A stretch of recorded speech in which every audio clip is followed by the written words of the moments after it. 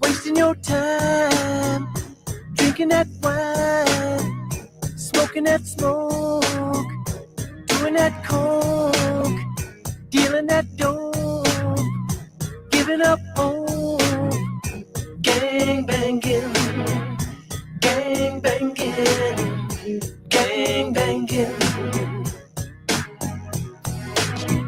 staying out late, preaching that hate, defying your mother, killing your brother, killing in waves, filling up graves, gang banging, gang banging, gang banging.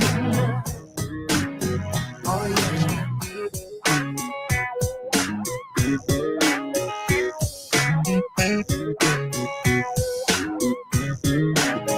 You know that bullets are flying, babies are dying, a child at play got in the way, innocent children, somebody killed them, gang banging, gang banging. Yo, what's good, everybody? Shout out to sponsors, co-sponsor of yesterday's show, my guy, our guy, my brother from another mother, Crown Heights Brainiac, and our sister, our dear sister, always be holding us down, Vixen Forever. I appreciate both of y'all very, very much. I hope you like that, Smokey Robinson, Vixen Forever. Okay. Yeah, that always makes me laugh. Yo, shout out to Smokey Robinson. Pray you didn't do what they said you did when you said you did it. But yo, we got a hell of a show for y'all today. We about to get into it, man. This show was inspired by a stream from last night. Shout out to Not the Humans, aka Not the Humans, aka DJ Witch Doctor. So, this dude right here, Free Green, is very, very silly. Hold on. It's very, very silly. We gotta get into this. We gotta get into this in a minute, and we're gonna show just what we're talking about today. Today's topic is, why do you fight to stay broken, defending the chains that choke you? Today is gonna be a hell of a show. Make sure you tell a friend to come on in. Let's get to it. Let's do good business, family. Let's do good business. All right. Make sure y'all get in here and be here. You already know it's about to go down. It's about to be a dope show. All right. So without any further delay, we're gonna get into it. Give me a second. We gotta get into it. Let's get into it. Let's fair use, fair mother fudging use. Let's get to it. Let's go. Which is call a million people to come and do it. I could get a plan A, a plan B, a plan C, a plan D, and then I could stay on the people until they did it, and that's what happened, and it got done. So when I say focus on the problem, that's all I mean. No, but finding it's not a solution. No, but that's not the same. Yo, fam, words have meaning for a purpose, right? And when you sit there, what I'm saying is, the truth of the matter is, what you focus on expands. So if you keep focused on problems, you're gonna have more problems, right? If you focus on solutions, you're gonna have more solutions. That's just the bottom line. So are you just focusing on solutions out of nowhere? But you had more problems though. What the hell? The first branch failed because you focused on the solution, and you still had more problems because you didn't focus on the true problem, which is the fucking tree. But that's not true. There was nothing. See, what you're missing is, there was nothing that I could do other than what got done. There was nothing I could do about it. And that's what we're I'm not saying that, but okay, we're not saying that. But that's what I'm saying. But no, but what you're saying is, if I would have focused on the tree rather than focus on the branch, which is what I could have controlled, right? I can control the branch because one of my peoples got the whatever, you know what I'm saying? They have a business and they able to do that, and they was able to send a person who had the chainsaw to do that part, but they wasn't in the area to be able to do the whole tree. So me focusing on that, the tree is big and is in the way, it could fall on my neighbor's house, and me focus on that problem wouldn't have got nothing done. So what I had to do was do what I could do, how I could do it, and keep. I mean, but if you gotta trim trees, you know you gotta trim the branches. Wait. We're not saying you be the lumberjack, bro. We're not saying you to be the lumberjack. We're not saying for you to cut it up. We know that you got to call somebody. We know you got to call somebody to do it. Let me ask you a question, Frida Green. Let me ask you a question. So by focusing on the tree, and the fact that the tree could have fell, how does that help the tree get out of it? Because it would have got cut the fuck down once we got the branches down. How? The way you got it fixed. You say you solved the problem, right? How in the time when I would have. What you in the bro? It is nothing to call a landscaping company. Call them a landscaping company and tell them to come cut this tree by it. You don't know what you're talking about. A landscaping company couldn't have cut that tree. You don't know what you're talking about. That was a wait, not a bush. Wait, bro. A landscaping, hold on, time out. A landscaping company handles bushes, not those big ass trees to cut a tree. You need a tree. You need a tree service. No, they do got a tree removal. Wait a minute. Wait. Let me just see this. Wait, time out, bro. Because where I live at, landscaping companies down here are cut down a fucking tree, bro. They'll root it up. They'll do all of that. Let me just say this. Wait a minute, y'all. Let me just say this. Wait a minute. Let me just say this. Some landscaping company might help you remove trees, but most of them don't do that shit. There's actually tree cutting companies. Okay, well, call the tree cutting company. Down in my shit right now. You know what I'm saying? Hit the cash. Call the. Which side? This is the thing. Which side? Hold on. Again, so this is what I'm saying, and this is why this is the problem, right? And see, this is why too. Why you focus on the problem? This is why too. I'm not. This is why I'm glad too. I don't put people in my business. Keep bringing it up. I handle the solution and come up with the solution and handle the solution myself. Because a nigga will always try to tell you what you should have done, what you could have done. But you didn't, though. You didn't. The same problem happened twice. Niggas don't know shit. The same problem happened twice to you, though, is. So how you handle the problem? If you'd have looked at it the first time and called up the tree cutting company instead of the landscaper, and if they would have came back and cut back those other branches. If my aunt had a dick, she'd be my uncle. If and ends with pots and pans. If we split, we all be high.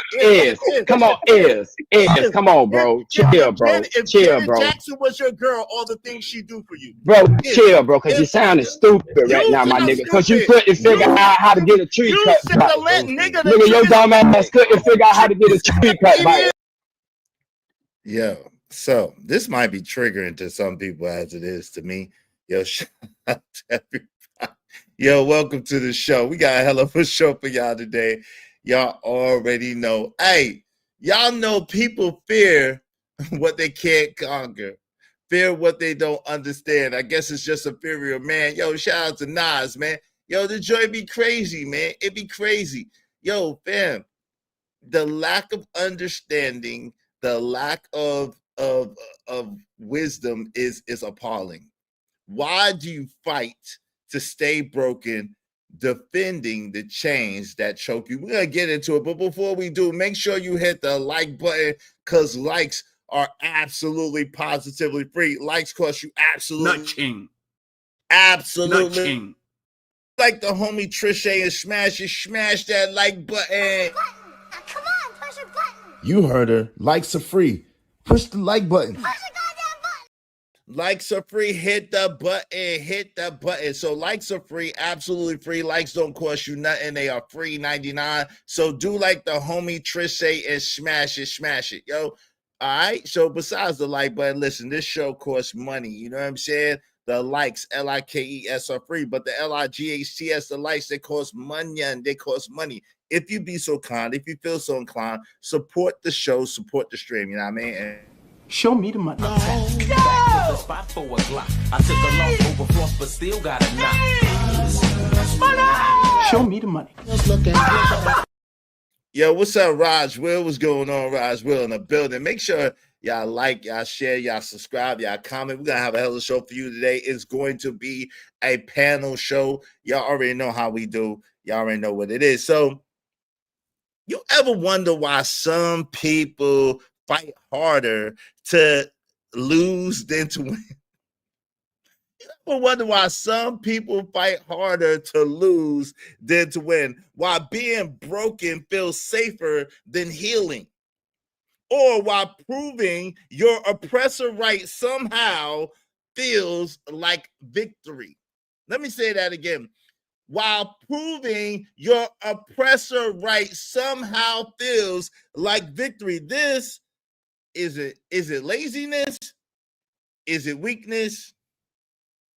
Or is it a psychological warfare from the inside out? Yo, we're going to get into it. We're going to talk about it. Yo, we got a hell of a show for y'all today. Why do you fight to stay broken? Man, last night, the way this conversation started was I saw it on Instagram. My man, DJ Wish Doctor, pulled it from TikTok. There's a viral video going around. Let me get that for y'all. There's a viral video going around about this man asked Chat GPT. Okay, I asked Chat GPT.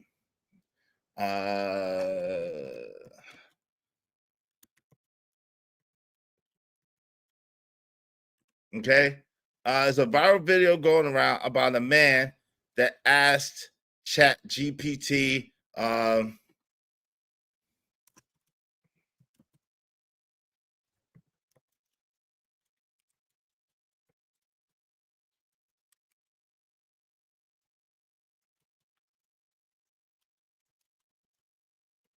Okay, let's see. Well, this brother, and I'm gonna pull it up for you, but this brother asked Chat GTP if God, basically, if there were to be, if God were to walk among us, what race of people would he choose to come from? What race of people would he choose to come as? And Chat GPT basically said black people. So DJ Wish Doctor, you know what I'm saying, didn't, in order to check and substantiate it, DJ Wish Doctor did the same thing, and it essentially gave him the same answer. And Zyrex, shout out to Zyrex, did the same thing, and essentially gave her the same answer. They're all three different people, and we was curious because in the story, matter of fact, let me play that from DJ Wish Doctor. I'm gonna play it from DJ Wish Doctor. Shout out to DJ Wish Doctor. Let me just play it from DJ Wish Doctor. Would you choose? Okay. That's not why the reason we all ugly up here. You know what I'm saying? Show sort of too much in there. Okay, give me a second. Would you choose? Okay, a second back. Okay, so let's fair use. I'm gonna play it for DJ Wish Doctors, and then we'll go from there. Let me see. All right, let's get to it. Fair use. What's that, Clever Creatrix? How you doing? Good to see you, sis. Good to see you. Let's get to it. Make sure y'all support the show, support the stream. Tell a friend. Come on, let's get it. Y'all hate black people today. Don't hate me, bro. I'm just up here to have a conversation, okay? Oh, no. Never in my life. Right. There's no hate. You know what I'm saying? Never in my life. Good. But I want to play this video, and we could stop at any time. Y'all just let me know when they hit pause, right? ChatGPT, a simple question.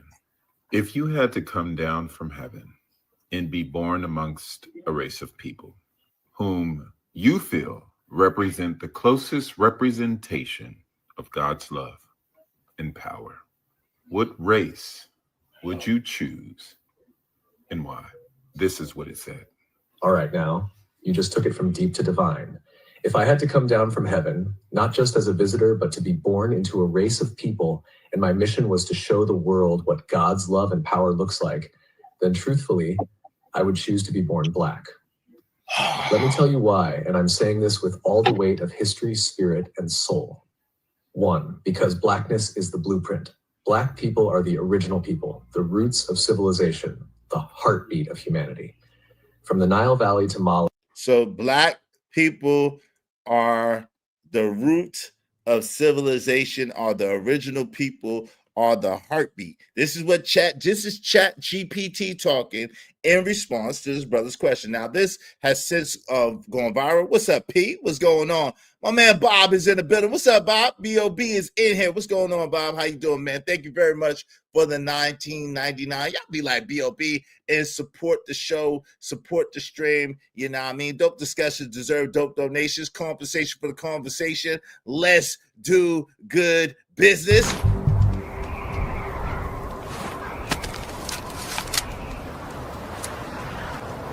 God damn it, I like the way you do bit.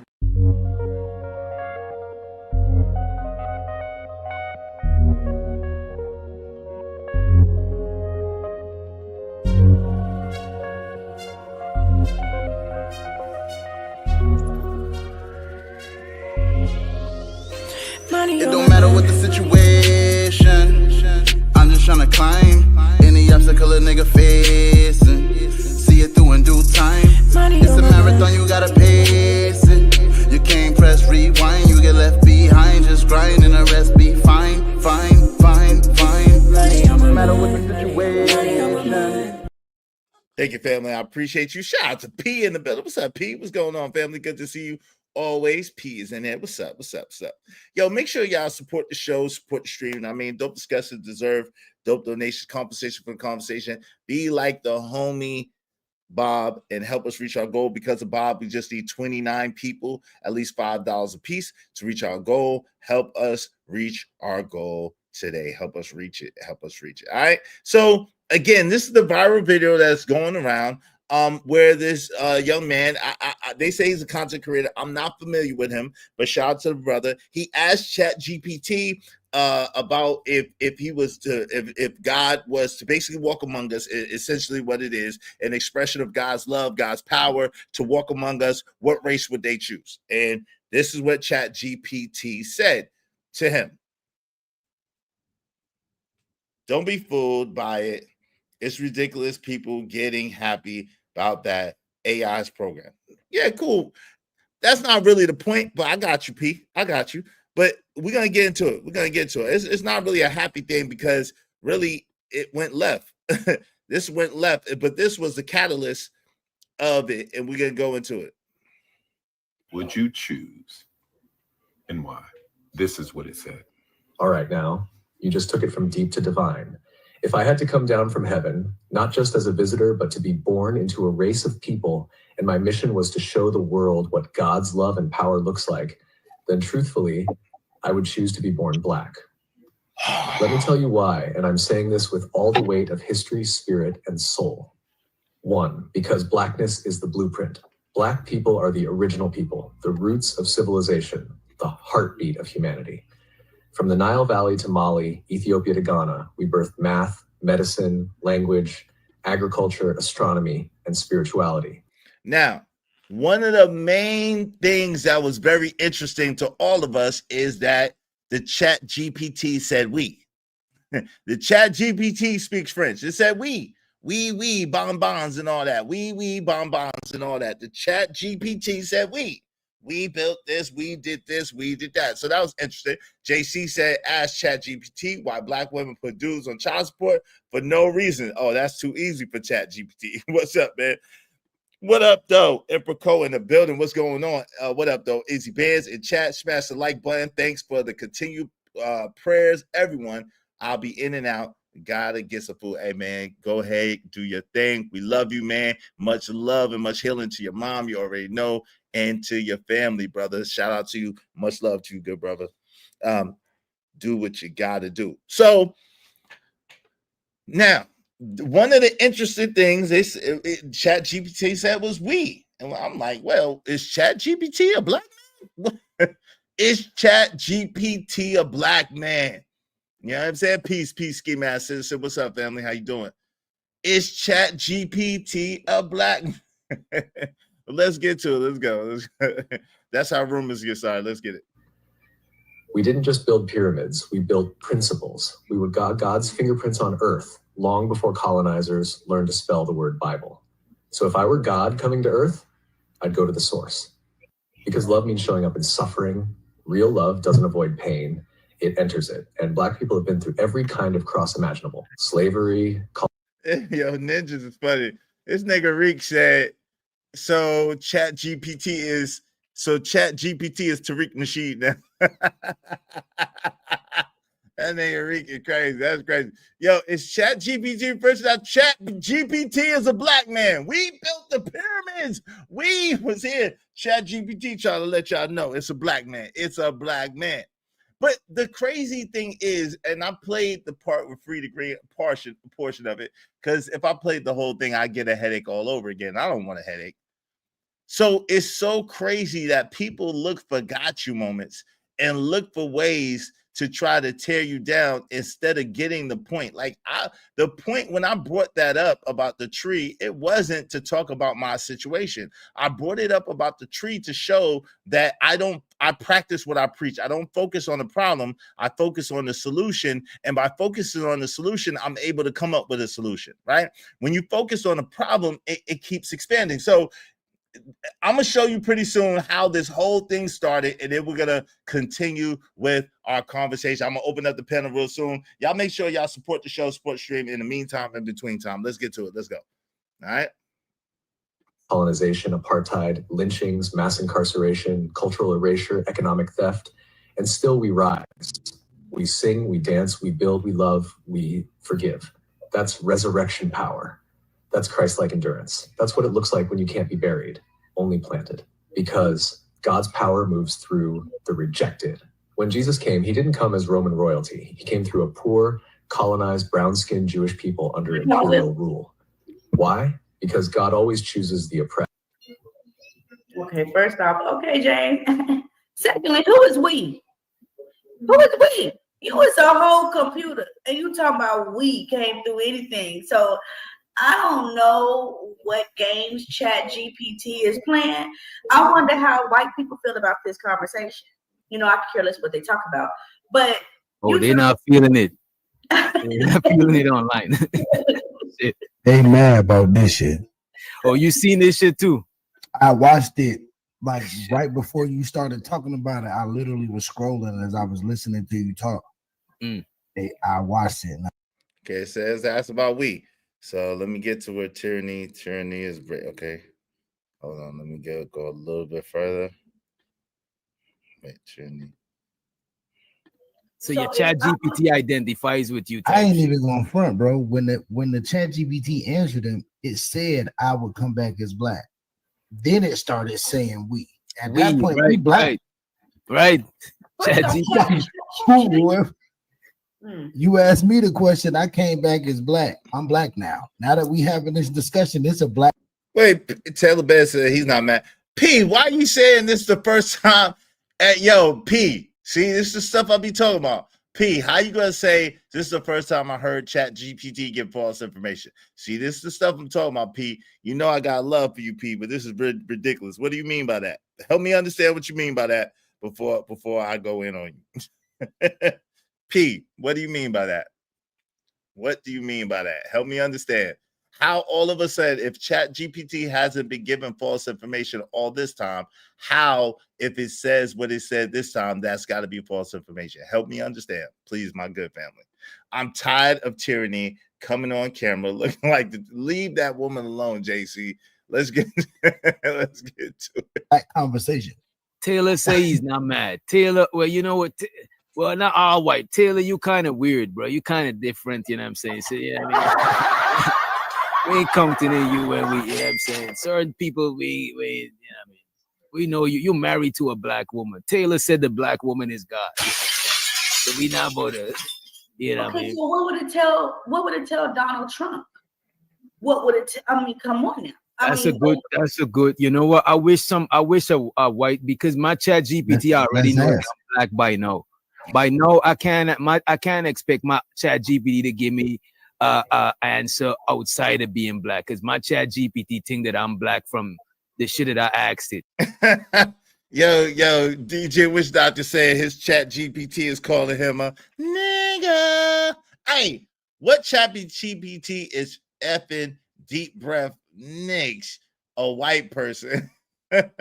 I don't listen to Chat GPT a lot. Oh, okay, family. Okay. Y'all support this show. It's gonna get deep. Let's get it. You know what I'm saying? But let me let up to the stage. You know what I'm saying? Let's let up to the stage. Easy. Get out of here. Get out of here, man. Shit. What's good is? What's the deal? How y'all doing, man? What's good? Yo, we actually just asked ChatGPT a similar question, and it gave a similar answer. But I think my ChatGPT know that I'm black from just. No, it does, bro. Sometimes my ChatGPT said, just give me a few seconds, bro. Yeah, my ChatGPT called me, bro. You know what I'm saying? I was like, yo, is AI trying to tell us something? AI is black, yo. AI is black man consciousness. You know what I'm saying? All I see. AI is God. Oh, my bad. AI is Elon Musk. So I don't know about that though. Elon Musk never said he was black not one day in his life. But he's African, right? So maybe he do think he's black. And AI is something that keeps learning. Like AI learned from us. You know what I'm saying? I think we got an echo. Who's that? I got an echo. Yo, check. No, I don't think it was you. It probably was because you muted up now. But he even asked them why he even asked ChatGPT why it didn't say why it didn't choose white people. And I could tell that this dude, he was kind of emotional when ChatGPT told him that it would come back as black and list all the reasons and shit. You know what I mean? Yeah, so yeah, he's feeling validated, in other words. Hey, shout out to Emperor Kojak 33, the great say, I refuse to listen to AI at all. This ish is biased. Y'all better go back to thinking for yourselves. Thinking for yourself is necessary. It is necessary. You better learn how to think for yourself. At the same time, ChatGPT ain't wrong, right? It wasn't wrong in this particular instance, right? So why do you fight to stay broken? Why do you fight to stay broken? Trauma bonding with your own suffering. Many people internalize their pain to the point it becomes part of their identity. Healing feels like betrayal to self. People be trauma bonding so much with their own suffering that they internalize the pain to the point that the pain becomes their identity. And then the healing from the pain feels like a betrayal. God damn. Shout out to my sister Vixen Forever. I hope you like your Smokey Robinson intro. Gang banging, gang. Shout out to Vixen Forever. I appreciate you and my man Crash Brainiac sponsoring yesterday's show. Salute. Big Money Truck, said programming facts. It's program, TV programming. Okay. Let's get to it. We're going to show you how this all began, how all the drama began. Tyranny started it, in other words. Tyranny started it. Let's go. I was kind of skeptical a little bit, but I'm from the pro-black side of YouTube, so a lot of the stuff ChatGPT said already, like, share certain viewpoints already. But I'm still sketched out by ChatGPT calling him we, and that shit is crazy. AI right? is the black man. But what do you think about the answer though? Is well, you what was the first thing you thought when you heard the answer that ChatGPT gave him? I was kind of on the same thing that Tyranny was on. Like, yo, we like that's mad interesting that it took that perspective on a personification, right? The second thing that I thought was right and exact, you know what I'm saying? Like the truth, the funny thing about the truth is the truth always is gonna come out. You know what I'm saying? It's just a matter of time. So even AI, if it take AI to tell the truth and to break it down, it is what it is. But we already know that so-called black people are the foundation of the earth. are the original man. You know what I'm saying? We already know that. Right. What about the rest of the fellas on the panel? What do y'all think when y'all first heard the answer ChatGPT gave?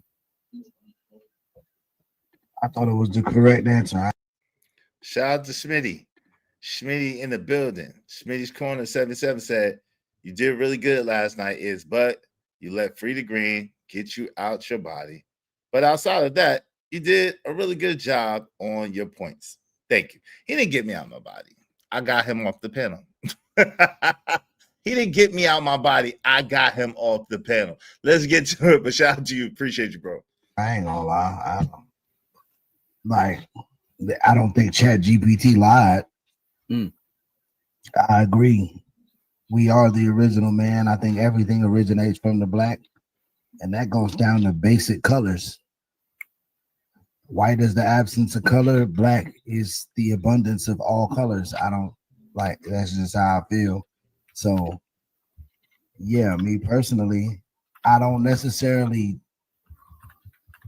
ChatGPT enough to where it's like, whoa, why are you saying we? I took it from the conversation of the question that was asked, but y'all use ChatGPT more than me. You know what I'm saying? So I could understand niggas taking heed to hold on. Why you just say we? Like, yo, Smitty said you did facts, LOL. Hey, Ember Coach at 33 Degrees said that's correct. Adam and Eve were black. God is black. Jesus is black. You're black. I'm black, man. I'm black, y'all. I'm blacker than black, and I'm black.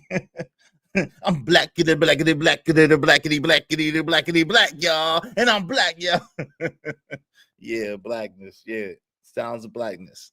You know what I'm saying? Sounds of blackness, allegedly. Well, so-called blackness. We know what it is. We know what it is. We shout out to my brother. Yo, my brother lived permanently in my head. You got it, bro. I David M. I hear him say, "Hey, is black? Black is no such thing as black. No doubt, brother. I got you. Let's get it. You know, you damn sure didn't go through this oppression with us. Like, you can't we like we ain't French, motherfucker. Like you can't just be we and shit. But I understand, like I do understand though. I ain't gonna front like but yeah, I think ChatGPT gave the best answer. Yo, but so now I don't know if y'all could tell, right? Shout out to the brother, shout out to him, shout out to the panel, shout out to DJ Witchdog. It was a dope discussion at first. And shout out to the brothers. We went back and forth, but it was real respectful until Free the Green came tripping. But listen, and shout out to Tyranny, right?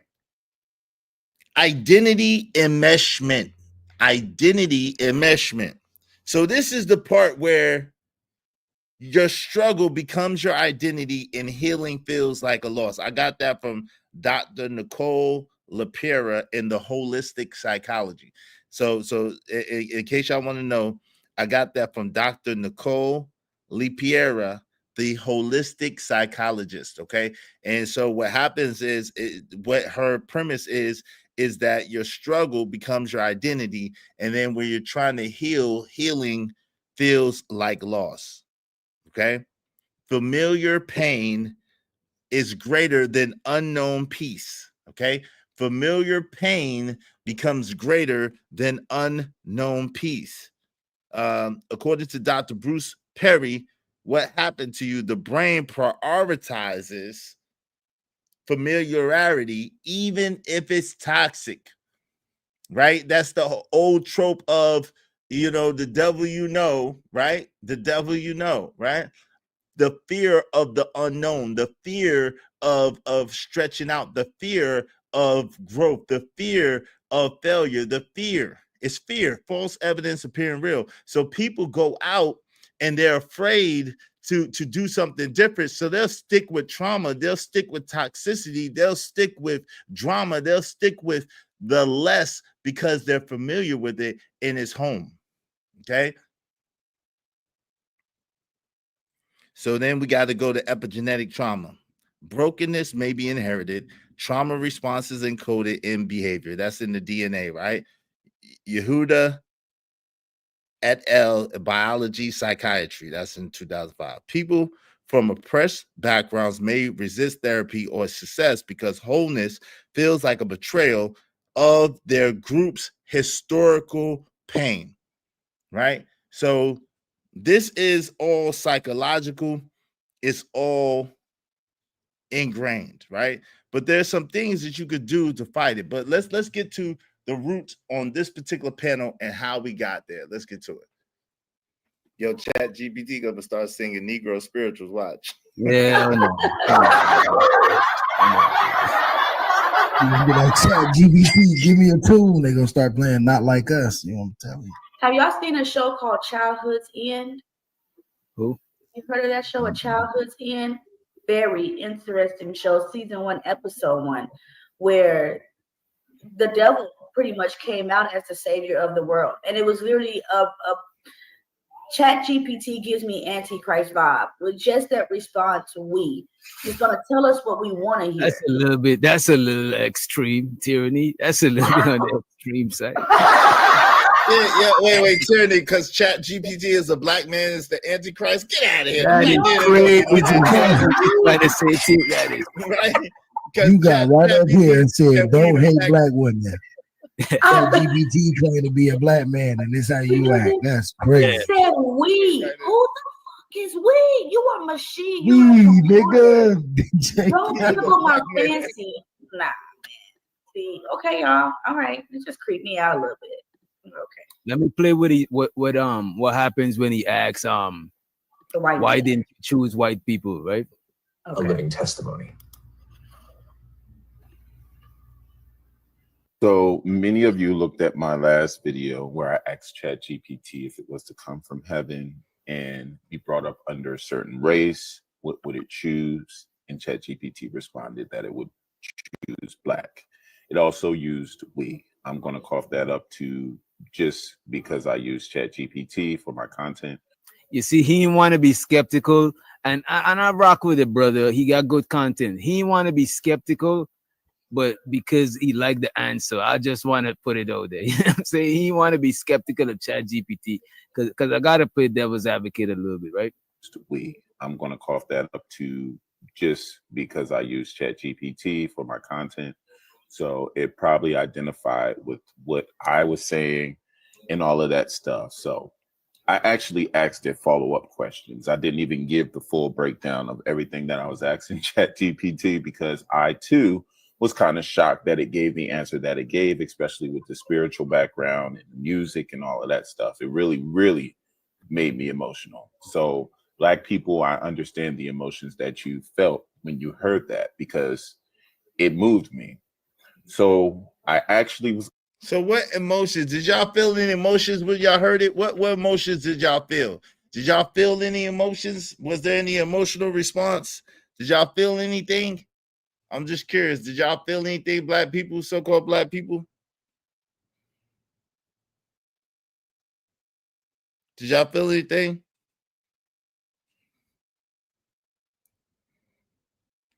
Pilates explains it. What does Pilates explain? You talking about the machine Pilates, or are you talking about, is that a person? Let's get to it. Honest with ChatGPT, I asked it, that almost makes me emotional. Being a Black man, living in this world and being treated so badly because of the color. Wait a minute. This just in. And Zyrax is my Asian family member. You know what I'm saying? Not Haitian, not to be mistaken with Haitian, Sac Passe. Asian, you know what I'm saying? And she asked her Chat GPT, and her Chat GPT said, she said, okay, mine said people, but many would say, what you mean it said people? Let me read it in its entirety. She said, people, but many would say that being born among Black people, given their history of suffering, endurance, faith, cultural richness, and their ability to love despite all odds. What was the original question again? The question was, if you were to come down from the heavens, which in the accent from the perspective of God, right? If you were to come down from the heavens and be born amongst a race of people, what would that people be? And it did give more details. Born amongst a group of people that embody God's love. What group of people would that be? Boy, so y'all telling me if it wasn't for the God's love part, because you're saying Wait, all right, let me just add this before you answer. I did ask it before, and I didn't add in God's love, and it still said black people. So you're saying that you'd rather come down from heaven and be born black, where there is oppression, slavery. Okay. Because that I would not. It gave valid reasons of why black love is. Wow. You muted is. Oh, time out. My bad. It's an AI. It doesn't have human emotion or human feeling, and it. Damn, we can't hear you again. Your audio went out. Let me see if I could do some on my end. Automatically adjust. Say something. Yo, can y'all hear me? Yeah. Mm-hmm. Yo, what I'm saying is this artificial intelligence. It's not like it has human feelings or knows what it feels like to be a so-called black man in America. But the truth is, actual fact, so-called black people are the original people of the earth. They're the original man. I ain't coming down on earth to be beat and put in jail for having some weed in my pocket. That's what I'm saying. ChatGPT disregarding all of that. You a lot of stuff as to why being black is a good thing. The love we receive and the unconditional love and struggle that we have for each other and our people. Within all of that shit matters too. So, we love each other. The resiliency. I love the fuck out of my people. Let's be clear. If we don't, we'd have jumped on your ass as soon as you got up here. Y'all did jump on me. I felt the energy as soon as I come on the defense, girl, and I gave you all the weekend with all love. As soon as you came in here, came up here like that. This the fucked up thing because it makes it. We look at each other, and be like, damn, we can't never do nothing together. That's propaganda on us too, because it's a bunch of shit that me and my brother done been out at. Hell, Mag done been with us. Witch Doctor done been with us. Hundreds of people. So it's talking about the propaganda. So he's speaking about the propaganda, and that's real. That's real. There's a lot of propaganda that goes on, a lot of false narratives that goes on, a lot of self-hatred and self-loathing that gets promoted and projected. So yeah, absolutely, without question. Hey, the panel's open if y'all want to jump up here and chop it up about this. The panel's open. Make sure y'all supporting the show, support the streaming out, man. Shout out again to Bob. Don't let Bob be by himself. Bob, y'all, come on, man. What are we doing? We're gonna let Bob be by himself. Shout out to my man Bob. I appreciate you. Listen, so fighting to fail. Why you can't let yourself win. Self-sabotage as survival. You crave success, but fear what comes with it. Responsibility, visibility, and rejection. Let's get to it. Performed and all that shit. Nobody got hurt. Everybody went home safe. Everybody had a good time. Everybody left with love. Everybody left with something new. I'm going to an event like that hopefully tomorrow. One thing, exact same thing. One thing we have to stop doing is letting propaganda dictate our reality, and a lot of us become victims to that, of letting what you see the world is projecting or the internet is projecting, with making that the basis of our personal reality, when we personally know we can go somewhere and experience love. We can go somewhere and experience just kicking shit, having a good fucking time. We come from that naturally. That's why you know what I would say. A lot of people who don't like being black, or like because there's conservative people, but then there's extreme conservative people that feel like they gotta throw black people under the bus so they could, you know what I'm saying, be accepted by the conservative crowd, right? But I think a lot of them don't like being black because of propaganda by other people. Because if you think about it as a whole and you zoom out, is more pros than cons, or is more good than bad about being black? Sure, no. That's a fact. Say it loud. Say it loud. What is this? This is a show. Sing Lacey song. Welcome. Sing Lacey song. Welcome to the show. How you doing today? My sister? So upper limit problem. Gary Hendricks talks about the big leap, argues we unconsciously sabotage when success surpasses our set point of happiness. This is also like the money blueprint, right? So Gary Hendricks talks about a set point. T. Harv Eker talks about a blueprint. Other people refer to it as programming it. Other people refer to it as inner conditioning. So there's some levels that we have preset within ourselves that once we get past those levels, kind of like a thermostat, we become uncomfortable, right? Even if it's being successful, even if it's being quote unquote happy, even if it's being content, once we get to those levels and it passes what we have preset in our subconscious, then we start getting real uncomfortable. We start getting real antsy, right? Imposter syndrome. Angry Man had talked about this a while ago about the imposter syndrome. Valerie Young, author of The Secret Thoughts of Successful Women, explains why high achievers often feel like frauds and pull back. So it's the feeling like you feel like an imposter, even if you're successful, even if you're going far, even if you're doing your thing, you feel like an imposter, right? Yo, put a 1 in the chat if y'all can hear me. Put a 1 in the chat if y'all can hear me. If y'all can hear me clearly, put a 1 in the chat. Put a 1 in the chat if y'all can hear me and hear me clearly.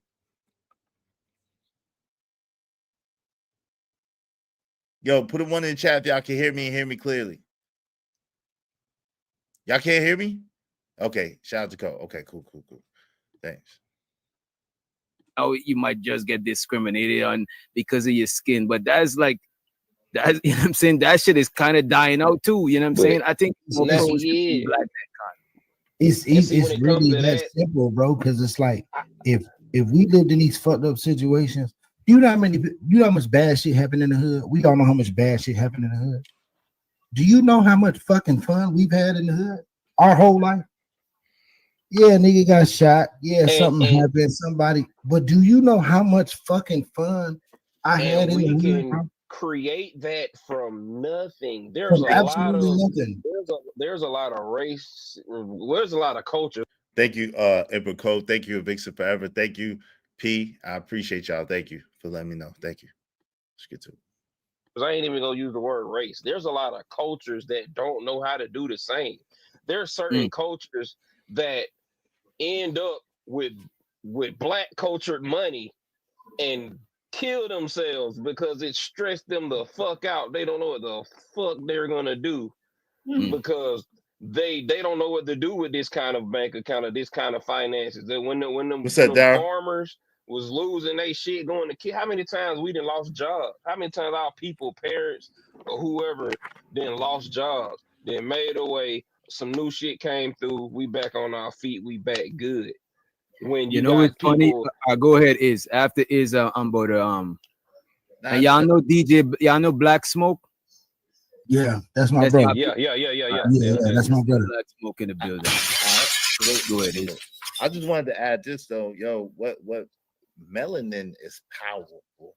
Melanin is one of the most powerful substances on Earth.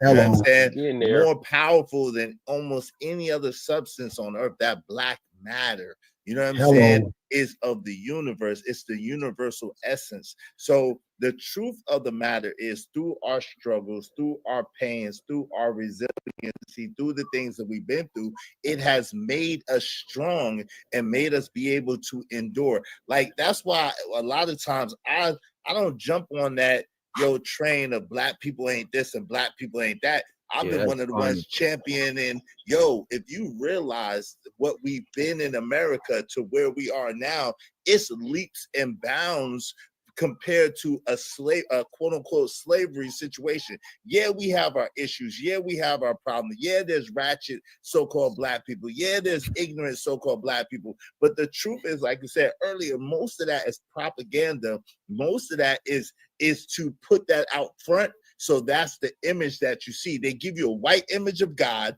which we know that's not it. We know that Jesus couldn't have been white. We know that none of these people were European. We know that, right? And then they give you a dark figure as the devil, meaning a reflection of you to look at, so that you can never walk in your light and in your power. But make no mistake about it, so-called black people, especially American so-called black people, are some of the most strongest people on planet Earth. And the most creative, beautiful, culture shifting, most velvety chocolate is considered devil food, but dry ass fucking angel cake that nobody fucking eats is a dessert. cares for. It's like yo, shout out to my peoples, Riyadh Shabazz, Sean Spillman in the building. Love your work, preach, yes sir. Appreciate you, bro. Appreciate you. Shout out to my guy Darryl Long is in the building. What's up, family? Hey, the link is pinned to the top of the chat. If y'all want to come up on the conversation, the link is pinned to the top of the chat. I'm reviewing this. This is almost over. This review is almost over. And then we're gonna get into the crux of it. So if y'all want to come up, make sure you hit the panel is pinned to the top of the chat. Make sure y'all support the show. Appreciate y'all. Let's get to it. But it's the way that they understand more than we understand ourselves. In a sense, we have this shit within. They understand that they don't have this shit within, so there's structures put in place to deter. And you know what I'm saying? That's why it's like, I hate the saying that everybody got the same 24 hours, because no, the fuck we don't. All right, so now this is where it starts to go really left. Yo, shout out to Smitty. Wave in the back, Smitty, so I know it's you. This is where it starts to go extremely, extremely left. What's good, Smitty? How you doing, man? Respect to you, black man. I was actually really proud of you, but I'm gonna shut up. Go ahead, get back to what you're doing in your video. No, you can add if you want to add on, because you didn't say much. You was on the panel. You didn't say much last night at all. Yeah, I was really cooking, man. Sometimes I like to sit back and just learn. Sometimes I told you I just like to hang out with y'all sometimes. But all right. So I mean, if you want my opinion briefly, I would just say that personally, I don't know, man. I think Chat GPT has white guilt. Never had a chance to say it last night, but I'm just being real with you, dog. That sounds like all white guilt to me, my G. That's what I heard. You know what I'm saying? But I didn't want to interrupt the mode and everything. So because y'all was really getting it in. So, but now go ahead. What you got? I'm just smoking my J, chilling, man. I'm gonna go ahead and tap in as we go. I'll cam up in a minute. All right, yeah, that's hilarious. White guilt, Chat GPT. I really heard white guilt. I swear on mothers, I heard white guilt, like, oh, you just trying to appease, huh? All right, let's get to it. Yeah, wow. Hell no. Well, why do these people copy us? We want to come to the hood and glorify all this shit that they think is bad. They put it in but everybody want to be there. You know what's crazy? You know what's crazy? Look at the music, right? And we could say music is just entertainment or whatever, but music is more than entertainment. People play drums to go into psych people up to get into battle and shit like that, right? Shout out to my guy D-Rock the Block. He said we can't be racist. Bigot, yes. Prejudice, sure. Racist, no. Shout out to you, D-Rock. Yo, y'all more than welcome to come up, man. Kick it with your boy, man. The link is pinned to the top of the chat. Definitely want to hear what y'all got to say. Support the show in the meantime, between time. Let's get to it. If you go to every continent, bro, where there's black people, the culture of that continent is black. Like even when you go to Canada, the kids is mostly on some black stuff. You go to fucking a lot of them places in Europe, they're listening to Afro beats and shit. That culture, bro. You would think the Caribbean is only black people, but best believe the Caribbean get other people. It's just that the black culture is the Caribbean culture. You know what I'm saying? But there's a lot of other races of people in the Caribbean. Because it feels. This is what I want to say. Why I had said what I had. This is what I say something, Izzy. Yeah. Go ahead. Okay, yeah. No, I ain't want to. Respect to the brother Stan. I've heard that a lot. You know, we all heard the same thing, like black folks can't be because of the whole we've been downtrodden and stepped on or whatever, how folks say it. But I so heartedly, as one who loves us to the death and bone marrow of myself, I disagree.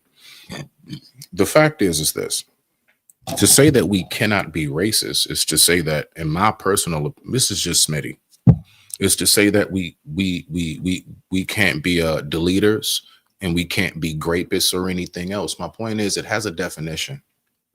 The definition is what it is. It don't have nothing to do with who been stepped on, downtrodden, who ain't got their reparations rights or nothing, who been held back, none of that. There's a definition to the word.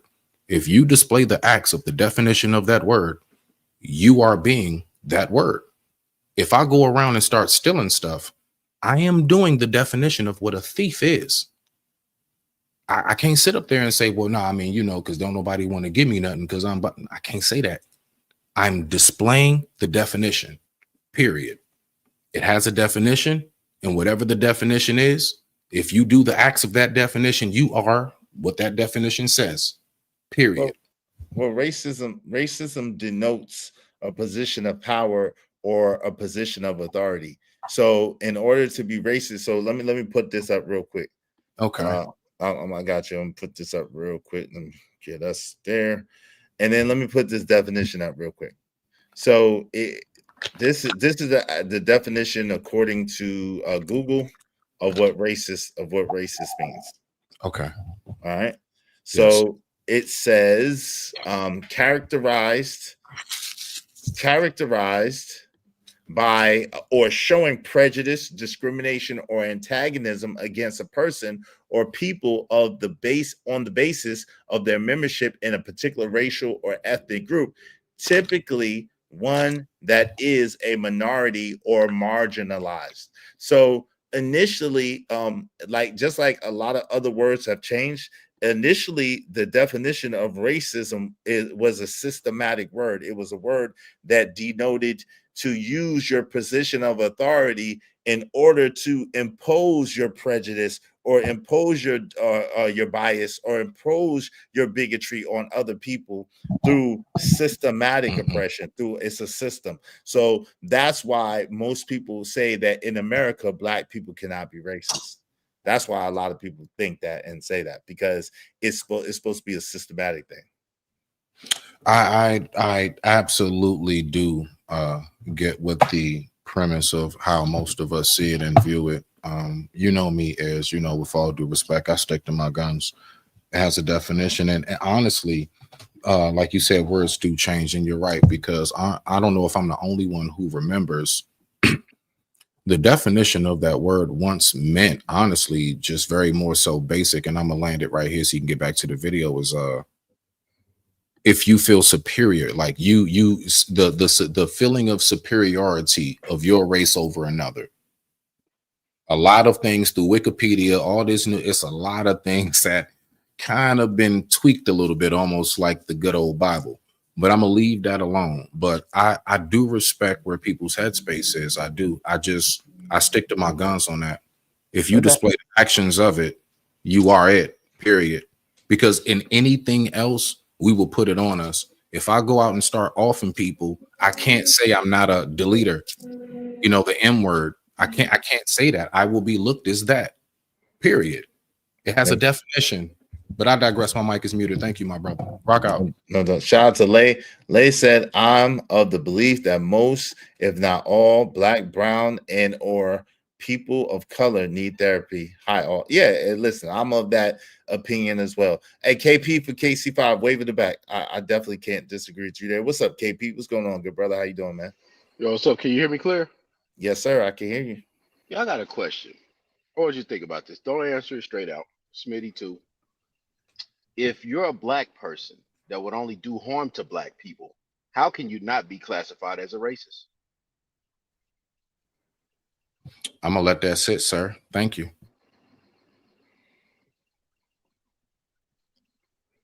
Well, that's yeah, I just want you to think about it. Yeah, that's an interesting question. That's an interesting question. All we need now is a Jeopardy. We just need that Jeopardy. No. He said he just wants it. He wants it to be a rhetorical question that you just ponder and think about.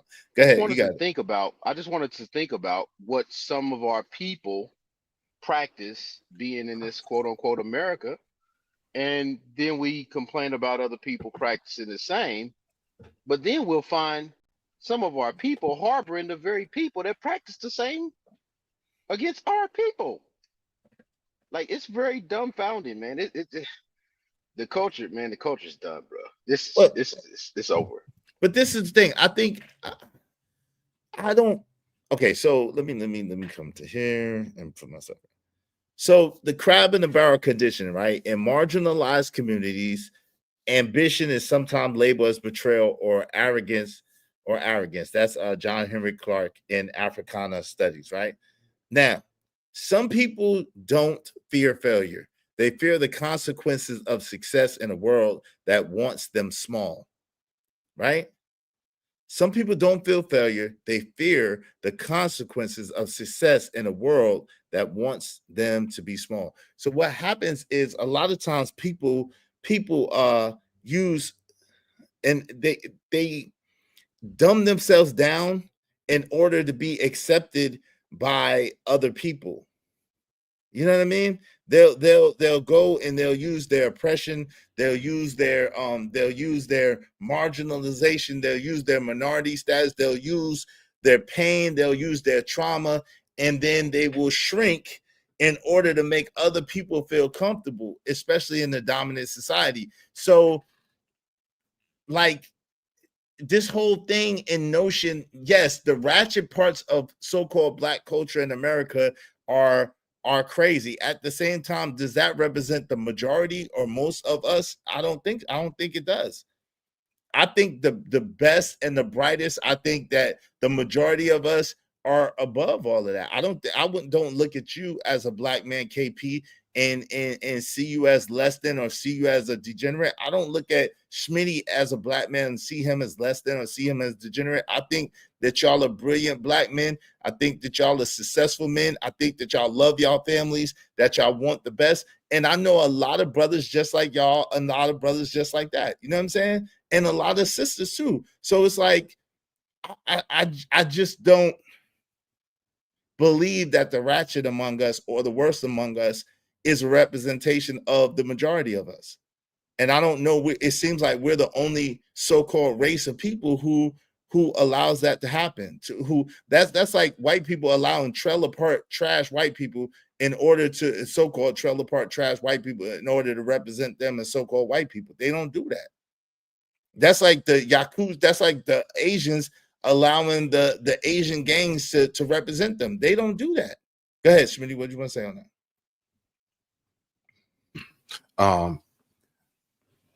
I was very shocked to know how many of us are so split, divided in whether or not the Willie Lynch letter is real or not. And I'm one of those, like a lot of things when I hear you talking, a lot of things we talk about, I'm gonna be real, like they really did grab us by the balls, if you get what I'm saying, when it comes to that, like mental and spiritual. Like I do honestly believe that they knew we were so massive in numbers and so powerful physically and everything else. The only way to infiltrate us was, it's like Professor X fighting the Hulk or the Juggernaut, bro. They got to get to the mind. They can't beat us. They can't. There's nothing else that they can beat us on.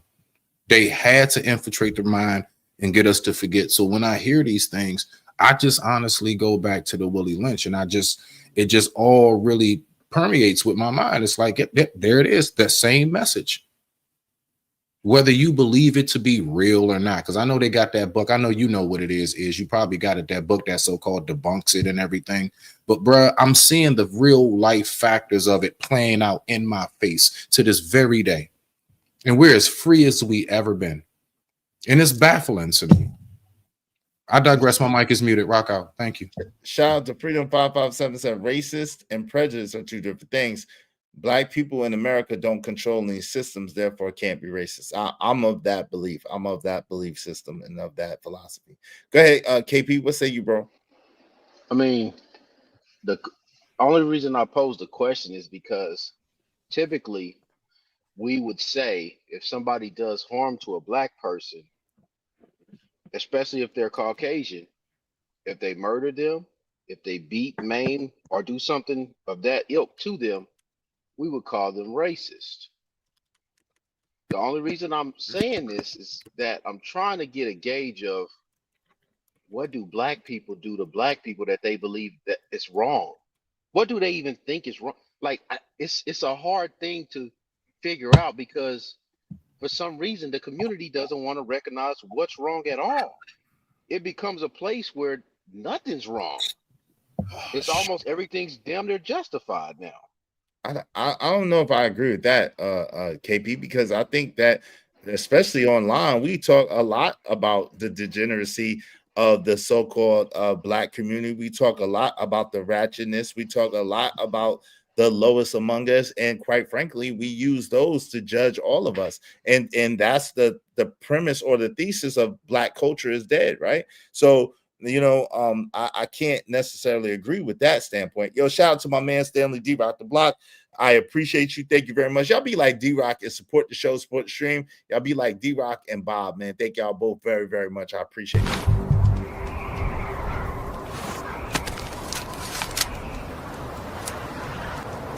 God damn it, I like the way you do bit. Make money, make money. When shit hit the fan, we'll take money.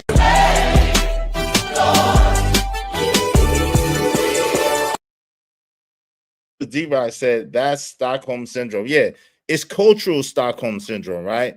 People wear their limitations like badges of honor, choosing to shrink in order to be accepted, right? That's cultural Stockholm Syndrome, where people wear their pain, wear their trauma, wear their tragedy as badges of honor, and then they shrink in order to be accepted. Yeah, that's a fact. That's a fact. What's up? D-Town? D-Town said, moving from the show. The show is not the point. That show is not the point, but shout out to my man DJ Witch Doctor. There's some things within it that are going to perfectly illustrate where I'm going, and this is part of where I'm going. So shout out to you, D-Town. Now, if you want to just strictly go according to that, just go ahead and donate and say that. Donate $20 or more and say that, and I'll go back. I can't be bought, but I can be borrowed, right? Individual racist or racism is small things to a giant. The giant being systematic white superiority or white supremacy, right? My guy, man, shout out to Sean. He said, black judges have authority. Well, they have a pseudo authority because they still have to their jurisdiction is within the confines of the system, right? They don't have any authority outside the system. They are held by strict rules and guidelines, and if they go outside those rules and guidelines, they can be punished, right? They can and will be punished, right? We've seen it. We've seen some judges go to jail recently. You ain't seen that? I've seen 2 or 3 judges go to jail in recent times. So yeah, they're not above the law. They're in the confines. For not being impartial? No, I was just asking. You talking about the one, I think. No, I'm sorry, I didn't mean to. Are you talking about the one? I saw one, I think, the judge was not being impartial or something like that. Like they was like really having like a side towards shit and they had to be removed. Or you talking about something deeper?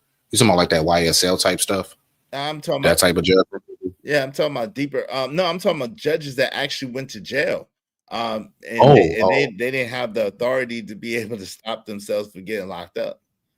Okay. I saw one, I think, with the black chick that went to the Supreme Court in front of them. Yeah, her. Yeah, I saw that. That's one of them. It was like two women and a man. What's up, D-Rock? What's going on, bro? It was 2 women and a man that went. Hey, go ahead, Cash Kid. You got it, and then D-Rock, you next. Hey, what up, E? What up, panel? What's up? We can't hardly hear you, bro. Hey, man, you hear me now? We can hear you, but it's low. Let me turn your mic up. Let me see. Go ahead. Yeah, man. I just think this is a dope discussion as always, man. And we got ChatGPT in the building, so yeah, man. I'm gonna hang back for a little bit. Okay, cool, no problem. Yo, what say you, D-Rock? How you doing, man? I'm good, bro. How about everybody? How y'all doing? We well, bro. Well, is everybody good? I was just chiming in because, like I said, I stand on it.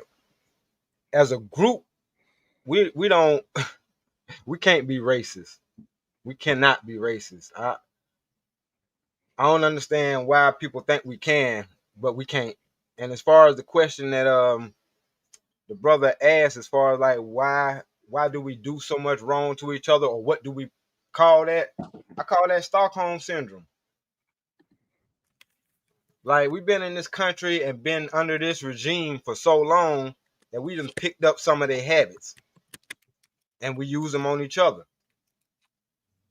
But I feel like that's the after effect of suffering through such a thing as systemic racism for so long. That's my opinion. Hey, shout out to Jay Lewis. Thank you very much, Jay Lewis, for supporting the show. I appreciate you. I appreciate you. I appreciate you. Because of Jay Lewis, we just need 27 more people. I see you, Smitty. You next. Give me 1 second.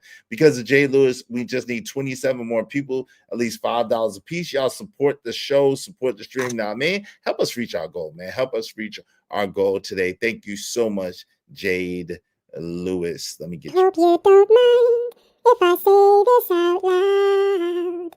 How wonderful life is, 'cause you're in the world. I love you. I love you.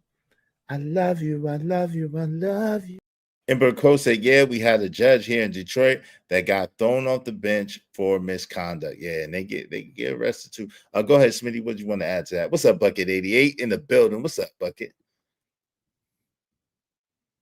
My bad, had to come off mute. Nah, man, respect, man. Salute, Stan. Loving the beanie. You make me about to go grab mine with my phone. So yeah, I'm liking that right there. Salute. I gotta ask you this. So, all right. Again, my whole premise is based around one basic formula, and that formula is the word has a definition. Now I want to ask you just yes or no, and I want to do a two-part question. So first part of the question, if you go out and start stealing cars, are you not a car thief? Just yes or no. I'm either a car thief or a future used car salesman.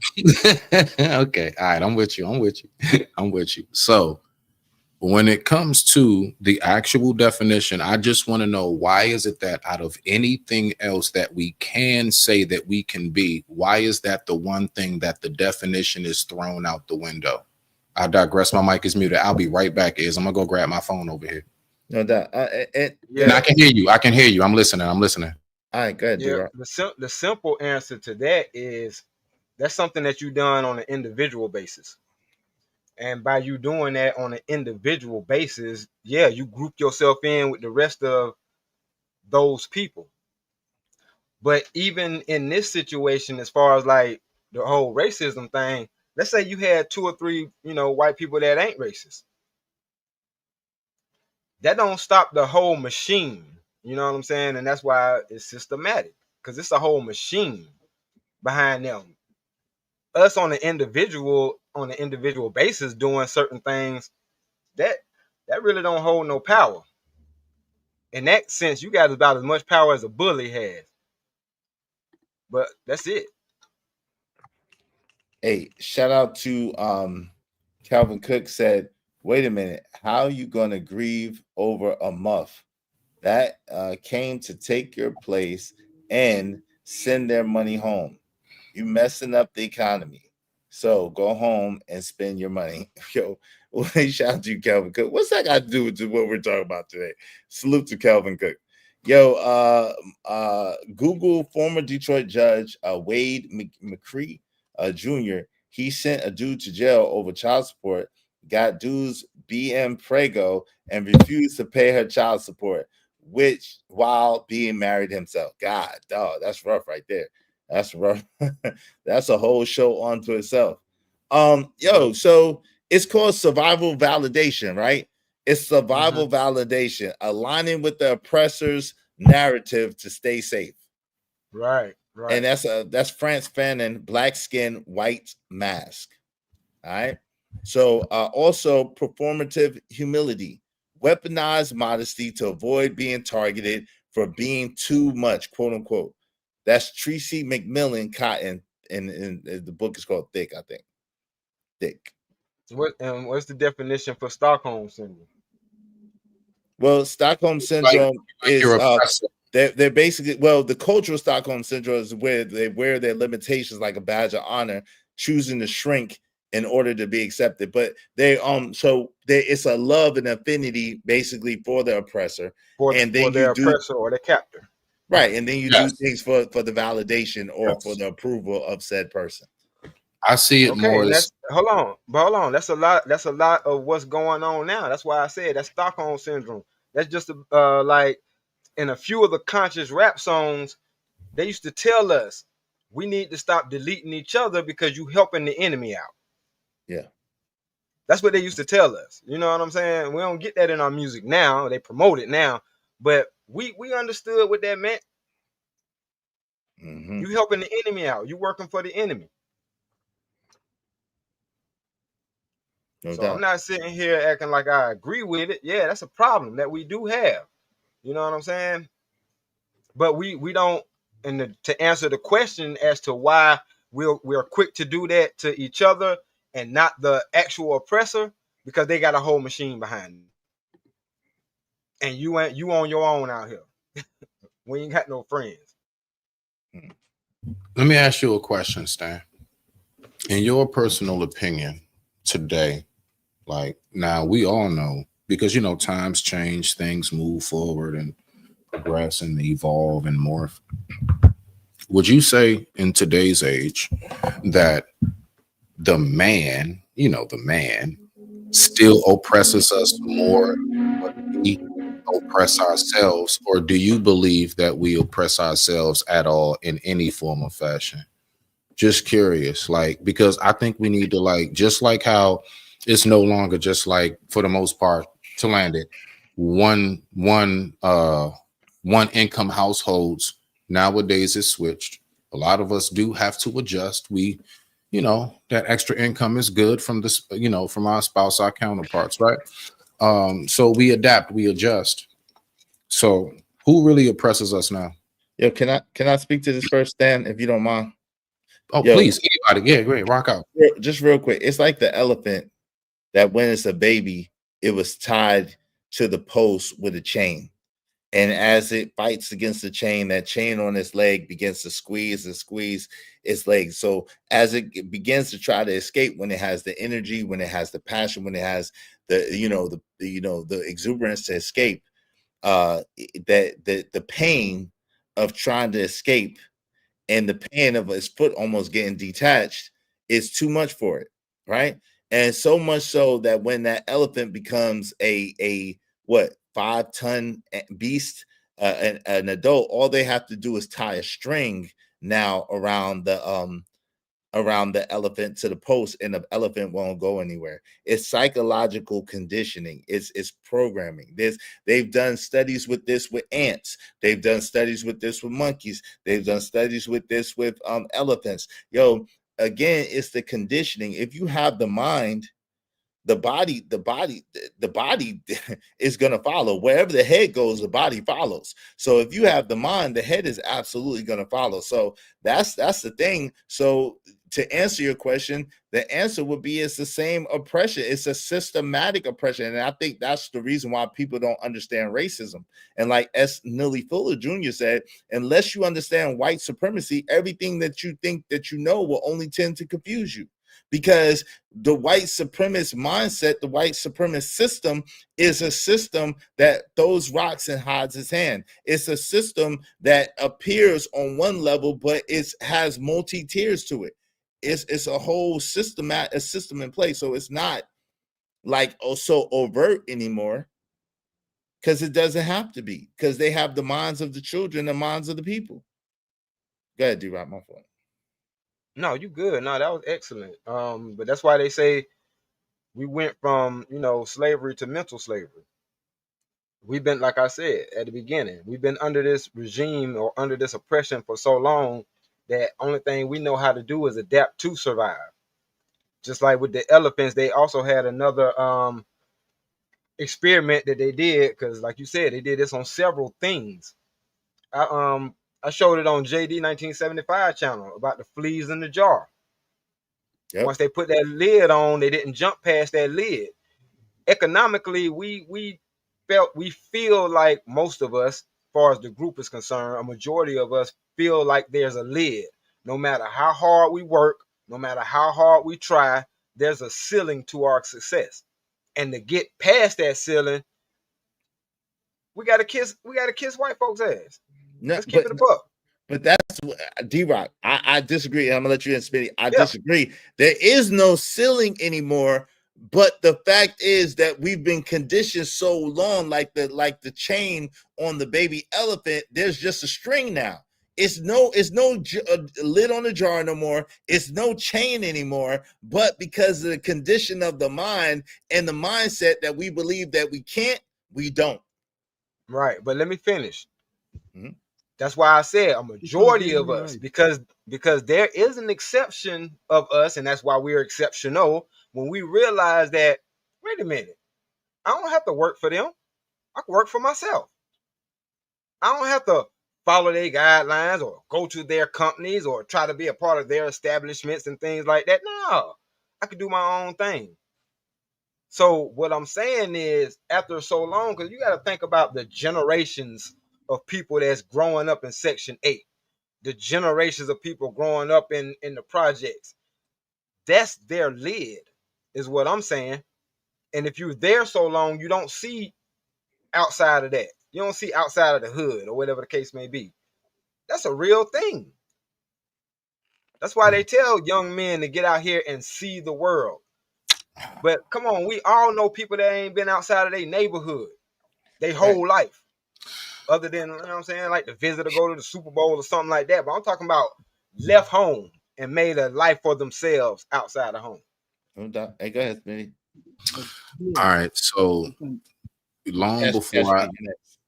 long before I ever like hopped on like any plane or anything, long before I even took a trip, road trip, anything, in the hoods, man, we had our idols like a Jay-Z, all types of people, right? So like I grew up listening to it. We always have been inspired. We always have had the ability to be able to see far beyond what it is that's in front of us. All of us have. All right. That's something I do not deny. Now, I want to ask you this. This is my main question, so Cash Kid can get in there, right? If you say that there's a cap, and that's why I say I definitely agree with Izzy, like 1,000 on that particular point, because then, and I always ask my people, and I'm curious to ask you, then how do we explain Tyler Perry's, Oprah's, Jay-Z's, so on and so forth, and all Ben Carson's, all types of, like, we have endless Baracks. Whether you like these people or not, you agree with them or not, the fact is there are so many examples of people who we obviously see there is no cap. So on that note, I'm just, I always ask my people, then how do you come to that conclusion when you got clear examples in your face? It don't have to be all of us to be an example. Sometimes all we need is just a nice handful to get you inspired, bro. I digress. My mic is muted. I rock out. Go ahead, D-Rock. You want to answer? You got it, D-Rock. No, because like I said, that's why they call the ones that make it through exceptional. You know what I'm saying? Because they know that, or they came to the realization that no, I don't need to do it like this. But for the most part, unless we just gonna be dishonest with each other, for the most part, we was told go to school, get a job, work for a company, or whatever the case may be, and boom, there you go. That's your life. Right. Now that's a fact. That's teaching you a lid. That's teaching you to, you know what I'm saying? That's a fact. But how's it not teaching you work ethic? Oh, I'm sorry. I'm sorry, Izzy. But if you work, listen, again, it's like the elephant has work ethic. The elephant is working in the zoo or working on whatever project they want the elephant to work on. But the elephant is a part of their plan and working for them, not for itself. Right? Shout out to my man Rebello 747 Bangkok. It's actually the monkey and ladder concept than everything else. Shout out to that. I appreciate you. Be like Romello 747. Help us reach our goal today. Thank you very much, family. Salute, and salute. Welcome. Thanks, man. Appreciate you. Make money, make money. When shit hit the fan, we'll take money.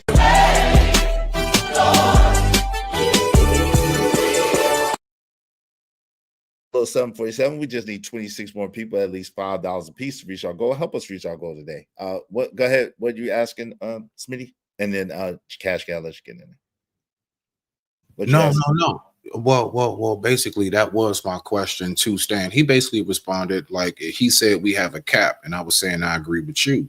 And basically my short statement was, how do we have a cap when we have endless examples of tycoons who look and share our skin tone and features? Right, we heard that. I mean, all the way back to the days of Mansa Musa, if you want to go back, bro. I mean, we have been known for having greatness throughout history, and we still have it.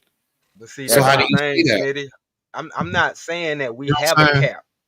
I'm not saying that we have a cap. What I'm saying is they do things like just the whole teaching us slavery.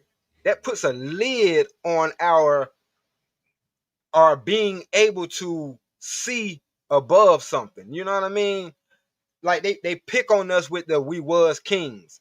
But if we was born thinking and knowing, if we were born thinking and knowing that we was kings, we would act like that. I would think. But when you're born and you're taught, oh, you ain't nothing but a little nigga child. You know what I'm saying? You can't do this. You can't do that. It was a time where you couldn't even drink out of the same water fountain as me. Type of stuff. Like, that's what I'm saying. It's an invisible lid. And like you said, there's not a lid. No, there's not one. But we have to mentally realize that. How many of us do that on an everyday basis? That's a real thing. Go ahead, Cash Kid. I'm gonna let you get it. Give me a second, Smitty. Go ahead, Cash Kid.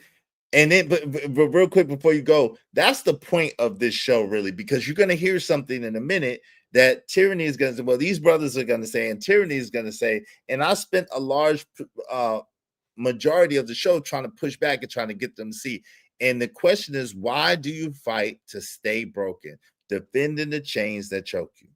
And the answer really is the Stockholm syndrome and the you know what I'm saying, Stockholm syndrome and really trying to diminish yourself in order to be accepted by the whole, right? Because the truth of the matter is, when you're a person that thinks outside the box, when you're a person that doesn't live in fear, when you're a person that does walk in your power, you are a enemy of people that look like you, because you are a reminder to them that they can do it. They're just not doing it. And therefore they got to cut you down in order to fulfill their own prophecy, which is failure, loss, and pain. Right? Go ahead, Cash Kid. What say you, man? Yeah, man. You hear me? Yeah, you're real low. You're real low, but give me a second. Let me see if I can help you out. I'm gonna try to help you out real quick. You're real low. Is it? Let me see. Go ahead. Try to talk now. Yo, KP waving the back. I know. Yeah, he real low. Yeah, you real low. But hold on. Try your phone. Let me see something. Still low. Go ahead. Try it now. You hear me? You feel me? No. Go ahead. We can't hear you, but it's real low. Go ahead. Go ahead. Let me get up closer to the mic. So all I was saying is the whole thing about race.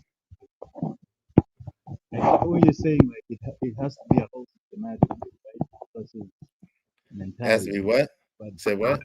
He may need to go back and have to come in.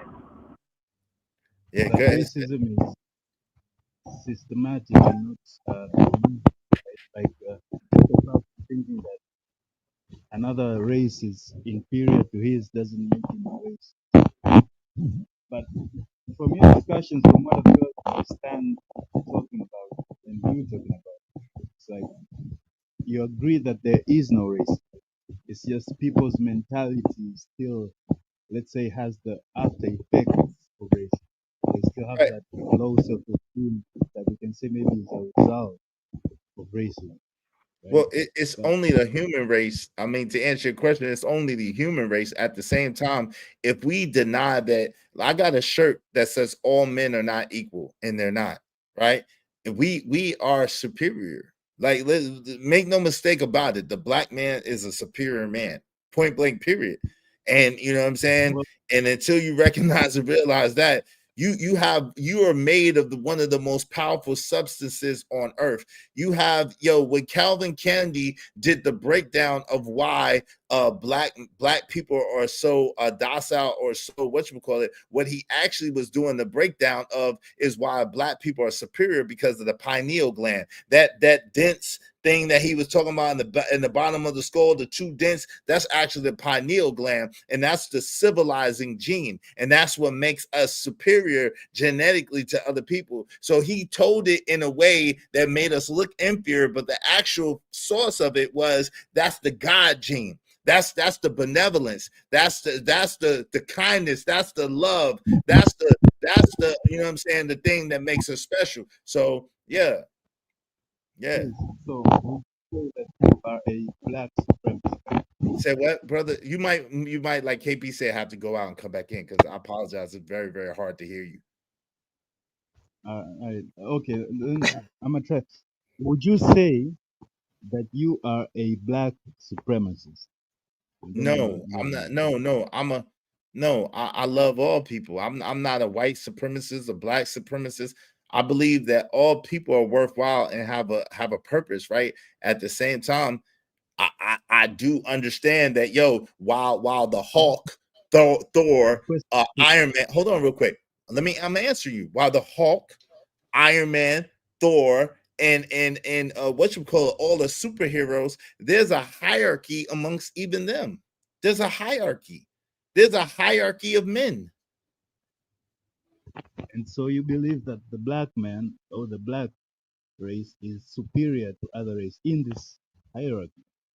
It's only the human race, but I believe that black people do have a superpower. Yes.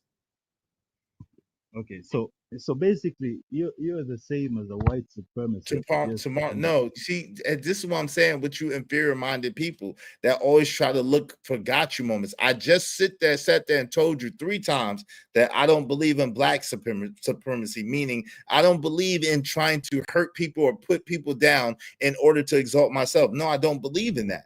I believe that all people are beautiful. All people are worthy of love. All people are worthy of a good quality of life.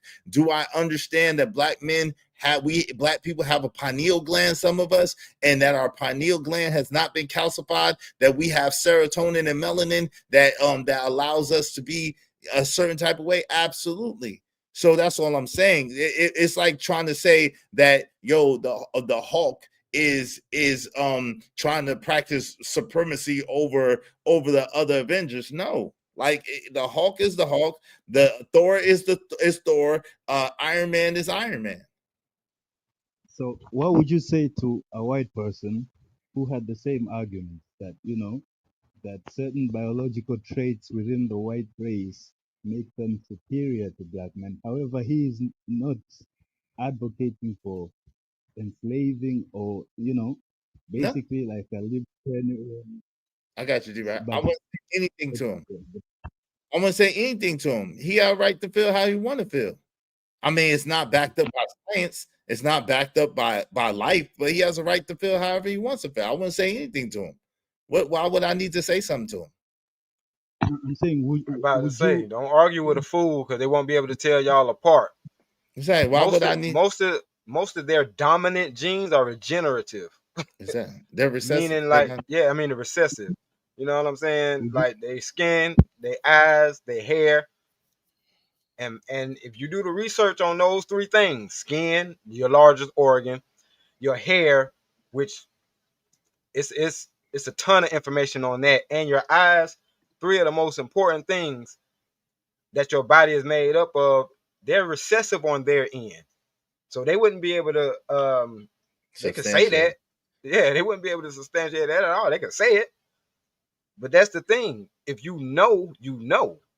And you won't have to argue with somebody who foolish, because like I said, you'll confuse the people watching y'all. They'll think both of y'all fools. Don't argue with them.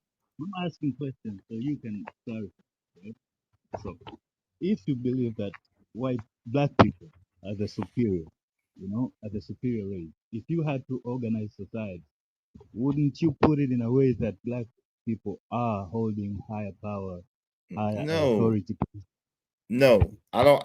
Wouldn't have to listen. The most qualified person. I mean, listen. There's qualified people of all races, creeds, and colors. There's just qualified people. The most qualified people deserve to be at the top of the food chain, no matter what you know what I mean. They were. See, the difference between a person like me is I wouldn't set up any roadblocks. I wouldn't set up anything to oppress anybody. I understand that some people are warlike. I understand that some people feel the need to conquer. I understand that there's people who are not happy with their plot. They want yours too. I understand how that comes. That's part of nature, right? You know what I'm saying? There's a such thing as lions. There's a such thing as bears. There's a such thing as all kinds of apex predators among every species on earth. So I understand that. At the same time, my thing is I don't feel the need to conquer anybody. I don't feel the need to oppress anybody. I don't feel the need to take over on anybody. That's just me personally, right? So no, I don't have that desire nor that need. Putting somebody else down does not make me feel better, nor does it make me greater. It doesn't. I understand that you're not trying to oppress anybody, but I'm just saying, just being logical and being reasonable. If you think that this guy is superior in a certain way, you know, that makes him a superior than, you know, all people are equal, but some people are more equal than others, then of course we're gonna have pigs being. I never said all people are equal. Yeah, I can hear him. I can, but I don't think all people are equal. He just sounds very, very low. All people are not equal. I don't believe all people are equal. It's like listening to a rat piss on cotton, but I can hear him. He said he's gonna come back. Well, go ahead, KP. What say you, bro?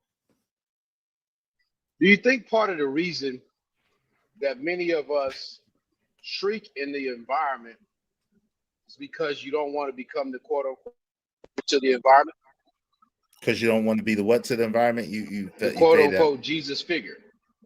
Meaning the martyr, the martyr or the victim. You'll become the martyr amongst your own because they will kill you. Yes, they will delete you. Delete. Yes. Delete. They'll delete you. So yes. I mean, we see that over and over as far as whether it be enterprise that's legal or illegal. That seems to be the case. If you become the person that feeds the hood, so to speak, you become the target. You can. There's a lot of people that fed the hood that don't get celebrated that haven't been the target, but they do promote. I mean, it's propaganda and it's propaganda and projection. It really is, because think about it. In the hood environments, right? The hood for long periods of time protected a Bumpy Johnson, protected such and such, protected a such and such. But now, you know what I'm saying, it's frowned upon, and they're trying to throw propaganda even on that. And then while simultaneously throwing this label like y'all don't work together, like y'all don't help each other out, like y'all, it's a lie. It's not the truth. Now, are there going to be some people that come in the midst and try to derail and try to and do whatever? Absolutely, without question. Like clockwork. At the same time, that's in every organization. That's in every endeavor. There's some people that just like to see the world burn. But I also feel like that's another ceiling or another restraint that they put on our minds mentally. You know what I'm saying? Because we know this. This is something that we all know. Anybody who's trying to do something for the Black community as a whole becomes the enemy. So why would people sign up to become the enemy? You know what I'm saying? It's like it takes a special type of person to do that. It just do. And sometimes I'll be honest, because I find myself like, yo, fam, I don't know if y'all realize I can have any kind of conversation anybody want to. And be proficient at all of it. I can go there with people. Yesterday, I gave people a little glimpse into my light, and immediately they wanted to try to douse it out. They wanted to try to combat it. They wanted to try to fight against it immediately. And this is what I know. So a lot of times I keep it real breezy. I don't go too deep into stuff. I don't try to pontificate upon things, because I understand that a lot of people, especially on the internet, they're looking for gotcha moments, and they're looking to try to make you into a liar, or try to make you into something that you're not. it don't even make sense what they're saying, but they'll do their I'm not best. trying to do Hold on, that, by the way. what? I'm not talking. They'll do their best to discredit you. They'll do their best to try to douse you down. So yeah, that's a fact. That happens all the time, unfortunately. Yo, Omni, what's up, man? Welcome to the show. What's good? What's good? I just heard. I came in on the part about black supremacy and whatnot. Listen. It's not that we think we're black supremacists or anything like that. It's just calling a spade a spade. You know what I mean? There has been a concerted effort to keep a certain demographic of people in check for an extended period of time out of fear. And logic would suggest that you can't possibly fear something that is inferior to you. You know what I mean? Like, as gentleman pointed out on the panel earlier, anything we genetically touch, we leave our genetic marker on. So your pale skin gets a tan hue, your blue eyes go away, your blonde hair disappears throughout the generations just for having our essence imprinted on it. It's not that we think we're superior, it's just that certain things indicate that we may be the apex of humanity. And it's nothing wrong with knowing that. It's nothing wrong at all with knowing that. Let me happy Father's Day to all the fathers for tomorrow. Shout out to my brothers. Happy Father's Day. Thank you, TBU Truck. I appreciate the $5. I won't be on here tomorrow. Happy Father's Day. Happy Father's Day to you too, TB Trucking. I appreciate you, family. Thank you. Shout out to my peoples from Mel 747 Bangkok with the $5. Francis Crest Wilson said a lot. My keyboard on standby. Shout out to you, family. That's an absolute. Hey, Trees, how you doing, sis? Nevaeh's in the building. Said beautiful and breathe, breathtaking background photos. Thank you, family. I appreciate that. Shout out to Brandon86. What's up, family? How you doing? People get mad over petty stuff so we can learn from our mistakes. Shout out to that. Shout out to Treese in the building. What's up, Treese? Good to see you, sis. TMKC in the building. Good to see you, sis. Said facts, Izzy. They missed the mark too. Yeah. Hey, sis. Good to see you. Thank you so much.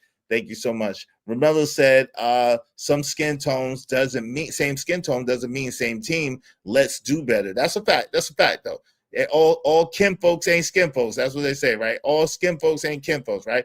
D-Rock, right. I know people in their 60s, 70s, even 80s that have literally never left the city limits of Detroit. Shake my damn head. Yeah, that's a fact. I mean, there's people that never leave their surroundings.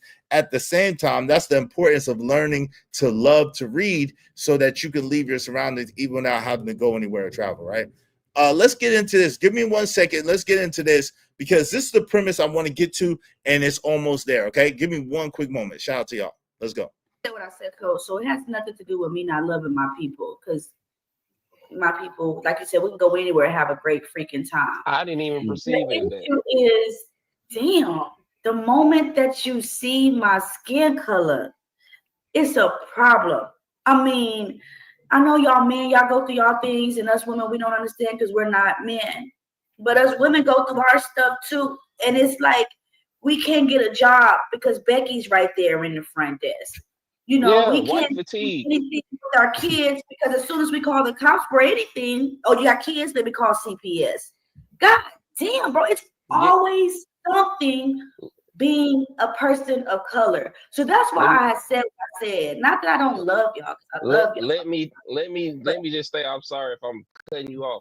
But the moment when you made, I'm not trying to, but when you made that statement, guess what? As a black man, I completely understood where you were coming from, not even knowing shit about you. I didn't perceive it from a standpoint of not me. I automatically knew that was the narrative. Not that that's always going to be the narrative coming because all skin folks ain't kin folk, but just again, like it's like a natural element that come with people that are of our color that are cultured or into the culture, I automatically understood that you were coming from a place of white fatigue. I get it. It's tiring being being black in certain instances. But it shouldn't be. It shouldn't be though. This is the thing. It shouldn't be, but it is. is. That's the reality. But the thing is, you got to understand that if you're not powerful, you don't get any resistance. It's kind of like the same thing. You ain't popping if you don't got no haters. The only people that get haters, the only people that get a lot of pushback, the only people that get a lot of resistance are powerful people, because they want to keep you distracted. They don't want you to walk in your power. To whom much is given, much is required. So what you have to understand is, again, this weight that you have, this feeling that you have, it is nothing that you can't handle. It's nothing that you can't conquer.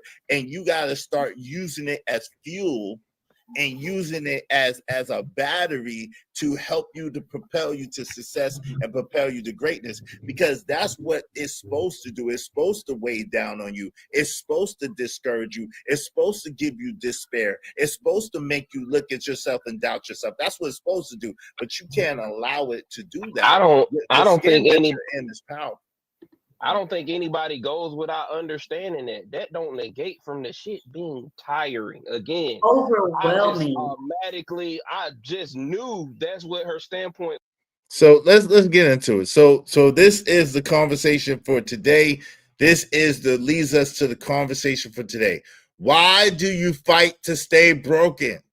Yo, it's like people give the clues, give the gems, and I'm not uninitiated, right? People give the clues and the gems. People give the answers. I'm one of them people that give the answer to the test. I don't mind, right? You know what I'm saying? I lived a little bit more life than a lot of people up here. I've been in a lot of little different situations and circumstances.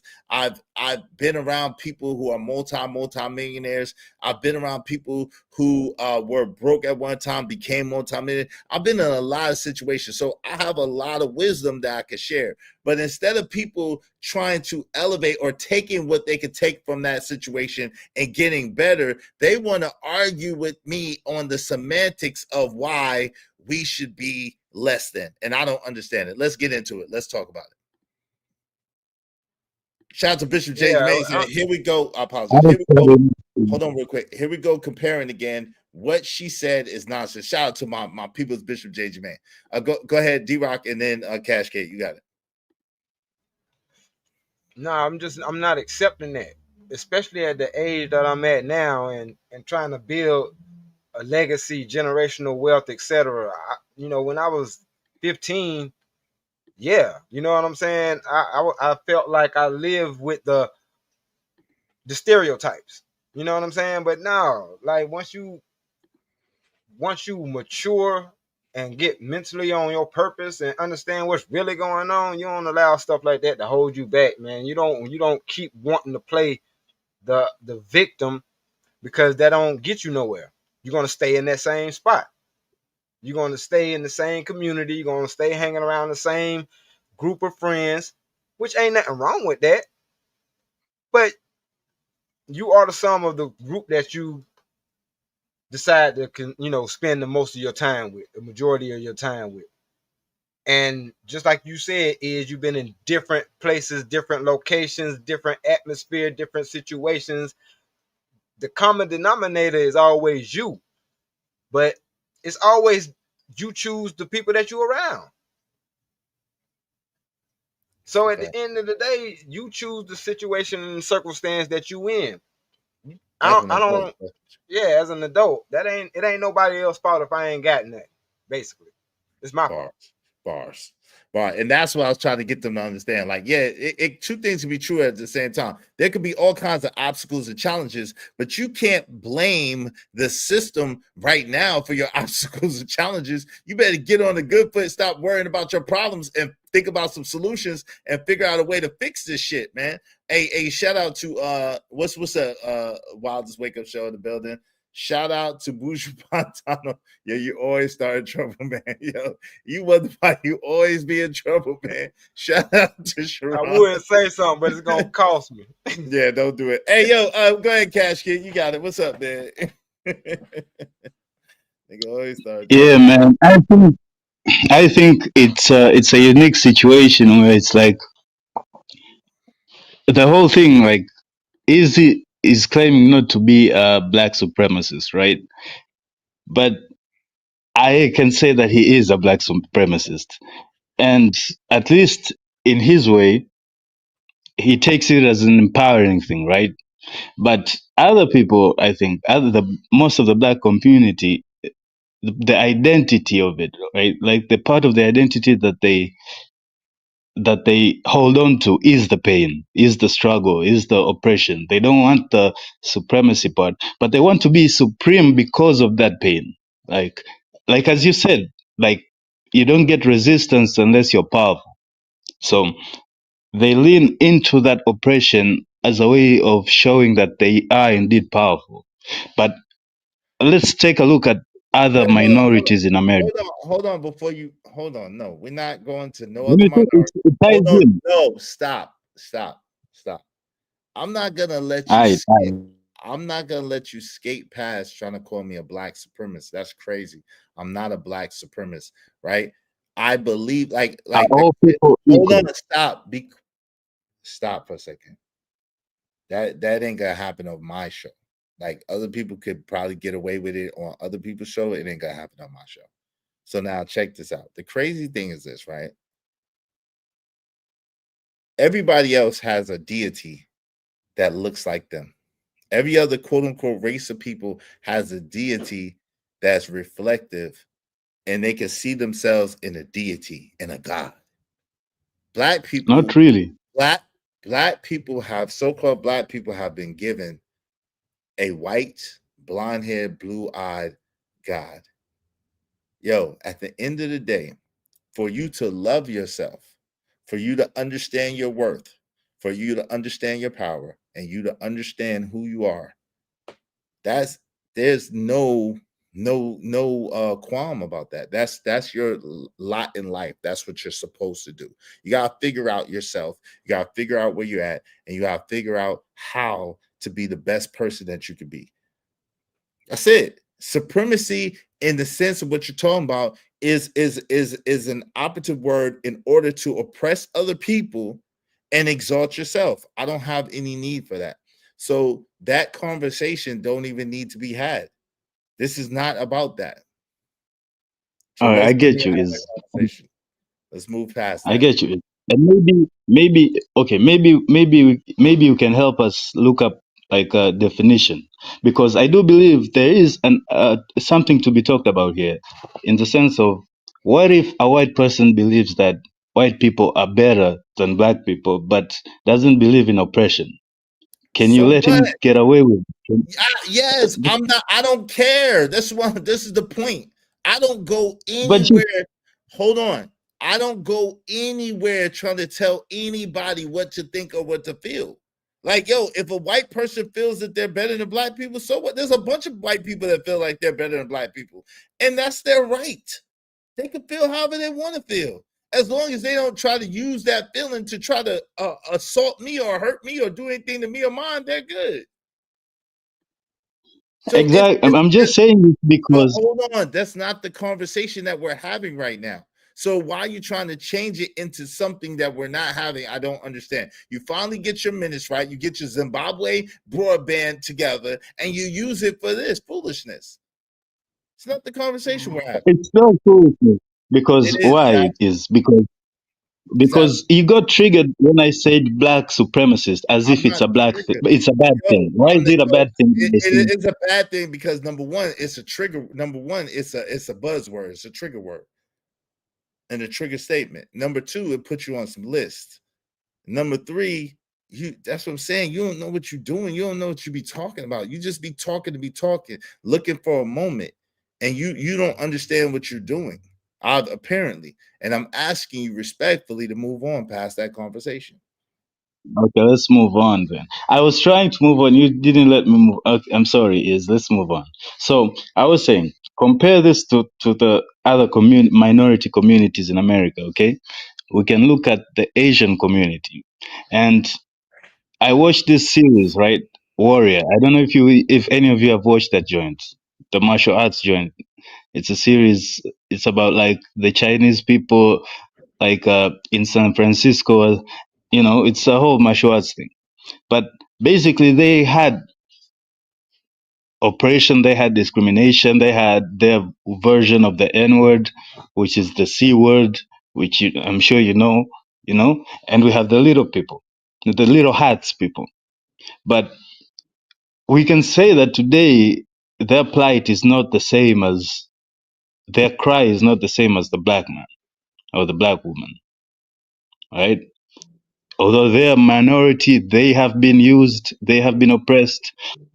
So what's the difference? Maybe that's my question. Yo, are you shit? Hold on, just real quick, is I'm so sorry, but all them people you just named got a whole country behind them. What country does Black Americans have behind Is that a flag, a language, a flag, a language? You got a whole continent behind you. Cállate la boca. That's not yo, stop it, man. See, this is the stuff that you say. You ask questions and then you not listening to the answer. Don't ask him that, D-Rock. He asked me. Hold on. That's rhetorical. They have a flag. What's the difference? There's several major differences. Those places that you've named, the U.S. government has paid restitution and reparations to each one of those countries that you've named. Those people are able to come to the United States tax-free for at least 3 to 7 years to build, and they're given business incentives and business stipends in order to open up business and operations. Those people have a language, they have a flag, they have an embassy. They have advocates on all different sides that look like them, that speak like them, and that come from where they come from. That's a major difference. So when you keep talking about things that you have no idea about, it doesn't make sense. That's light work. There are many, many differences, and I just gave you 4 of them.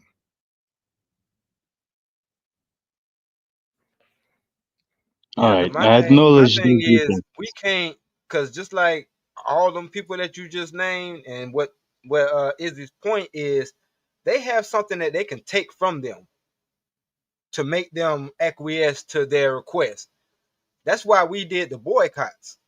Like, that's the only thing that we was able to do. Well, we'll shut down these bus companies and stop them from being able to make money. Then how about that? But you talking about folks with whole, like, what embassy do we have that we can go to? What consulate do we have that who speaks up for the Black American? But on that point, who speaks up for that? Who speaks up for us? Just that question, real quick, on that before point, you move forward. Yeah, exactly. But I'm trying to answer you on that point. In the civil rights movement, right? Because we've already had this, because in the civil rights movement, Malcolm X, that was his argument. Let's go back to Africa, or he was about segregation. Let's segregate ourselves. Let's figure out ourselves. And Black people chose that, no, we want to integrate. We want what the white man has. So you chose to be Americans. So it doesn't make sense now to turn around and be like, you're now Americans now. You're African Americans. You're African Americans. We're not African Americans. Hold on, time out. We're not African Americans. We are Americans. We are Americans. You're American. We're Americans. Americans of African descent. And I don't even know that, but that might be you, Omni. That's not necessarily me. I don't know. Oh, okay. I got an X behind my name. But beside that, okay, cool. So we're Americans. We are Americans. That's the truth. And there were people that did fight for integration. Now what? So what? That's true. So now you are Americans with the same rights as all other Americans have. There's more access to the wealthiest nation than any other nation on earth. That's so true. How can you be complaining, bro? We the rest of the world, as our Black, your African cousins are looking at you like, why are you complaining? We're not. Hold on, D-Rock, hold on real quick, because I don't want you. No. That's the point that I'm making. We're not complaining. I'm not complaining. The point that I was making is to focus on solutions and not focus on the problem. The point that I was making is focus on how to be better, how to move past the trauma, how to move past how to heal from the trauma, how to heal from the past. That's the point that I was making. So that's to the point. I just want to make that clear. So I'm not complaining. We're not complaining. So I don't know what I'm not complaining. You say, okay, do you claim that racism still exists in America to the detriment of the black man? Yo, fam, two things can be true at the same time. Yes, racism still exists in America. Yes. But again, I'm saying that now the lid is off the jar. There's no longer a daggone chain around your foot as an elephant. There's no longer a lid on your jar as far as the fleas. There's no longer this stuff. So any ceiling that we face is a self-imposed feeling. It's a self-imposed ceiling. So what we have to do is we have to figure out how to fix ourselves and our programming so we understand that there is no ceiling, there is no cap, there is nothing holding us back but ourselves. That's what I'm saying. Self-imposed racism at this. It's self-imposed racism. That's a lie. That's not true. You can't self-impose racism. That's silly. It's not self-imposed racism. What it is it's a system. It's a system that's in place that has been very, very resourceful, very, very productive, very, very effective in disenfranchising people mentally. And because of that, and because of epigenetics, people have trauma that they passed on from generation to generation. And these people have a mental block in a mental level in their mind that they can't get past. So what happens is they have to figure out how to get past their own mental blocks. It's not self-imposed racism. It's not self-imposed anything, except for they have to figure out how to break the chains of their mind. Now, it's like D-Rock said Stockholm syndrome, right? That's it's the same thing, self-imposed Stockholm syndrome. Subjugation. Stockholm syndrome is self-imposed. It's yourself. Stockholm syndrome. No, it's not. No, it's not self-imposed. Stockholm syndrome means that you were oppressed, you were taken advantage of, you were violated for a long period of time, and psychologically you grew an affinity for your oppressor, for your violator, for your whatever. That's not self-imposed. Right. That was forced upon you. No, the reason I say it's self-imposed is because answer your question. No, I'll answer your question, Cash Kid. Because I think we replaced the word racism with obstacles.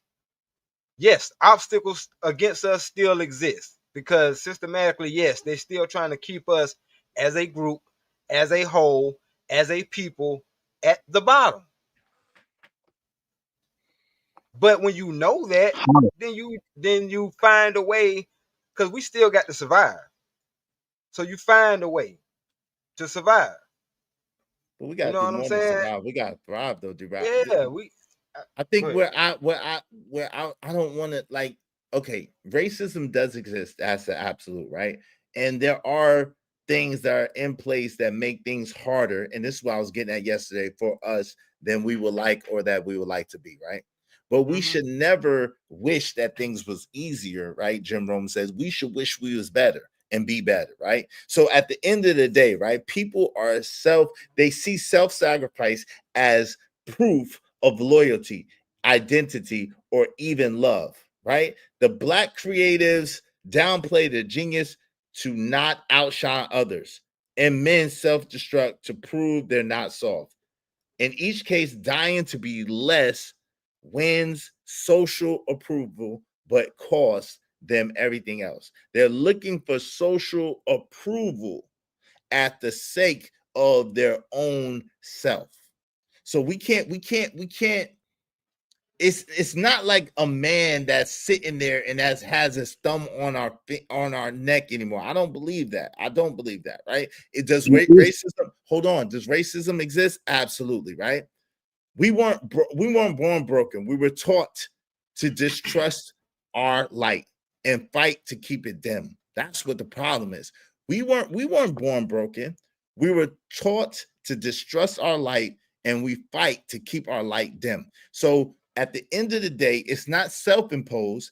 It was through conditioning. It was through programming. It was through oppression. It was through violation. At the same time, it's on each individual to be able to reprogram their mind and to be able to conquer their own mind in order to create a different reality. So I'm in the middle of what both of y'all are saying. I don't really agree all the way with you, D-Rock, and I definitely don't agree all the way with Cash Kid. I think that it's more so in the middle of what both of y'all are saying. Yes, I get what it's you're not, saying. hold on, I get what Cash you're Kid. saying. Hold on, Cash Kid, because I'm saying this is not just me talking. You know what I'm saying? Like, you know what I do. You know what I'm saying? With the hot sauce. That's me trying to have another brand with something that we got our name on. Us. Yes, you know what I'm yes, saying? Because I know we're capable of doing that. Yes, sir. You know what I'm saying? As far as the film work go, you know what I mean?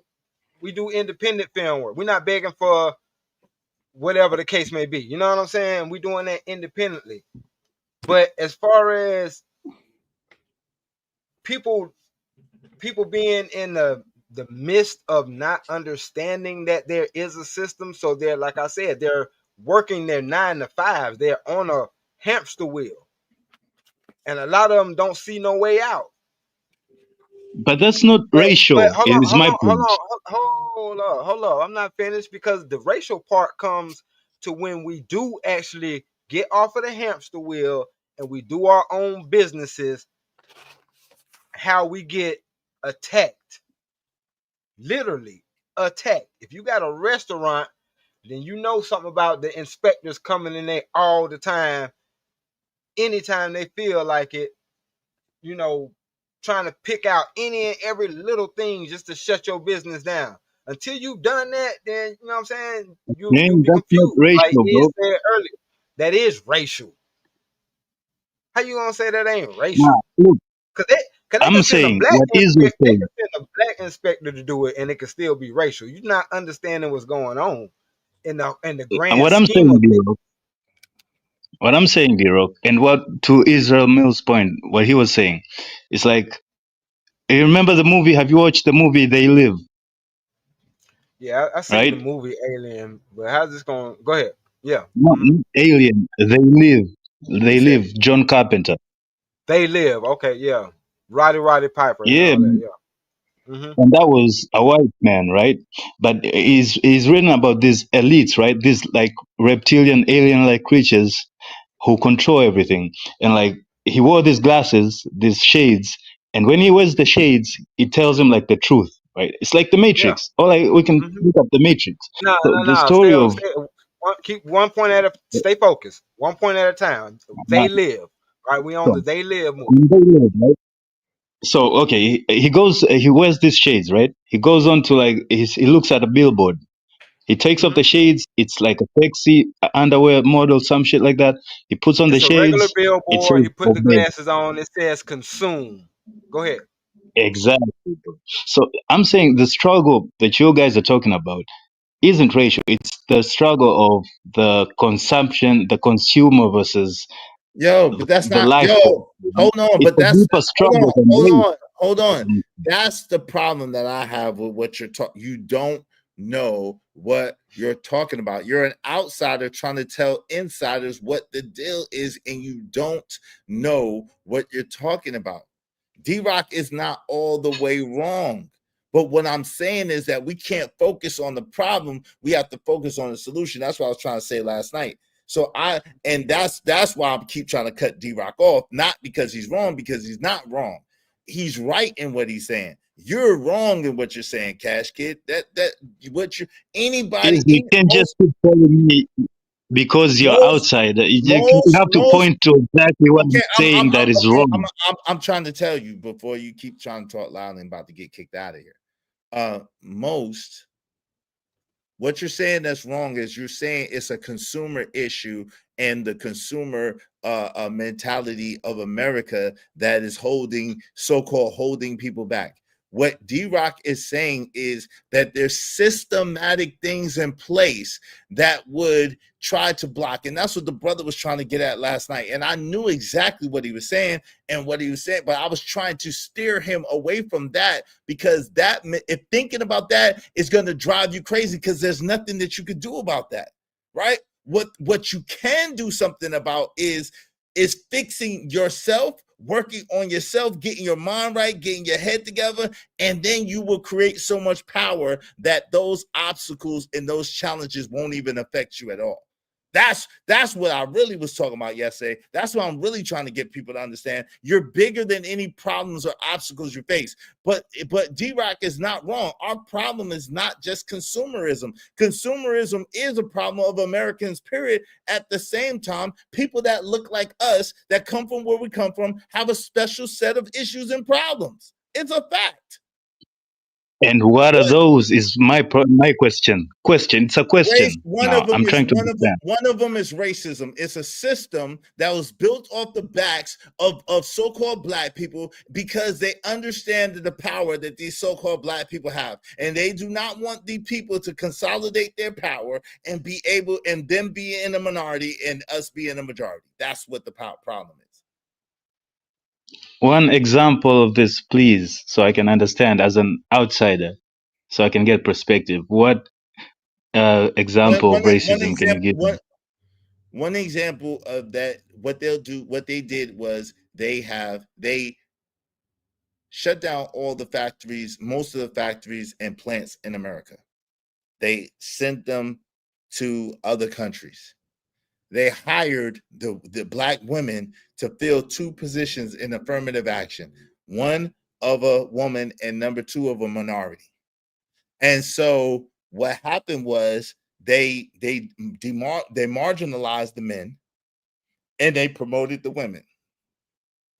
Brilliant move, because now that's why you have a lot of it.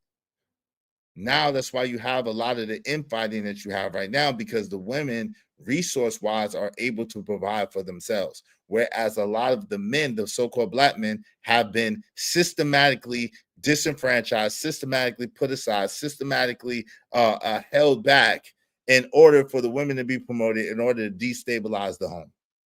Can I say something real quick? Because it's funny how. Hold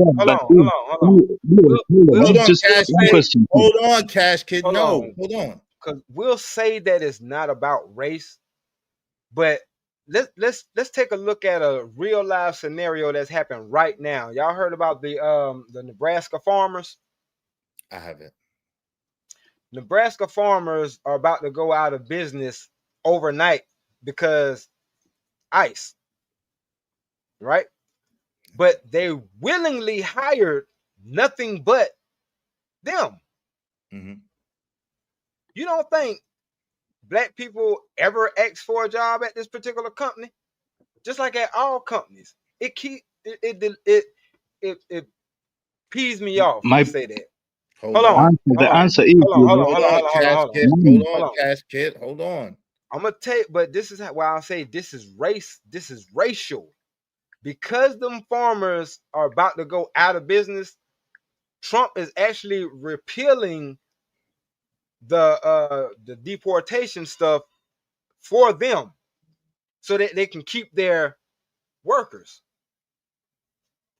How is that not systematically working against us? You see what I'm saying? Let them get in. Go ahead, Cash Kid.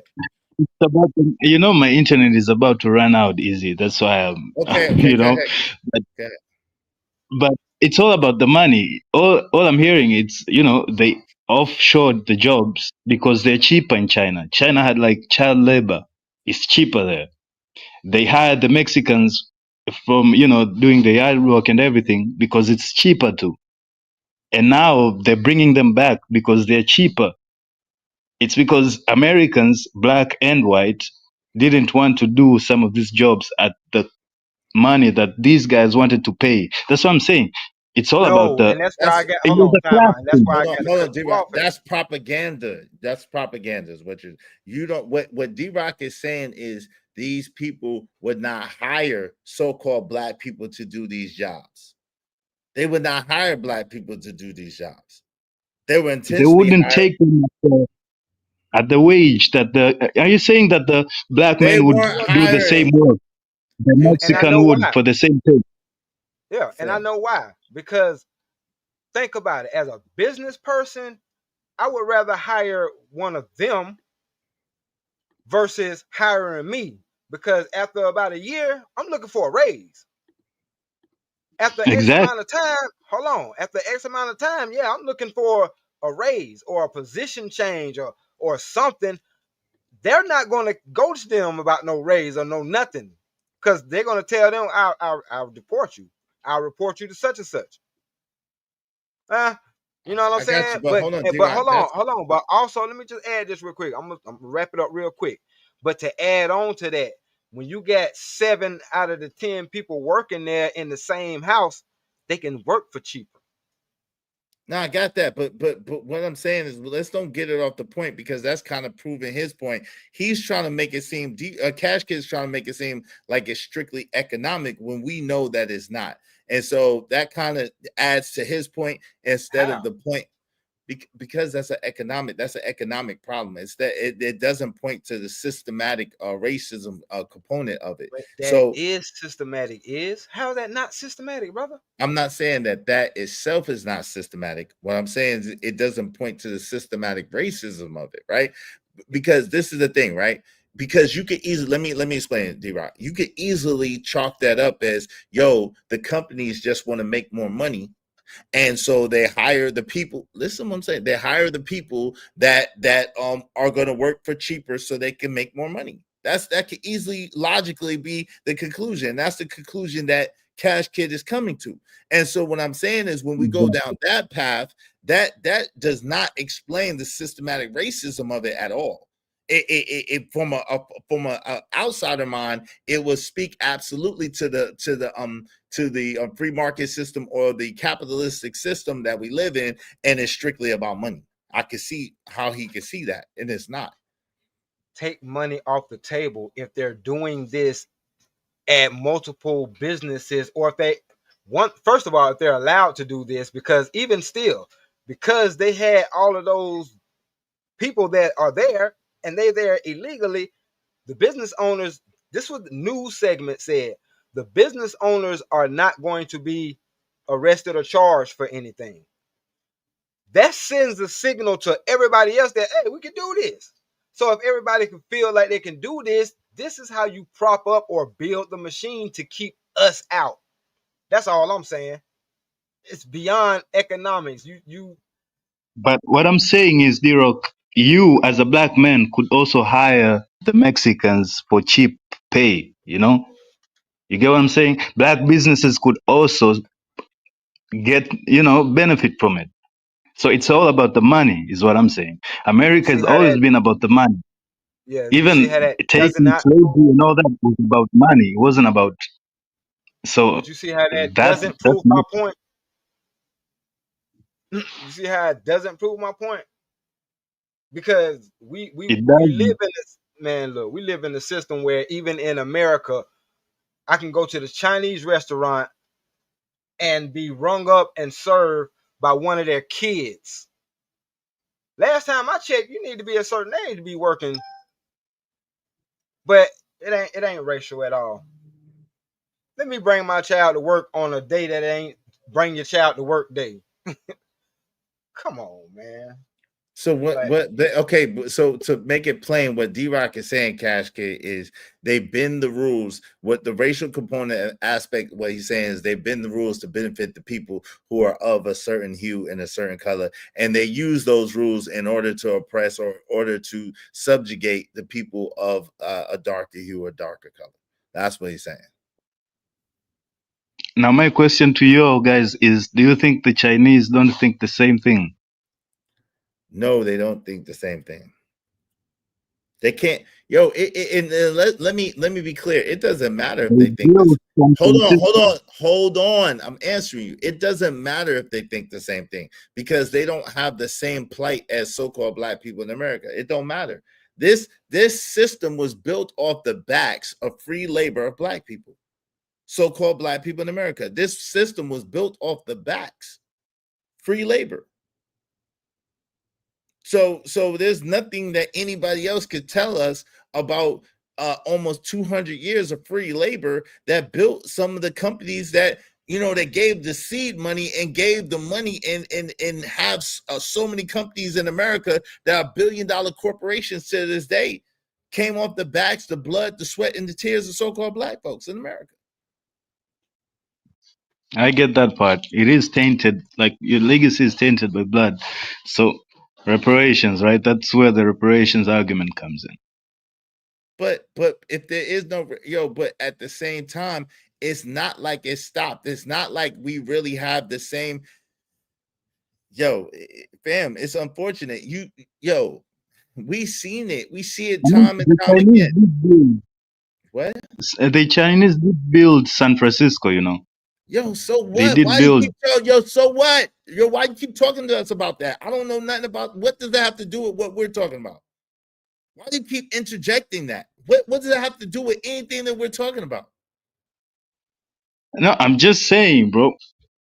But you already answered in the way that they have a culture that they can refer to and all that. You already They have a answered that. language, a culture. So why are you talking to us about people who are already established? Do you understand that country over there is more economically sound now and more powerful than our country? So what are you talking about? That's what I'm saying. Why do you keep referring to that? Don't you think it's good to just look at other communities, other minorities in America, and just see how they are doing things different? I mean, don't you always refer to the little people and how they have a tight-knit community and how, you need to be moving like them and this and that? I refer to other people's reference and reverence to those communities. I don't refer to that. I refer to other people's reference and reverence to the Asian community and the Little Hat community. And I say to extrapolate or take the things that you can use to help you get better and to help your circumstance from them in order to enhance you. That's what I say. Sharon, wave in the back so I know it's you, bro. What's up, Sharon? What's going on, bro? How you doing, man? Good day to you. Welcome to the show, man. How you feeling? I'm all right. You look like you feeling stressed. Man, I love our people, but trying to. Hey, I think you said all skin folk ain't. You said something that I don't know. Yeah, all skin folk ain't kinfolk. That's the saying, right? And that's true. At the same time, I love black people. It does get frustrating when they want to fight to be at the bottom and not try to see anything better and not trying to aspire to anything better, right? That's extremely frustrating to me. And shout out to, I didn't know you knew celebrities like that. Like, salute Buju Banton on the panel. That is lit. Awesome. Go ahead, stick to the point and stop trying to start trouble. No, I just hear you arguing and trying to get some sense through to somebody. That where you from with that black dot in the middle of your head? That's my third. See, since I've been running and doing my 15 minutes, your pineal dirty, and 15 minutes that way, my third eye is opening. You feel me? Okay, it's looking like the skid mark of Buddha. Wait. He about to say something with some sense. Let him go through that. Go ahead and talk sense. Go ahead. What you saying? So, some people, they don't want to actually elevate. They just want to talk about elevation, and they just keep on continuously talk, but they don't want to do and put in actually work to make it move forward. This is why because when you had hit me, you asked me if I was doing okay. It was a lot of other things going on in my life, because while we grinding and we are attempting to give the information that we learned, people don't realize that we have family members die. We have issues with relationship, issues with our children. We got to help people out with money. Sometimes we need help with money. Sometimes the car gets broken down, the tire's flat. It's all these things going on while every single day we constantly trying to give out information that we learned through the hard way of life.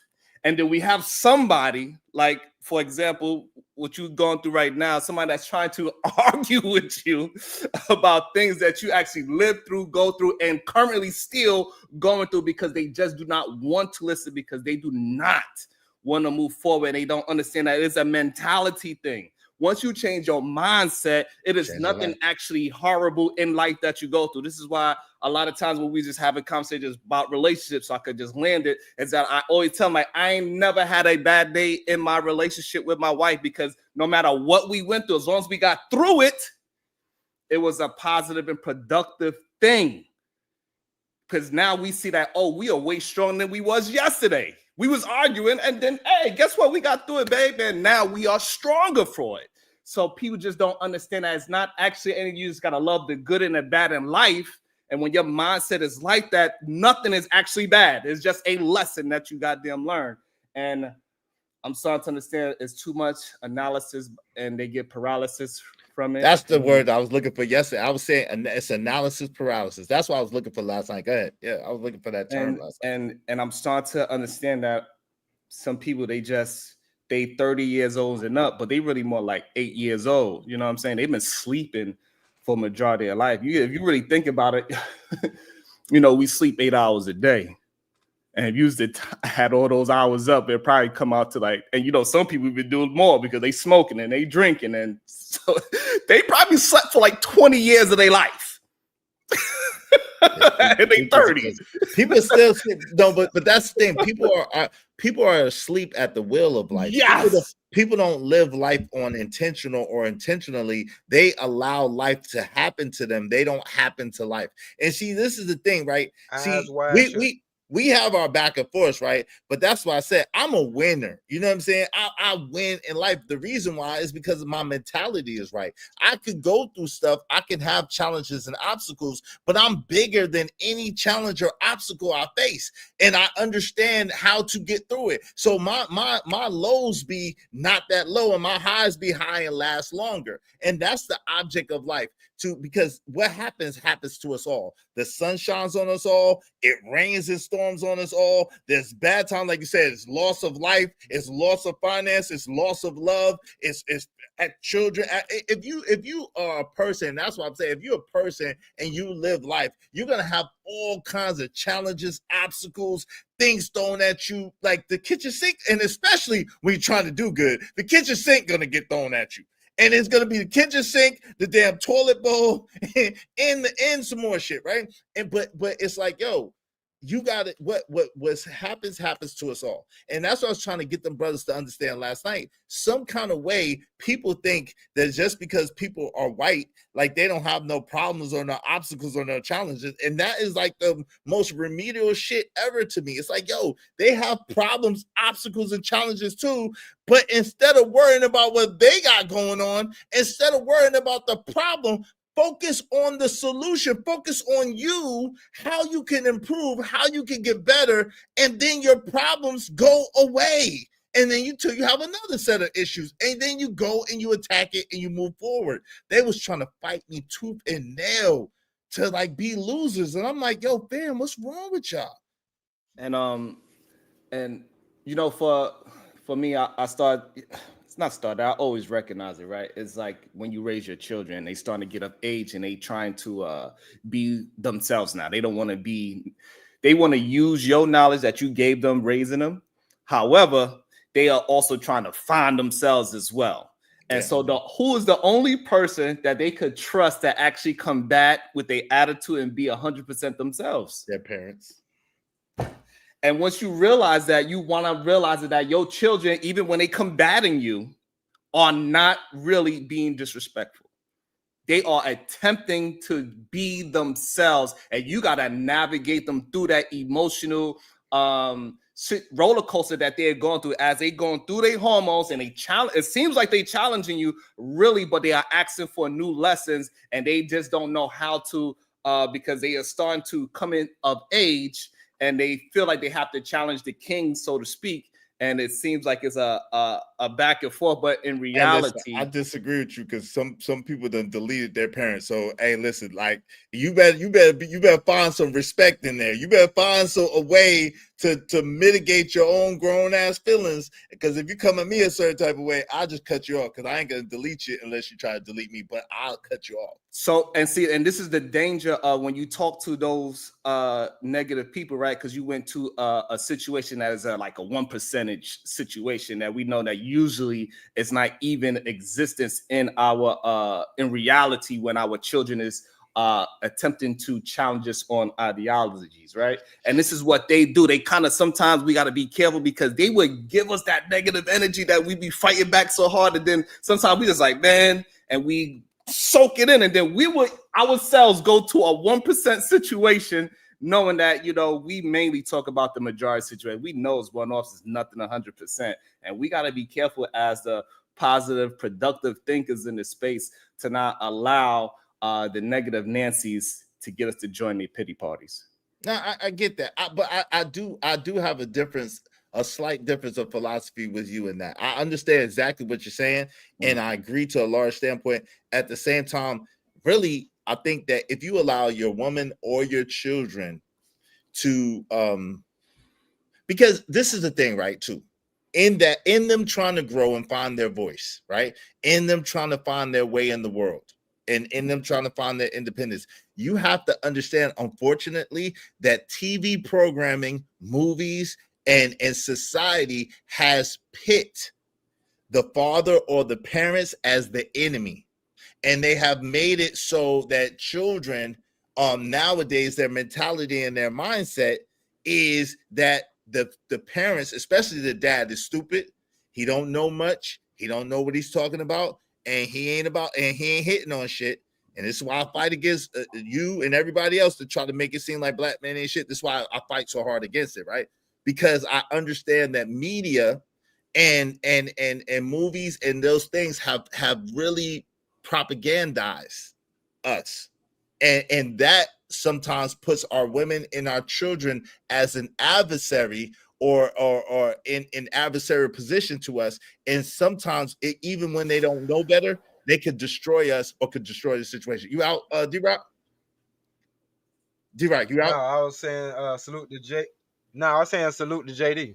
Oh yeah, salute to JD 1975. What's up? What's up, Calvin Cook? Thank you for the $2. Round and round we go. Round and round we go. No, I think this is a dope discussion. That's not no round and round. Go ahead, D-Rock. Did you want to get in there real quick, and then Sharon, you got after that? Nah, I just wanted to say Sharon actually said something that made me not want to fight him afterwards.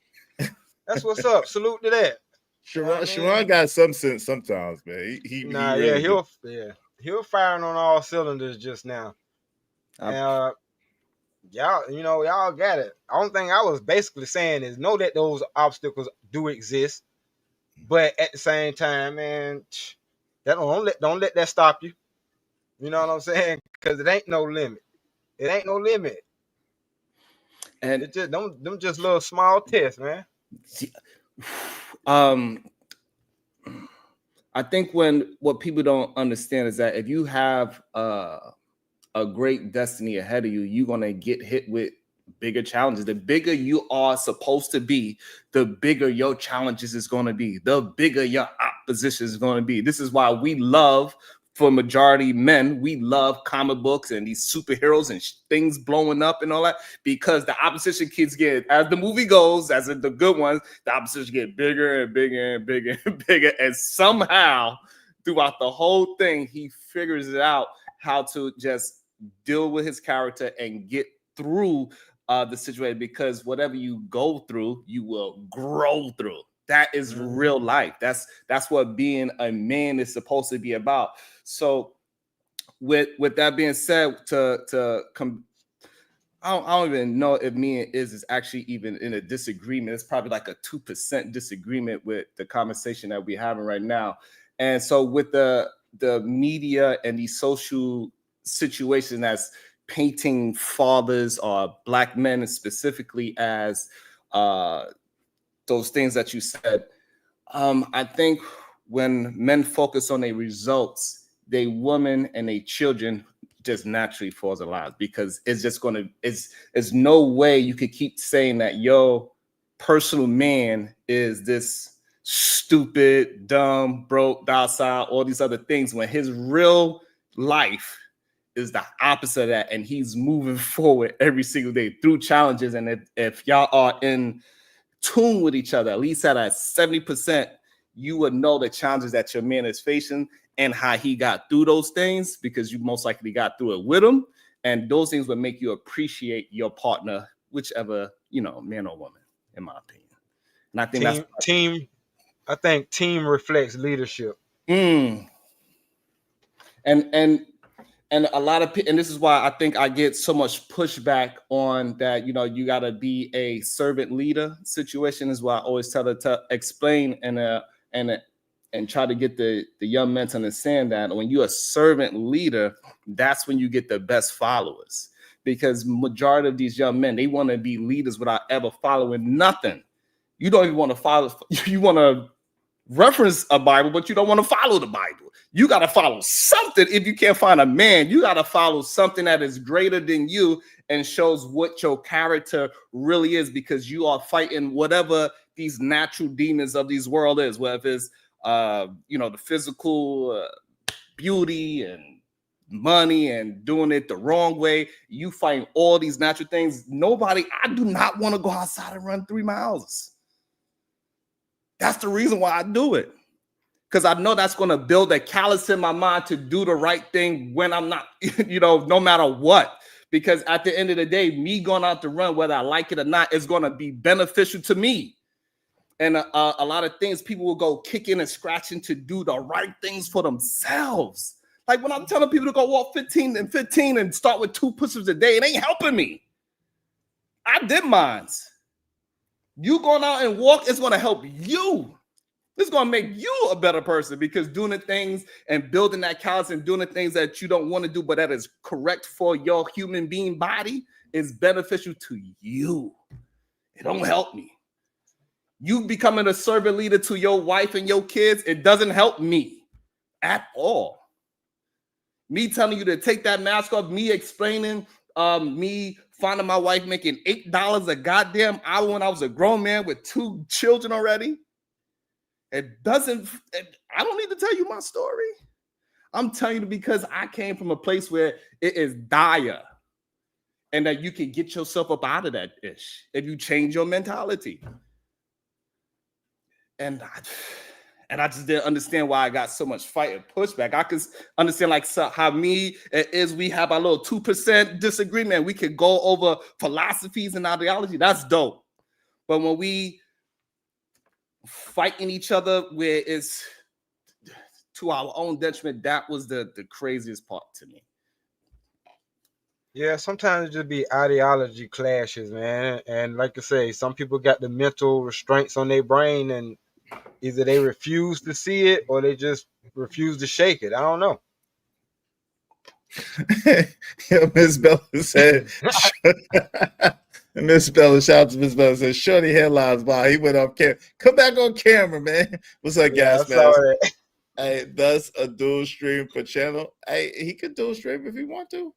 Hey, what's up, Big Ray 77? Our women and children are used as sleeper cells against us. We have to fight against it. It's not easy. It's pretty. It's not pretty, but fight you must. Yeah, I mean, and some extremes do get pretty serious, man. Sharon, some extremes get, and I never thought that I would live to see it, but I've seen some extremes get pretty serious. I mean, I think if you have enough children, you're gonna get one. You're gonna get at least one that's gonna knuck up their buck and really really be like, yo, man, really? Like, yo, fam, I don't never have to talk to you again. It really could be that way. JD1975 said, Sharon took his medicine today. Oh, Lord. Salute, bro. Let me see. CBP 1012 says, we are Americans, period. Bishop J. Jermaine says, civil rights movement was garbage. It was Black Lives Matter 1.0. Roz Will said, I said that earlier. It's running and on autopilot. Yep. Preach. Yo, Bishop J. Jermaine said, I have these conversations with my Somali co-worker who thinks he's so a part of the culture because he believes white men is bad just because y'all come here, y'all not from here. Damn. He said they never want us to succeed in America, especially black men, right? A systematic racism. That's not our fault, Ninja. Yo, shout out to KJ Eternal 22. What's up? Bishop J. Jermaine said exactly is. My man JD975 said we have a real one, and we have a real and an abomination on the panel. Salute. You talk about Cash Kid. You in Africa. You don't know what's happening down here in these motherfucking streets.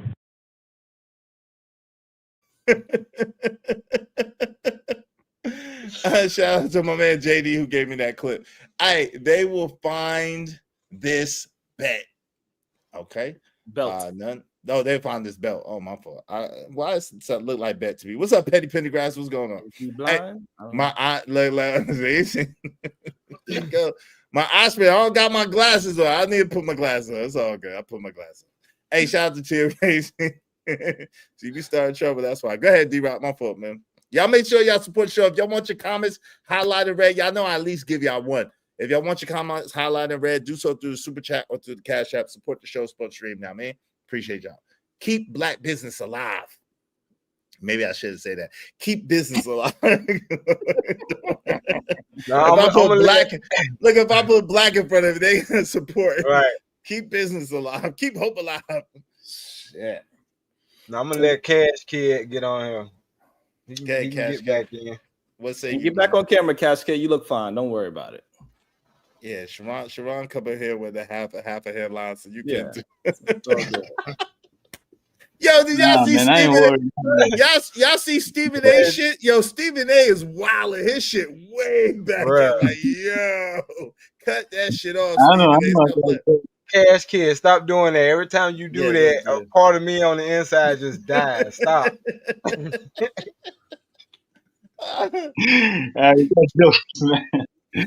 But yeah, man. I don't know. Come on, Cry Heights. Come on, man. Come on, bro. He said the only black business I'm supporting is one when I can boot Sharon. Come on, crowd. Don't do me like that, man. You can support the show without booting Sharon. Let Sharon live. He just hanging out. He being cool today. Come on. Shout out to my man Cry Heights. Go ahead, Cash. You got it. So yeah, man. I didn't really listen to Sharon preaching, but I know he preaches some good stuff. You know, he's a good old preacher, man. Yes, absolutely. Yes, Cry Heights. Yes, go ahead, Cash. You got it. That's good. But yeah, man, Sharon is a good preacher. He preaches that good old, and he talks some sense sometimes. But talk fast. Yeah, man. Talk fast. Absolutely. Yeah, man, he's a good preacher. He's a preacher. But I don't know, man. This, man. Like I said, you guys have a heritage here in Africa, and I think the best thing for you to do is come in Africa and explore your heritage, invest, own a piece of it, so it becomes yours by right, by law, and by heritage. Then you have two places to call home. In the worst case scenario, you have two places to call home.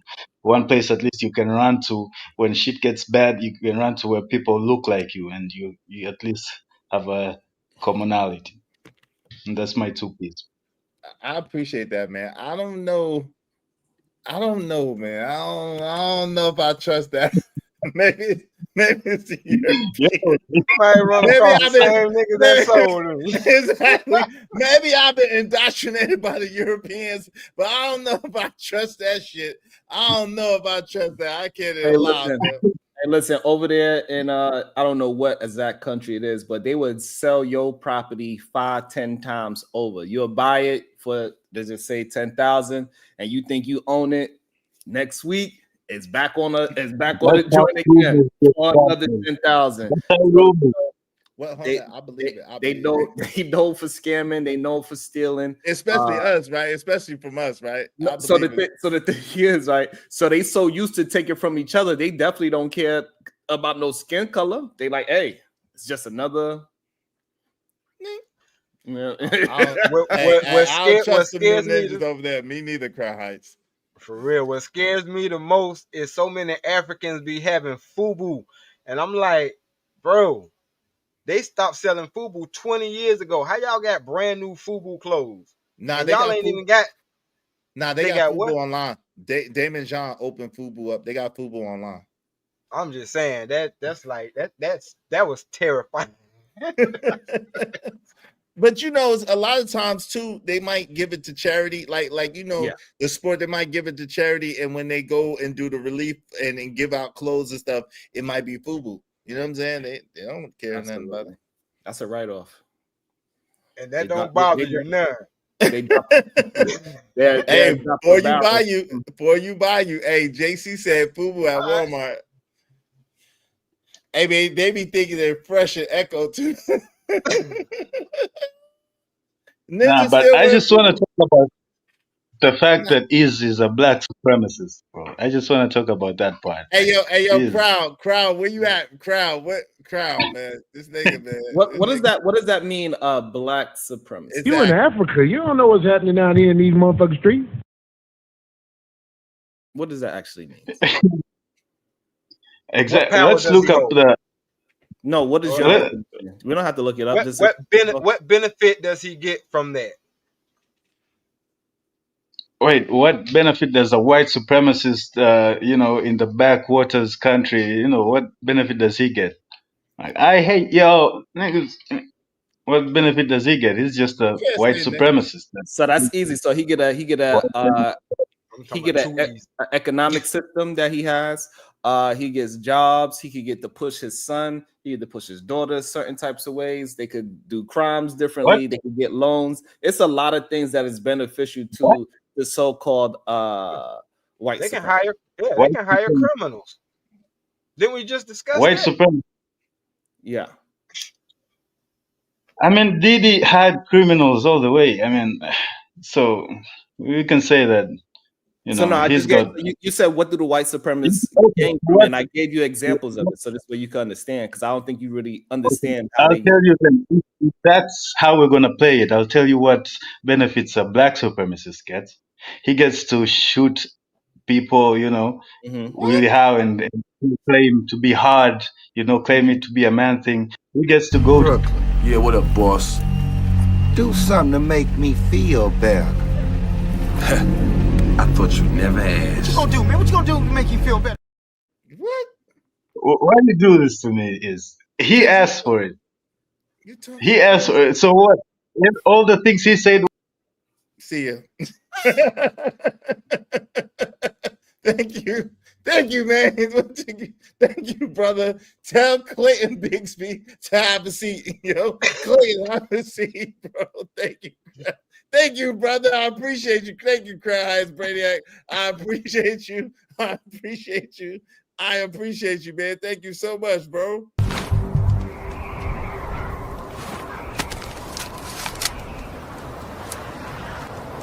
God damn it, I like the way you do bit. One for the money, too many haters.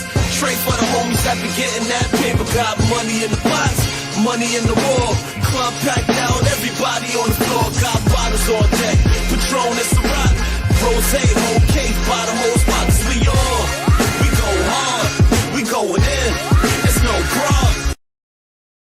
If any of y'all lost your mind and want to bring that dude back, it's just $50. Thank you, Crown Heights Brainiac, for being sponsor of the show. Crown Heights, are you? Yo, shut up, Cash Kid. I'm not even gonna read that. Go ahead. Hey, me and Mr. Teddy Pendergrass gonna have to have a talk. How your Lambo get lights? Huh?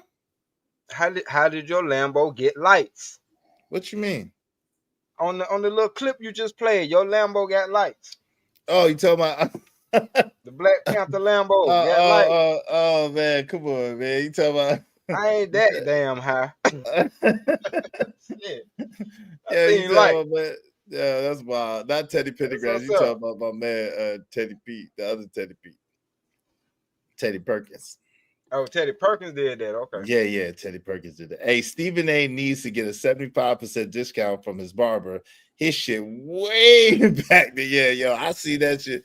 That shit during the playoffs, yo, Stephen A, man, you ain't got that much money to be rocking that shit. That shit look crazy. Nah, but that's a part of his brand now, like that hairline. What? So.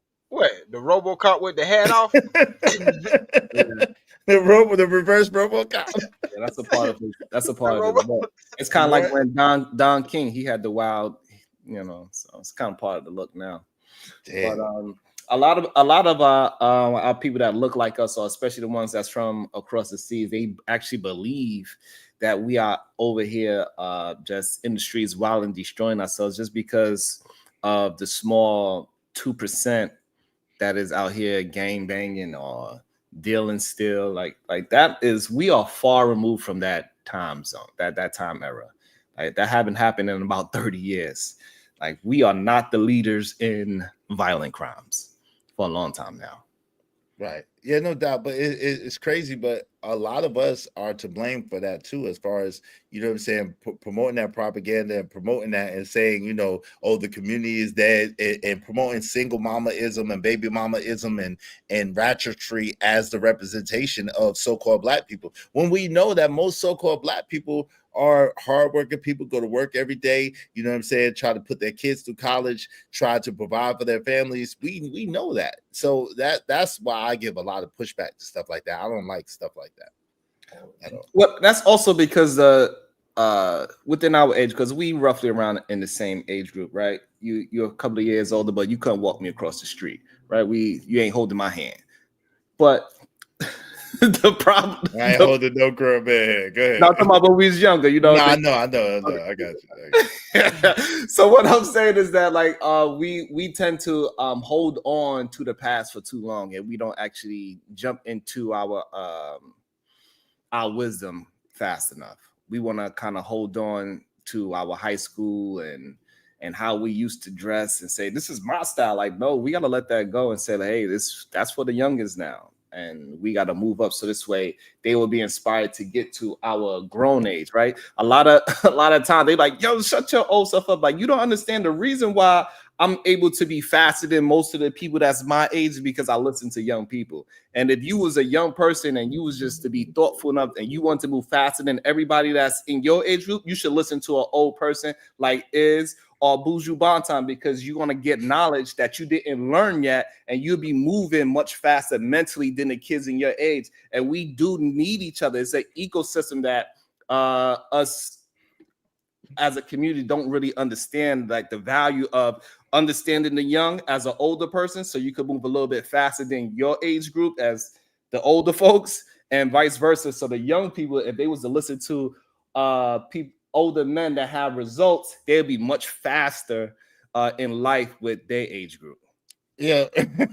He said, how's Sharon talking smack, but he got a Utah long in June. It's like 7 degrees outside. Yo, bars. Hey, listen, but hold on real quick, D-Rock. I got you. Yo, the crazy thing is this, Sharon. This is where I disagree. A lot of what you said, I agree with to this extent. Yo, nobody tells nobody else what to wear. Why listen, I wear what I want to wear. I wear what's comfortable. I wear what I want to wear. I wear what I like to wear, and it's okay. No one tells no other race of people what to wear. White men be in t-shirts, ripped jeans, whatever, in their 60s, 70s, and 60s and 70s.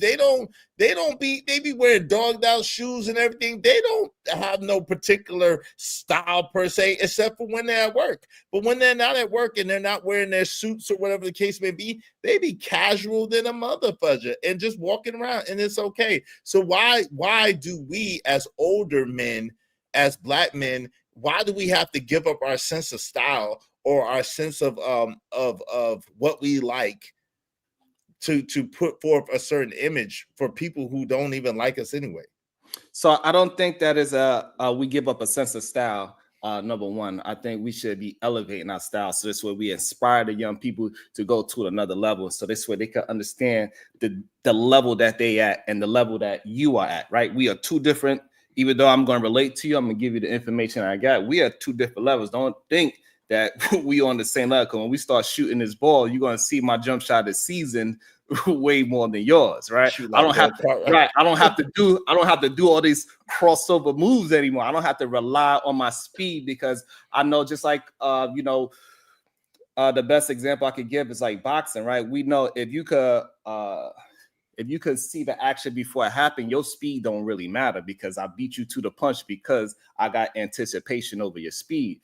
And so that's what we got to teach our young men. It's not about making ourselves look lesser or we have to do more than, but if we are dressing appropriate, we are moving in the proper lanes that we're supposed to be in so we can elevate our community, is nothing but good is going to happen to it. We cannot worry about if the old white man in the Corvette could have jean shorts and a t-shirt, because we do not aspire to be nothing like that. We are the trendsetters. It's just what it is. Right, but why can't we wear, like, it's like I don't want to tell Rakim what to wear. I like what Rakim wear. I don't want to tell like I like the way I dress. I don't, because I know at any given time I've shown it up here. I could put on a shirt, a tie, a blazer. I could put on a whole suit. I could wear, you know what I'm saying? My style is very diverse, and I know how to dress appropriately. So it's like, why would I wear uncomfortable attire to try to impress people? This is our style. The polo, the whatever, is our style. That's us. Right. So the thing is that I'm not talking about wearing something that is uncomfortable. So like how you said, Rakim, the reason why Big Daddy Kane in today's time is held at a higher revere than Rakim, to me, in my personal opinion, is because he was able to still be fresh and fly, but also look like he moved with the times. He don't look like he's still in 1990s clothes. He looked. Shit, when's the last time you seen Big Daddy Kane? Big Daddy Kane lived in Raleigh, North Carolina. I see Big Daddy Kane. He did a show recently in New Jersey that I went to. It was and also the dude that did Follow Me, because he's from Newark, New Jersey. They did a whole. It was dope. But he was dressed.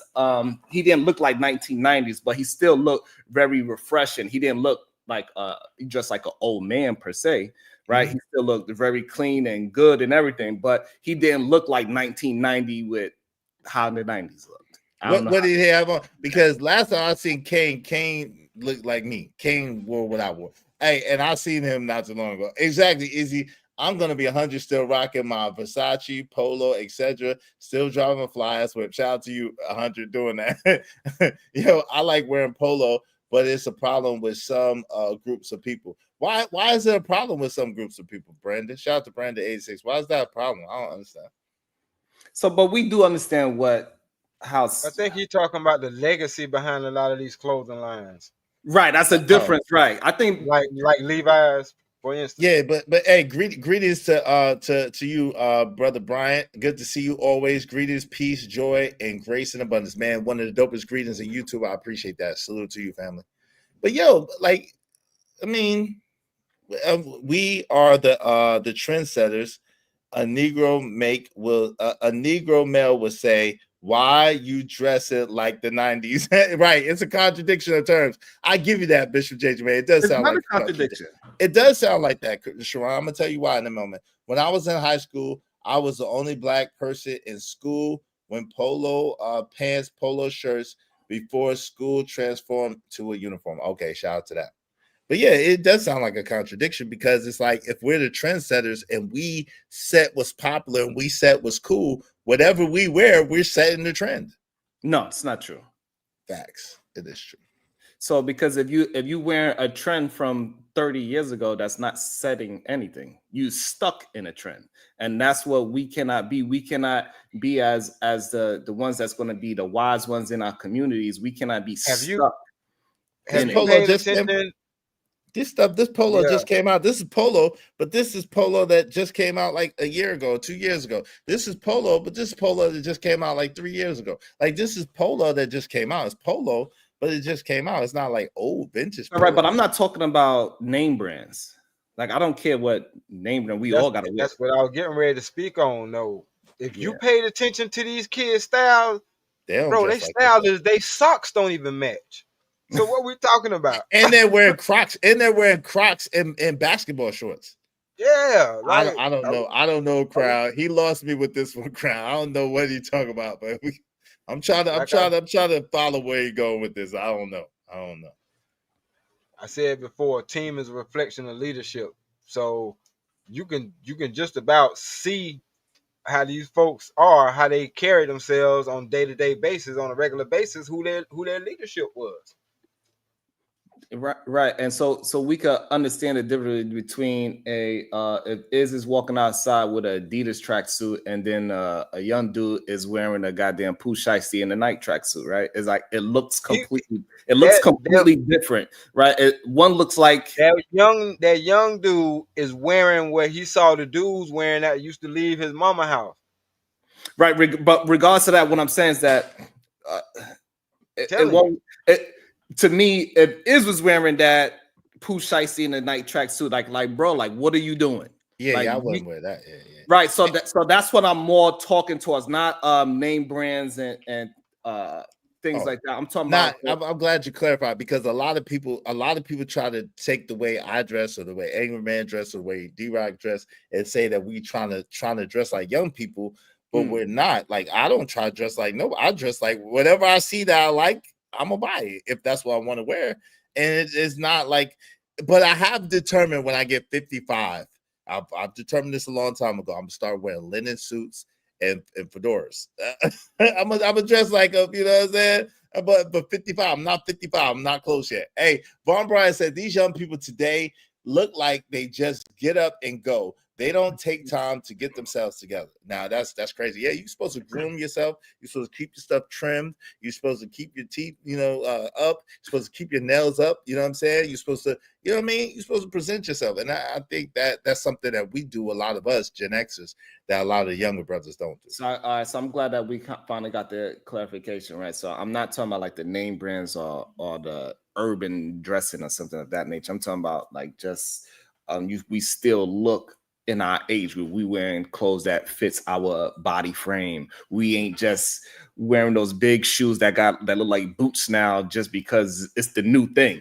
Like, no, we are dressing with what we look good in who we are, and we dress to our body shape, not dressing to what the trend is around us. And that's how, to me personally, you could tell the difference between the age groups, right? So like a lot of times when people see a young girl, well, when they see a woman in very short outfits, I automatically think she must be young, because any grown woman that has something about her, she knows it's cold outside in New York City. You're not going to be outside in short $10 dress with no stockings on and all these type of things, right? It's just not what you do when you get older, because you understand you might have to stand in line for a few. So like for me, it just no, go outside more. Just go outside more. Stop having everything ordered to the house. Go outside more. It's grown women. That's why I say that's where you think they get it from. They wouldn't think that it's okay to do that unless they saw somebody who they thought in some way, shape, form, or fashion was an authority figure that was also doing that. That's just like anytime I seen grown women watch a 3-year-old or somebody in a little pamper twerking, I'm like, y'all so stupid. And I'm like, y'all don't even, bro. I'm just saying, come on now. We've been, man. Look, if you've been to functions or whatever the case may be, bro, the stuff that you see, it's like you see who has correction and who don't. Right, and even us as grown men, we see the grown man that is in our age group. We see him still trying to dress like he was a young boy. We look at him the same way, like how we look at those crazy looking, scantily clad 50-year-olds. We like, what's wrong with you, bro? You look crazy. I'm not taking fashion advice from a nigga with a pajama shirt on. Is that why you faster than everybody else? Because you just rolled out of bed and put the pants on. You asked for that, D-Rock. D-Rock, yeah, Sharon, you asked for that. He's waiting his time. You asked for that. He's waiting his time. You asked for it. He was waiting his time, patiently waiting to get it in on you. You keep calling him Buju Banton. Hey, but look, at least I gave him an icon, right? Buju is an icon in our, Yeah, shout out to Buju Banton. That.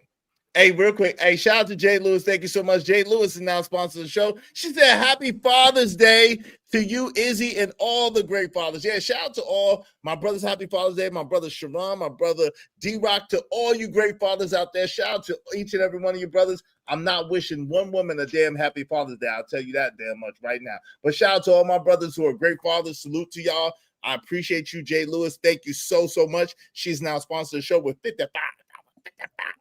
Thank you very much, Jay Lewis. Hope you don't mind if I say this out loud. How wonderful life is, 'cause you're in the world. Hide the money, y'all. There's poor people around. With your broke ass. I appreciate that, my guy, Crown Heights, who was sponsor of the show for a moment. I appreciate you. He said, stop taking advice from people with a Yuletime login. Hey, look at Tony Braxton. Oh, yo, someone Sharon got a long John shirt on. Shout out to all the fathers except Sharon. Damn, Crown. So, but here's the thing: is like I accept fatherhood even from my sons that don't give me my Father's Day card. Oh shit! You know what I'm saying? Like it don't matter. I'm still your daddy. Team reflects leadership. Hey, Crown says shit. I've seen many scantily clad 50-year-olds out in the streets. They belong to the streets. My man Epico said, right, I don't give a F about a trend. I'm a trendsetter. I brought Tim starter jackets and puffy coats to Detroit in the mid 80s. Shout out to Epico, trends since the 80s, man. White, black, or blue tees and new era fitted caps and fedoras from time to time is what I rock daily. Shout out to you, man. Salute with the colors. Did Sharon just sun me? He tried to sun you, bro. He did try to sun you. Sharon did try to sun you. He did. It was subliminal. He did. Yeah, happy Father's Day, brothers. Happy Father's Day to all the gentlemen. What's up about those Bulldogs? Says Sharon shops at Baby Gap.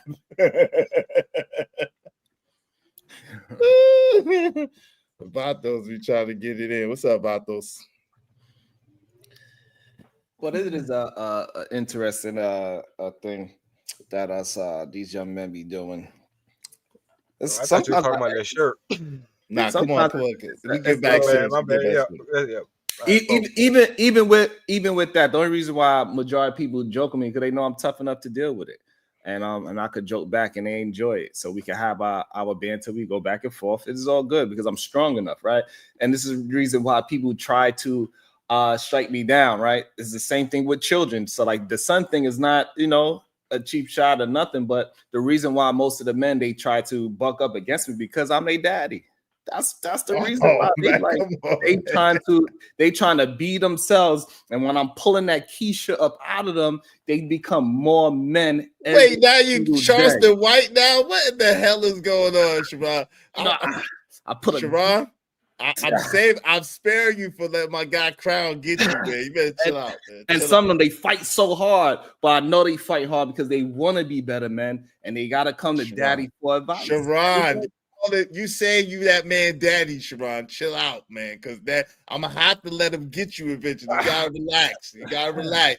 This is my main benefactor. You doing too much. I'm not speaking to him specifically. He said, "Don't get Timberland up, Sharon." Now you try to say you that man daddy. I wasn't talking to nobody specifically. He got that long draw shirt at Big. What? Bobby's in Pickett Avenue. He was on Pickett. You shop on Avenue still? Pickett Avenue. They getting a new movie theater. Owned by some black folks. I think it's the first one in about like 40 years. Like where like we're towards Pickett and what? Like in the heart of Pickett Avenue, like in the middle. I haven't been on Pickett Avenue in so long, fam. God, they try. I haven't been in Pickett Avenue since they closed down Favor and Payless. That's a long time. Yeah, I've been on Pickett in a long time.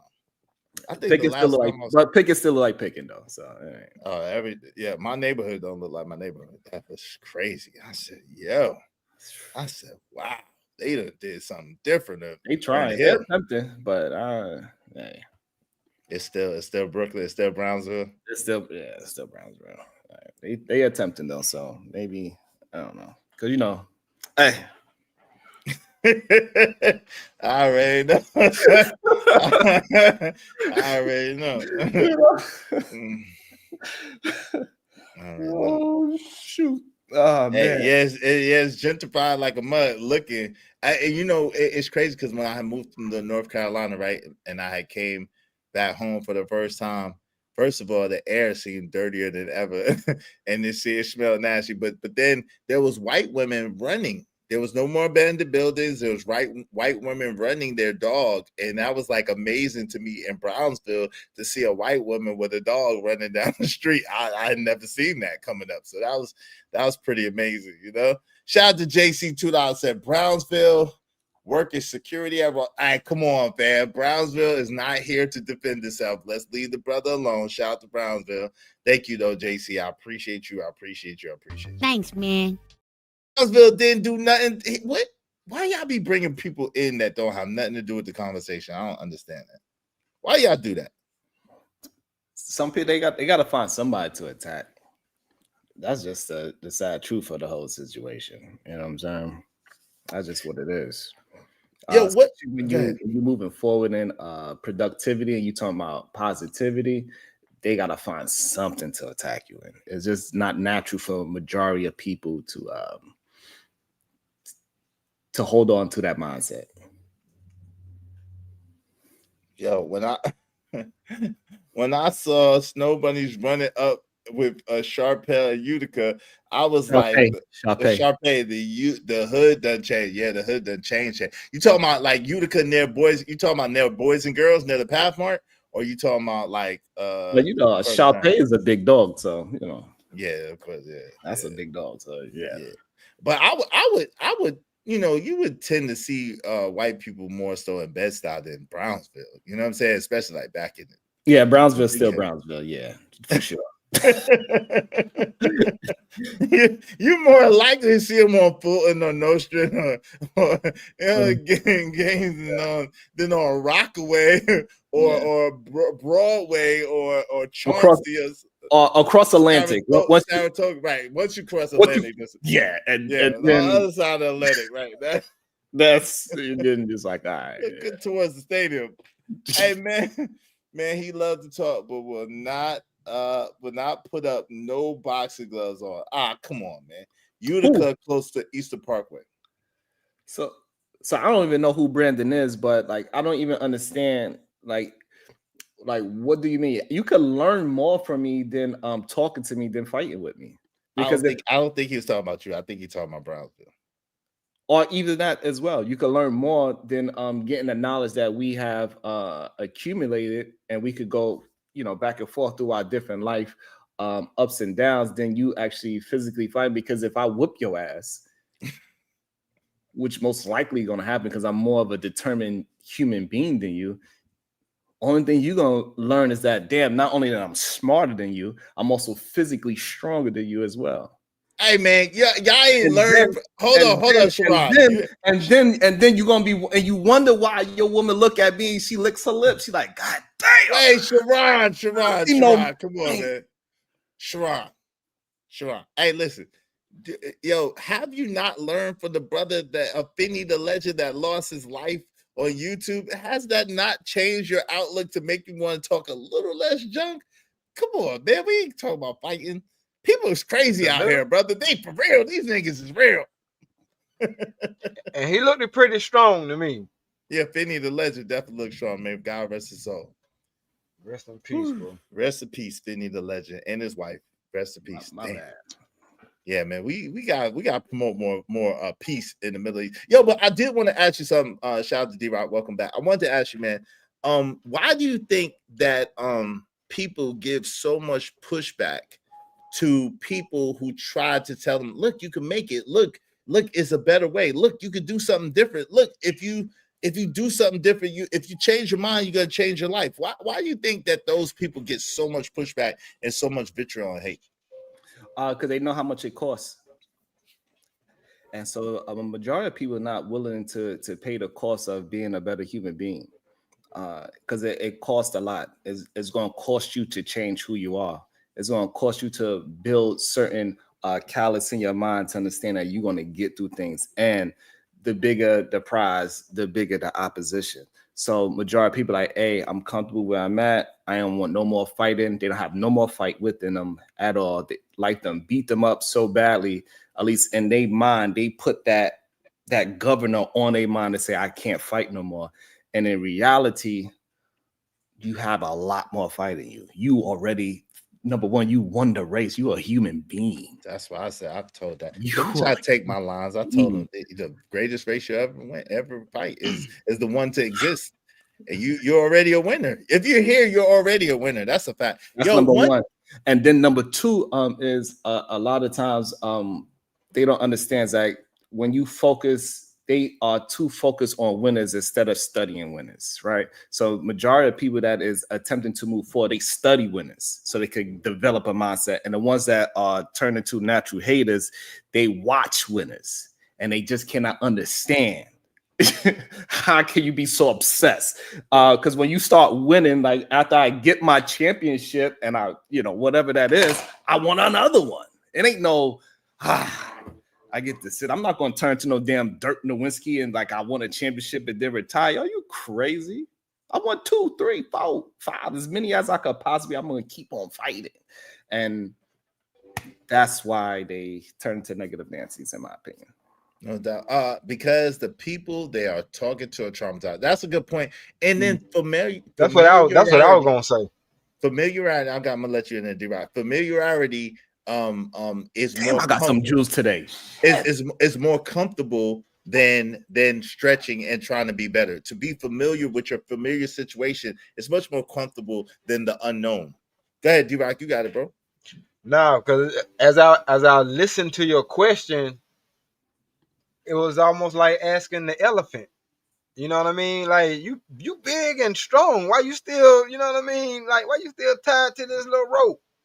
And they using a rope now. They ain't even using the chain that they tied you to, and trying to convince him that he can move. Like that's what I felt like the question was. And I'm like, that's why when Crown said that, I understood it. They traumatized. And so everybody's not gonna make it out. Everybody don't push past that trauma. You know what I mean? And you know what? Crown is a little bit truthful in that statement, though, right? Winners don't talk as much as me, right? Because majority of time, winners do not waste time talking with losers. They only want to be in the room with other people that think like them. So they don't really waste time to try to pull nobody. Winners don't believe in pulling nobody up. That's not necessary. It's true because somebody that is working hard, that is not pulling them up in the winner's mentality. You just didn't get to where I'm at yet. It's like, hey, I see you grinding. This is what you're doing wrong. This is what you could do to improve. That's not necessarily in both parties of the winners. You just not here yet because I got a time difference on you possibly, right? That's usually what happens. But winners in the real world, they don't come back and do what me and you do and have conversations with people. That's not necessarily so. It's true that there's some truth to what you're saying. You're not totally wrong, right?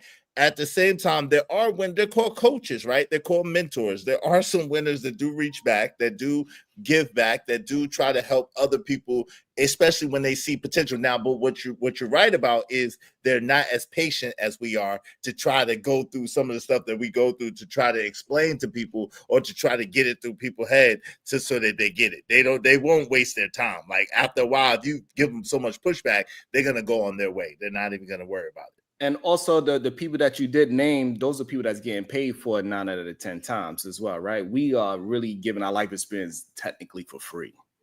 We're giving away the things that we teach our loved ones. We're giving it to these people that we don't even know for free, and they spit in our face. And this is, but that's why. And you know, sad to say, people gonna have to pay for knowledge, and that's just what it is. People do not appreciate how much you are actually doing. They don't even realize how much I changed their mindset. we having conversations with them, going back and forth and arguing. They don't even realize it. For some people, it is stuck in a mind to walk 15 minutes this way, 15 minutes that, and do 2 push-ups a day. And they don't even know that maybe a year down the line, they started doing it. They don't even realize that I helped them out. They didn't even realize I helped them when I said, hey, you got to stop that remedial rhetoric. And they started thinking like, damn, am I saying some bullshit? They don't even realize how I helped them. And it is when you say the things that you say, what, you know, they don't realize how much we attempting to be positive and productive with them, how much is actually shaping their life. It does help them, but it doesn't actually help the person that's provided the information. It don't help. It doesn't really help. It really don't. It does. But no, it does. It does though. Hold on real quick. It does though. I got you. It does though, because it helps us to remember. I don't know. I can't speak for you, right? But sometimes when I'm speaking to people, I'm really speaking to myself, and I'm speaking to that place in myself that needs to remember. You know what I'm saying? Like there's so much that I've absorbed and got and like last night, right? Even though I was getting so much pushback, I was able to get in a bag that I'm not normally able to get to because I can't, you know what I'm saying? You just don't throw these conversations on people, right? It's if they ask for it, then you know what I'm saying, you kind of give it to them when it's appropriate. And so sometimes some of these things I get to say, it's really a reminder to me, and it really helps me to elevate myself. Go ahead, D-Rob, my bad. Nah, I was just getting ready to tell Sharon, it just sounds like you need a permanent pat on your back. You gotta get a tattoo.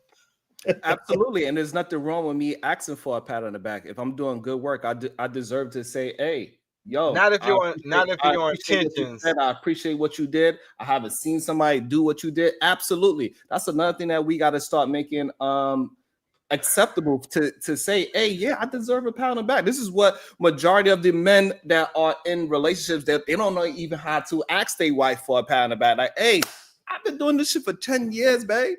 You know, during the last time you said you appreciate what the fuck I did."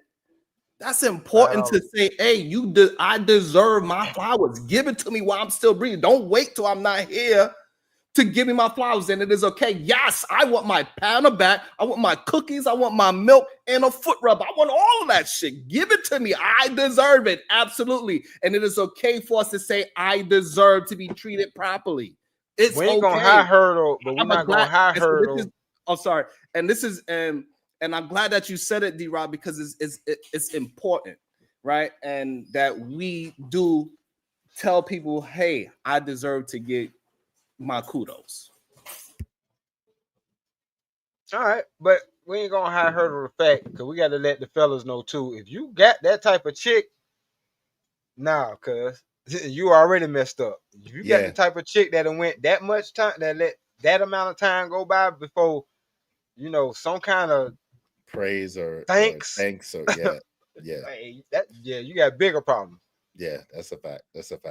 That's very true. However, a lot of times those things get swept under the rug and say, hey, you a lot of times the men that are moving productive, they say, hey, don't worry about that pat on the back, just keep on moving forward. Life is going to take care of it. No, you still got to get your verbal kudos too, if that's what you into as well, right? Not everybody wants verbal. That's a him problem, but that's a him problem then. Yes, and but what I'm saying, D-Rock, is that we need to get the men that are doing the right things and doing the results.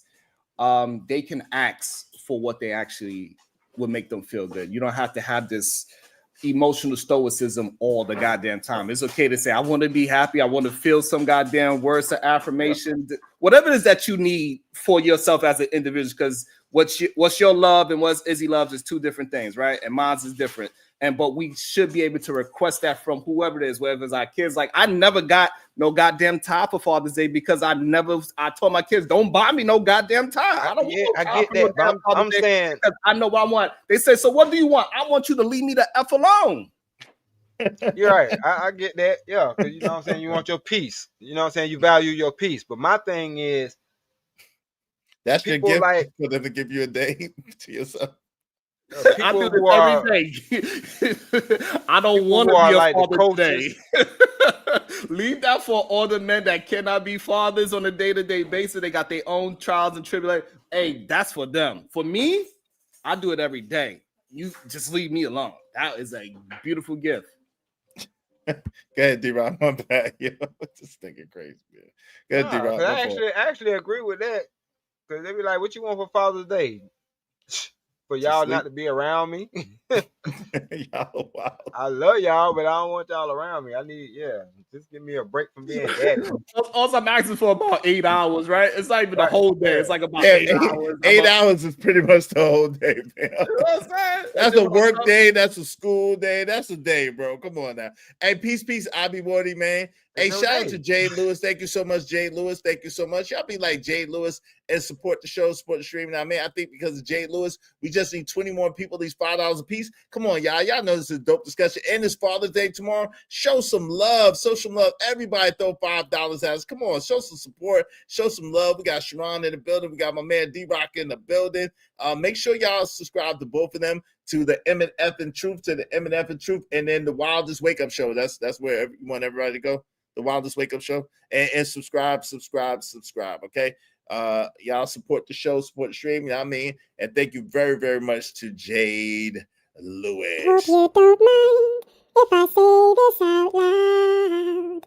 How wonderful life is, 'cause you're in the world. I love you. I love you. I love you. I love you. I love you. Appreciate you, Jade. Thank you so much. I love you too, by the way. You're not Jade Lewis. What the hell? Oh, I've seen you singing, so. Okay. Bipolar, man. That ain't much. He is Gemini, man. You did says all you need to know. There you go. It says all you need to know. Niggas and Gemini. It says all you need to know. You got the heat on in June, all right?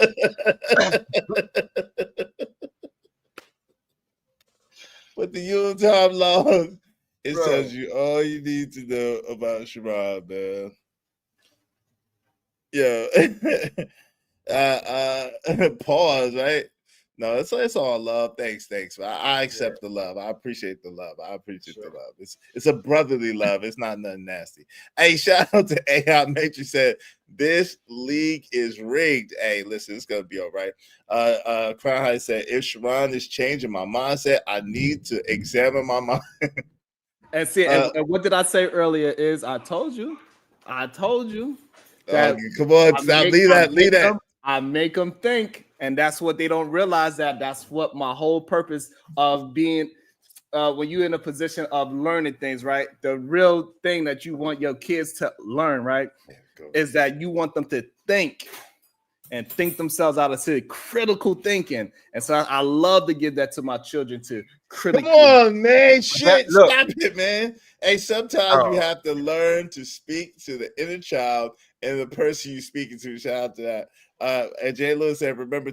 Leave. Yo, I'm gonna have to let Crown get you in a second, man. You doing too much. Shout out to Abby Wardy, $10 said, yo, when you get a chance, check out that short I just dropped. All right, shout out to my man Abby Wardy dropping shorts. Make sure y'all subscribe to Abby Wardy, man. Check him out. Check out his latest short. Thank you very much, Abby Wardy. I appreciate you.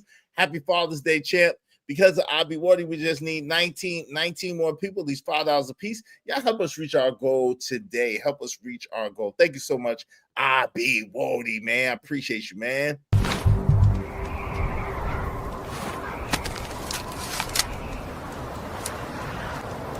God damn it, I like the way you do bit. I'm on my grind to get this money. I can't stop it till I'm filthy. With the wood, the people, Zebo like the rock. I drop. I ain't no trapper, I'm a hustler. See, y'all be trying to get me in trouble, man. Y'all gotta leave my brother from another mother alone. But in reality, though, they don't really want to. You know what I'm saying? They don't want to. They love to hear their dad talk, and so they don't really want to spend no money to get me.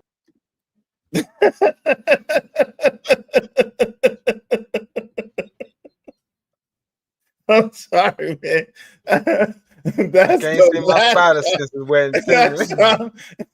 That's the last time you call a grown man he's your son. Give Sharon an Uber. Shout out to Sharon. Someone pay to bring Sharon back. Shout out to my man. I knew this guy. I tried to tell you, man. I know why you kept messing with him. Yo, shout out to Crown Heights Brady. I appreciate. Oh, he has food. He has food anyway. He's about to eat.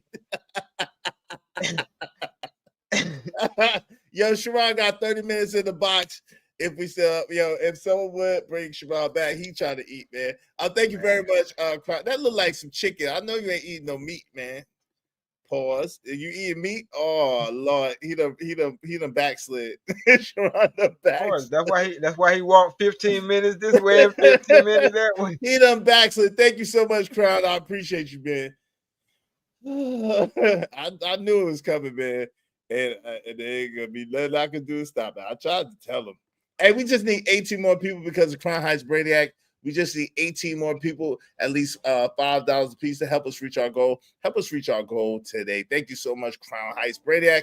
I appreciate you. I appreciate you. Y'all want to bring Sharon back? It is only $50. Where's the Wildest Wake Up crew? Bring Sharon back. Bring her back. Bring her back.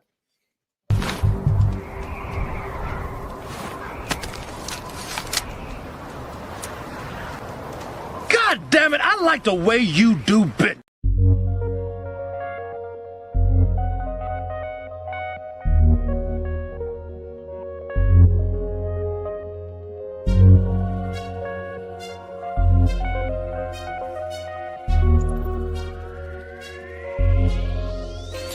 It don't matter what the situation, I'm just tryna climb any obstacle a nigga facing. See it through in due time. It's a marathon, you gotta pace it. You can't press rewind, you get left behind. Just grind and the rest be fine, fine, fine, fine.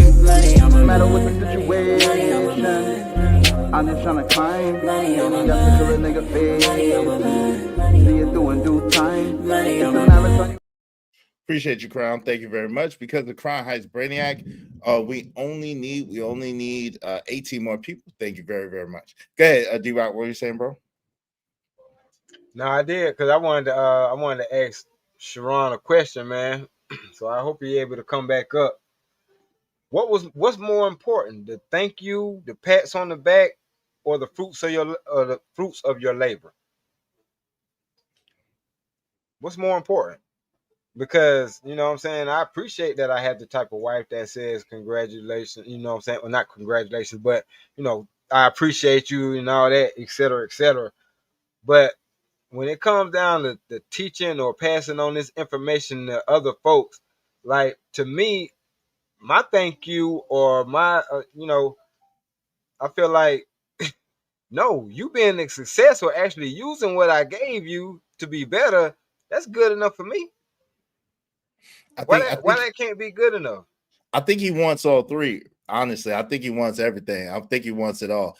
Shout out to Crown Heights Brand said, of course, the fruits of your labor. Shout out to Crown. Bishop J. Jermaine said the fruits. But if you in for the props, you ain't gonna be in it for long. Well, what's the thought about you deserve to have it all? What's that thought? Like what would be the problem of deserving to have it all, deserving to have your cake, eat your cake too, because it's cake, that's what you're supposed to do. What would be the issue with that? I mean, if it shouldn't be no issue with it. If you feel like you can have it all, then have it. But if you don't have it all, you proved your own self that you can't have it all. So my thing is, if you feel like you can have it all, go do that. And I think that was his premise. I think he was saying that he wants it all. He wants the props. He wants to be able to have the fruits of his labor, and he wants to be able to have the accolades or whatever the case may be. So I think it was all three. So let me tell you where the impossibility comes in. That you don't know how information or what you told somebody or when you told them how it's going to affect them or when it's going to affect them. You know what I'm saying? You might not be around for that. No doubt. Hey, Crown said, I want $1 million a month. Me too. If wishes were dishes, we would all be dishwashers. You can't have it all. You could try. You could try, Crown. I want $1 million a month too. That would be very, very nice. I would like to have $1 million a month too. That would be very, very nice. $1 million a month tax-free, trouble-free. I'll pay the taxes, but I want it trouble-free, $1 million a month. That'd be great. It depends on how you define having it all. What you mean by that, Bishop J. Jermaine? Okay. Hey, no, that sums it up right there. That's why I say if you whatever, because it depends on what you consider having it all. I just think it's an impossibility because as long as you got ideals, you're gonna want more stuff. And some of that stuff is not going to be attainable just by grabbing it. You know what I'm saying? Because it's millionaires who can't keep their chick. Still ain't got it all. You got, you know what I mean? So it depends on what you call all. Yeah, it depends on what you call all. But I think he was talking about in that particular sense to be able to have the love of his family and to be able to get the props for what he does and to have the fruit of his labor. So I think it was all three in that sense, to have it all in that sense. Well, I don't know. Like I said, that reflects you. Because if you pick, go ahead. No, someone paid to bring him back. He's in the back. Someone paid to bring him back so he could explain what he means. Someone paid to bring my man Sharon back so he could explain what he means. And hopefully he'll leave Crown alone so Crown won't kick him. All right. What's that mean? LOL. I know one millionaire that got divorced by Brittany Renner. We know the same millionaire then, huh? Damn. Well, we don't know if she filed the divorce. She's just the one talking about it. Does that mean that she filed because she's the one talking about it? Of course. Enough ain't enough. No way, not today. I don't know. Hey, but someone paid to bring Sharon back. Hey, we know them too, LOL. But yo, we don't know if she filed. Are we saying that she filed because she's the one that's talking about it? That's what it is. I'm saying she awfully quiet about it. She ain't the one who filed because she awfully quiet about it. I don't think she said too much about it. She just put it out there that she's divorced. Yeah, she's been speaking, but she kind of but in Islam, Islamically, they're not supposed to talk about the details of what happened in public. I understand that, but I'm just saying, even she moved like she didn't make that move. Like she was her. She did say, "You see, I'm by myself. You see, I'm by myself." Like 4 times, she did say that. I don't know. Absolutely. Do you think that Kevin Gates just found out that there was divorce on the BET red carpet? No. He knew it. He knew it. Yeah, he only married her to hit. And after he hit, he was like, yeah, I'm good on that. Damn. Say it ain't so. Oh, man, we talking about the same. Never mind. Let me shut up. I got 2 phones. One for them. One for his cousin to call him home. Oh, shit. His cousin pretty, though. Still, she cuz. And she claimed that she was a virgin. And they claimed they didn't know that they was cousins when they got together. Okay, let's say that is true. Now you know. You know today. Well, he married Brittany Renner. He was getting rid of her and marrying Brittany Renner. He wasn't together. They got kids together. They was together for years after that. I don't know, bro. I pushed up on a chick, found out she was my cousin. I was like, oh, I don't care how far down the line you is, you cuz. Dang. But hey, it is what it is. You know what I mean? No. We can't be like that, man. Kiss the cousins. We set the standards, you know what I'm saying? That's why I say team reflects leadership. Yeah, Freedom 557. I followed the Diddy trial to a certain extent. I think he going down. I think he going down like Frazier. Down goes Frazier. Down goes Diddy. That's what I think. I think that they've done a good job from what I've seen. Of course, I'm not in the courthouse, so I'm relying on other people's messages, and I'm trying to listen to as many different people as possible to kind of get the truth. Because when people are saying it, like they're going to say it with their bias, right? So whatever bias they have, they're going to say it, and it's going to lean towards whatever they believe anyway. So I try to listen to like 3 or 4 different people with opposing views so I could kind of come up with my own. And I try to listen to only people who's actually in the courthouse, right? And so from what I could gather, it seems as if they've done a good job of showing at least 4 predicate acts. So that means that he's probably going down. Shout out to the intolerable judge, Corey Love. Shout out to Corey. I haven't had a chance to watch Corey as much because everything going on, but shout out to Corey. Y'all make sure y'all subscribe to my man Corey Love TV. Crown Heights Reyes said, nah, I think he's not getting the RICO, but I think they're going to get him on the drugs. But that's part of the RICO though, bro. I think he's gonna beat. You think he's gonna beat the case? Why you think he's gonna beat the case? Freedom 557. Them people ain't really, especially if they gave him a plea for like 10 or 15 years. I don't think he's gonna beat it. I don't think he's gonna beat it. And then they're about to enter into. He had a cell phone that he held and that he was talking junk on. I think they're about to enter that into evidence, into the trial. So I don't know. My man Crown said, I know. So Crown, why do you think the drugs in possession is part of the RICO? Bribery is part of the RICO. Extortion is part of the RICO. Arson is part of the RICO. Witness tampering.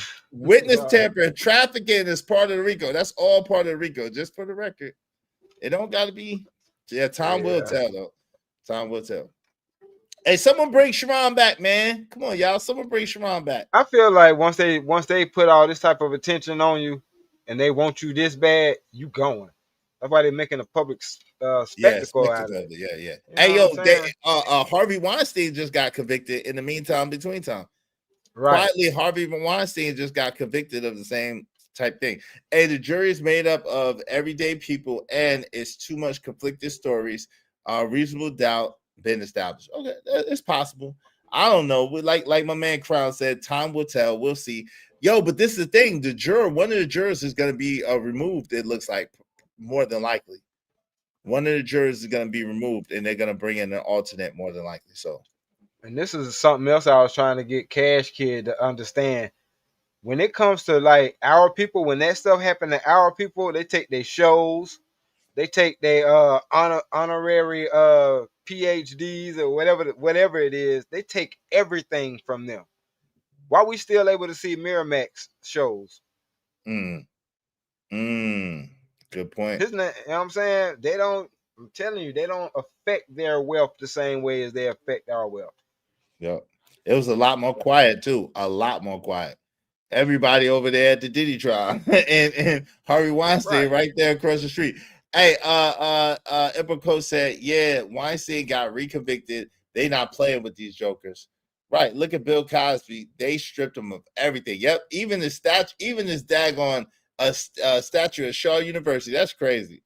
They done tried to give the man back his money. I'm like, Shaw, y'all can't give the man back his money. Y'all know y'all need that man money. Right. What y'all talking about?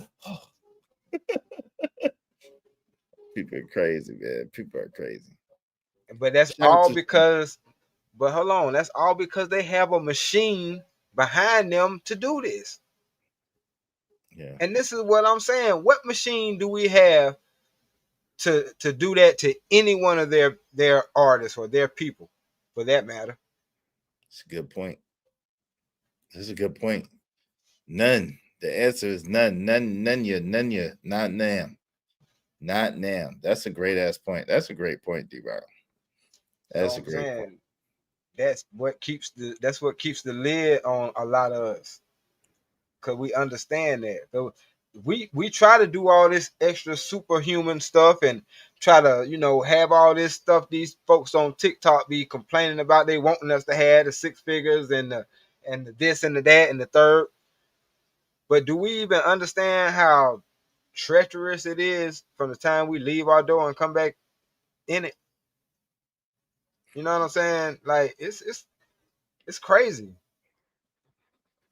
They talking about driving while black, walking while black. You know what I'm saying? Everything while black. And you wonder why a lot of us are traumatized for the most part. But like I said, we still, some of us, a lot of us still make it through. And that's why, you know what I'm saying, they're exceptional. Once again, they are exceptional. Because everybody don't make it out of there. And it ain't all their fault neither. You know what I'm saying? Especially when you lose your life at 18, you know what I'm saying, and stuff like that. Because think about it, we came from the era. We still here though. It wasn't by luck or by happenstance. No, we had to actively decide not to go down that route, right? Yeah, that's a fact. That's all I'm saying. That's a fact. Hey yo, welcome back, Clayton Bixby, aka Cash Kid, aka Woody Nichols. Hey, Robert W said they do all that and call it American. Damn. My guy Crown Height said, my machine is Keisha. Give her $5 and she'll make me look better than NBC. Shout out to that. He said, let me start. Salute. What's up, Cash Kid? What say you, man? Are you done with the propaganda? Nah, man. I'm just saying I couldn't enjoy the last season of House of Cards because of the Me Too movement. So I don't know what you're talking about. They took everything from Kevin Spacey. And you know, this thing with like the Me Too movement isn't just for black people. What? That's all I'll say to that. Kevin Spacey, bro. You know House of Cards, right? They took the last season, they gave it to the woman who couldn't carry the show, and I couldn't enjoy the show because they gave it to her. She got the lead. Kevin Spacey, have you seen him in any movies lately? That guy was like, he was out there. He was a great actor. He's a great actor, but he's not doing anything. It's just the same, man. Okay. The same.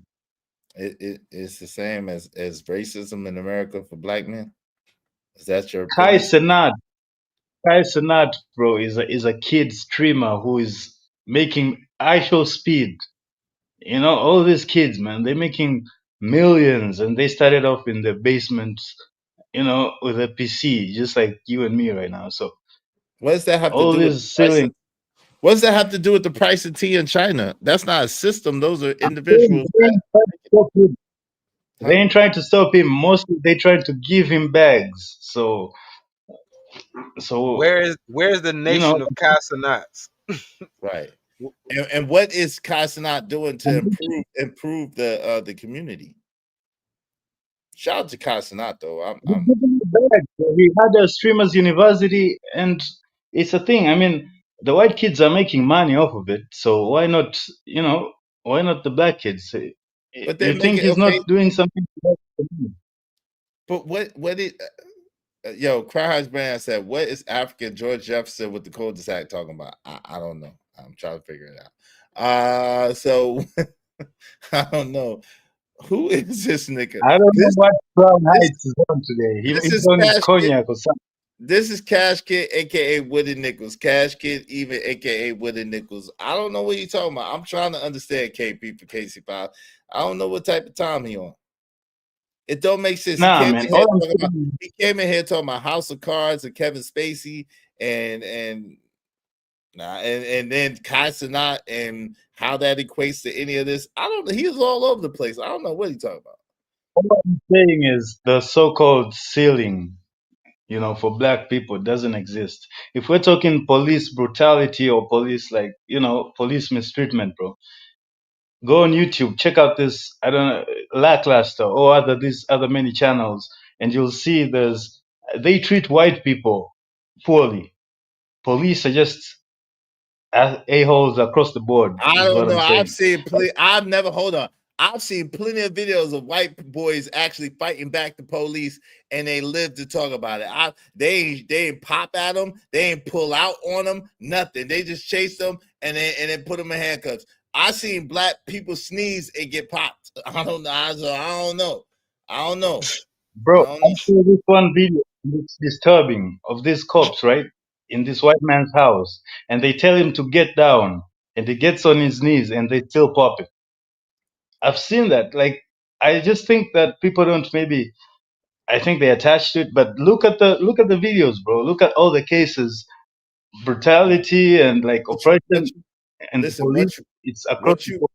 what you focus on expands. I definitely do not want to be watching police brutality videos. I'm good on that. This ninja ain't got cash either. Shout out to Crown Heights. Yo, Hey, by the way, that ninja ain't got no kid. by the way, Sharon shouldn't be taking shit when he's broke, bro. Can't even can't pay his own bail. Like, come on. Who can't pay their own bail? What are you talking about? Who can't pay I'm talking about the guy who's him out right now, who can't pay to come on and defend his points. Talking about Shea Aaron. Yeah, you wildin', man. Now you trying to go at Sharon? What is going on? I got D-Rock cracking up. You do, man. What is going on, man? Hey, yo, I don't know what this man talking about, man. Now you talking about Sharon. Sharon ain't even here. Sharon was eating and chilling. Like, how you gonna talk about someone can't pay to come back and you ain't never paid to come back? No, man. I was just watching. You said he was in the back, right? Like he was in the back waiting. He's not in the back anymore. He's not in the back anymore. That was a long time ago. Yeah. Okay. But he's a big YouTuber. It's not like I'm not. So we're not the same, bro. So I can clown him for his brokenness. As a big YouTuber like Sharon being so broke he can't pay bail. I did. Hey, yo, you wild. The Big Rex 77 said, Izzy finally provide that Zimbabwe broadband. I did not. That's how rumors get started. I didn't give that nigga shit. I ain't give him a god dog. I didn't give him a wooden nickel, man. Huh? No, he's just scammed me and used me for clicks, man. Used it to get money, you know. He Use you for clicks. It's okay. I'm paying reparations. I'm paying reparations right now, man. You ain't paid shit. Ancestors. People just don't for like my you. ancestors. Yeah, that's what he meant by he paying reparations. He giving the same amount of reparations that the U.S. giving out. Nothing. Nothing. Yo. Why is Cash Kid wearing bubble gooses in Tanzania though? I don't know, man. I thought that's where all the bubble goose went to Tanzania. Ooh, you got it. A triple fat goose, remember? Well, if I ever I don't need even confirmation, if I most ever of need your a references. confirmation that God loved me, I got it right. I got it today. I got confirmation that God loved me. Because if God didn't love me, He would have gave me your hairline. And who is talking? Why you have and maybe wear that coat online? Man, look. Hey, why don't you just I'm cut gonna it go pray off? right after this. Thank you. You probably be smooth if you just cut it off. Why don't you just cut it off, man? You dark skinned. You What might be you like, talking about, bro? I got a full head of hair. You guys, No, you don't. No, bro. Hey, you got to add that haircut to your list, is I seen that short. You ain't got a full head of hair, bro. You don't. You got a half a head of hair. Both of y'all. Put that between the Gumby and the rat tail. Redo that short.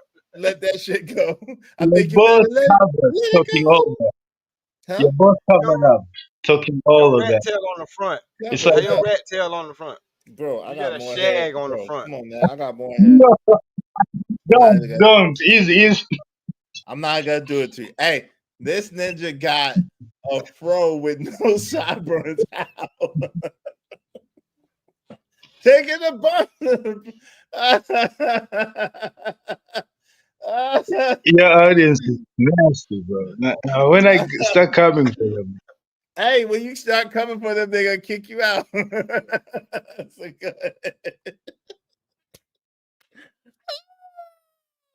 I mean, Robert Dub looks like a big bag, like the ultimate big bag. Like his profile pic is the poster for big bags, you know, looking like he's holding some, bread sandwich, bread between bread. That's a grown man. What you mean? That's a grown man. Yo, he'd be a king in your country. He has sandwiches. He'd be a king. Look at that guy, bro. He looks like the gorilla people are talking about 100 verses. That's Robert Dove. But anyway, man. You don't even know how to roast, man. You gotta chill out, boy. Boy, he said, boy. Boy, if you don't get your boy head look like he wear plant helmets. I'm just saying, I'm glad I ain't got to pull no bitches with that hair. Cause I wouldn't be able to do it. I'd be complaining too. I wouldn't know where to start. Get a hat, man. I never complained about it. By the way, why don't you? I mean, we saw the travesty. We kind of got a peek into the travesty that is Easy Bands. What about you? Just a little peek. Let's see how far that five head goes. He got five. It go way back. It go way back. But you see how I had a line though? It's a line. It's a connect. You see how that line is kind of straight to where you How are y'all talking, bro? How are y'all talking? You know? Because we don't have, bro. Hey, how are we talking? Bro. You know the reason you're covered up. Bro, hold on. Look at this. Yeah, well, I see it and shit. I see it. I see the. Oh my god, bro. No.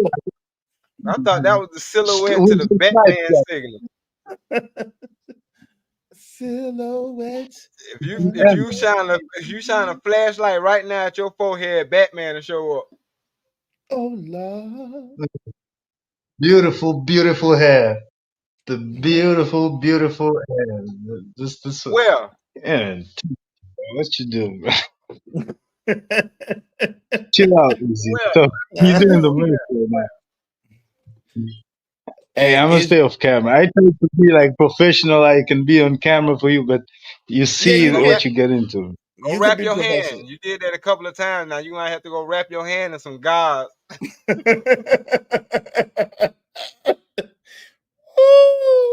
Brillo pads.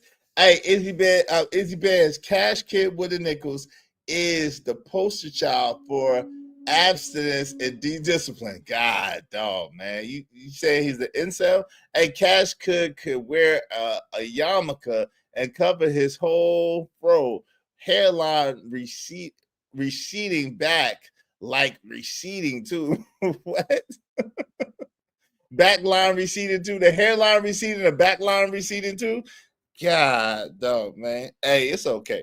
Cash Kid, y'all got clippers there, right?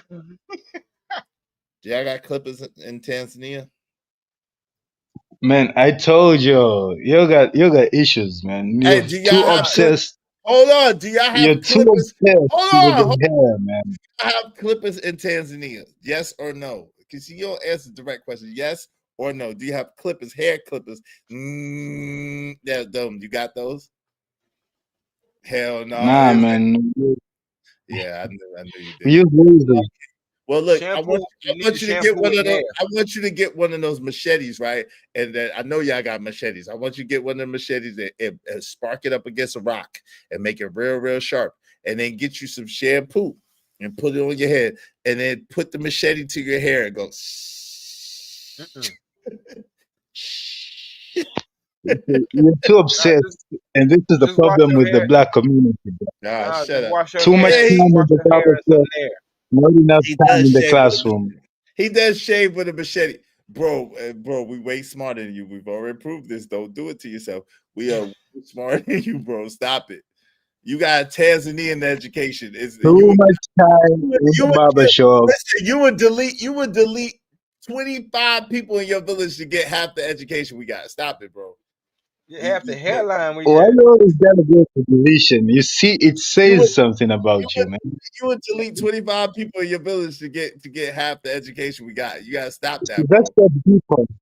That's hip hop talking. You would delete 100 people to get the water we have. So please stop, bro.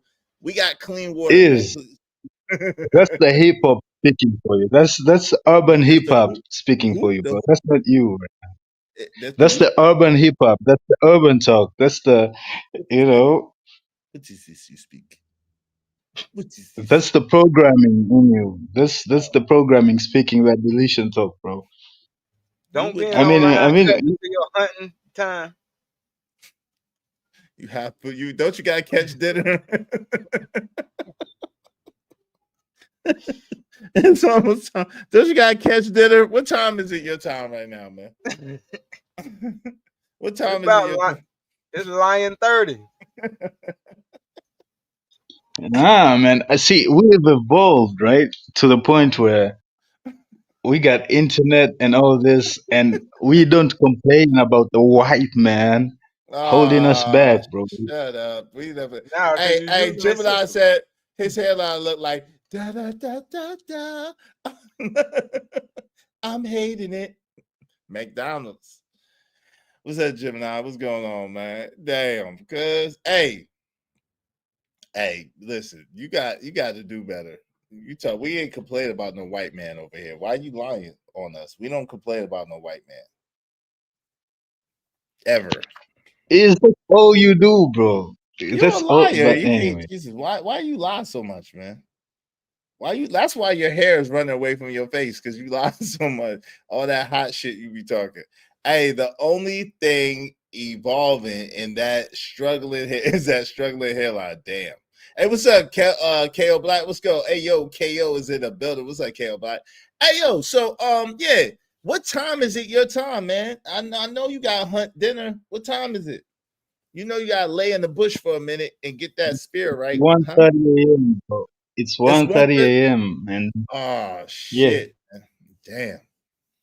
Damn. Man, you gotta get breakfast, man. What you gonna do? The big hand is the spear, and the little hand is the warthog. When they match up, then it's time to hunt. What'd you say, Cash Kid? Nah, it's okay. Your ignorance is showing, bro. But it's okay. Now I'm saying, what time is it over there? It's 5:32 p.m. where I'm at. 5:32 p.m. where I'm at. Yep, middle of the evening, nice and bright outside, raining. Yep. So you always do your streams in the daytime, huh? You're old man, you sleep early, huh? I have a child, sir. It's the summertime. What are you talking about?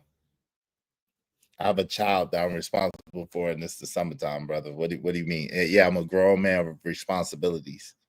Yes. No, I'm just saying you're an old man, so you sleep early. You can't do the late night streams, and you can go hard like that. Sir, let's go to Cash Kid's channel since you want to talk. Okay, hold on. You did this to yourself. You want to play with me? Do you really want to play with me? No. You did this to yourself. Cash Kid, aka Wooden Dickens, Cash Kid Even. Let's go check out Cash Kid. Who has so much time? Who has so much? I'm gonna give you a shout out. Cash Kid, who has so much time on his hand. Matter of fact, I'm even sub to your channel. Yep.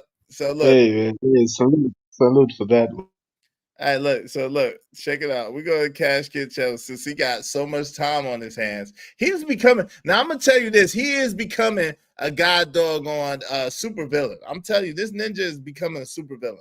All right, so let's go to Cash Kid. Let's see how many. Okay, so Cash Kid got all this time on his hand, and he only has 81 videos. Nah, I noticed he hid the hairline of the avatar. Yeah, he did. He has 1, 2, 3 live streams, and he has a bunch of shorts. And a bunch of shorts got me in them. Wait a minute. A lot of these shorts got me in them. He's become a super villain. I can see it. He's becoming a super villain. I can see him. Look at his evolution. Look at this. It's looking like a psycho. Look at him. What was that? What is this? Damn, son. Your hairline look like a heartbeat. What the freak? He's becoming a super villain. Look at him. He's becoming a super villain. Look at him. Oh, shit. He's going to become, oh, shit. Man2 the hero. Oh, shit. He's becoming a super villain. I can see it now. Moon2. What's Moon2, bro? Okay, Moon2. Whatever. Oh, shit. What is it? African for broke? What that mean? Oh, shit. This nigga becoming a super villain, yo. Like what? Broke man. Most views he ever got in his life. Oh well, this one, the Superman one, is most views. The second one is me. Look at it. Then he go get me again. He get me again. He get me again. He get me again. This man, he gonna become a super villain. I see you, sir. Salute, man. Salute. Sir, Shut up. Salute to you. I'm Oh, gonna no, need you. I'm salute to you. I'm gonna need you to get off your lazy African shit. Get off your ass and go to work. You listen. Let's go to Izzy Bear's channel because you want to talk about me and what I do. Let's go to Izzy Bear's channel because you talking Izzy Bears. Hold on, Izzy Bears. Let's see what Izzy Bears that did. Oh shit, Izzy Bears that got god doggone 800. Wait, hold on. How many damn videos is this? Hold on. Izzy Bears Izzy Bears done did 661 videos. And guess what? I did more than that. I erased mad videos. And that's why I don't got 1 million views, because I erased mad videos. Let me see. I got 742,240 views, 661 videos. And I just got here. I meant to look on how long. Wait, when did you join? When was that? I can't read it. Your ass joined. Hold on. I just joined. I started my channel in February of really March of 2023. But I've been on YouTube since 2022. Check it out, my homie. Let's see. What's this dude named Cash? Okay, let's see. I meant to look at that more. You've been on since 2015. You was a lazy bastard. You was a lazy bastard. Nah, I was a spectator for the most part. That's what you do. All you do is spectating in life. You was a lazy bastard. You've been on since 2015. You got only 81 videos. Man, get your life right, man. Get your life right, man. You gotta get your life together, man. Don't be no super villain. Get it together, man. Get some hustle about yourself. Get some work to you. Come on, man. The hell? D-Rock. No, I'm on it. D-Rock blowing you out the water, and D-Rock do it part-time. D-Rock do it part-time. He blowing you out the water. See, you the least productive person here on this panel right now. You the least productive person on this panel right now. Huh? You talking junk. You don't got no excuse. You don't got no kid. You don't, hold on. Hush. You don't got part-time. This is part-time for me too. Yo, it's part-time for D-Rock. Look how many videos D-Rock got. 671 videos. D-Rock got more videos up than me. Look at D-Rock. And he been up here. Look, D-Rock got 671 videos. Way more. Man, come on, man. You lazy, bro. You lazy, man. That's all it is to it. You can't even talk to us, man. Lazy, right, nigga. We lazy. You all lazy. Right. He's a boy. He's a lazy boy. You lazy, bro. I'm ashamed, man. Come on, man. You gotta get some hustle about yourself. You don't have no kids. You don't got no girl. You ain't got no hairline. Yo, you got plenty of time, man. It's not like you gotta fix yourself up. You just get up and go.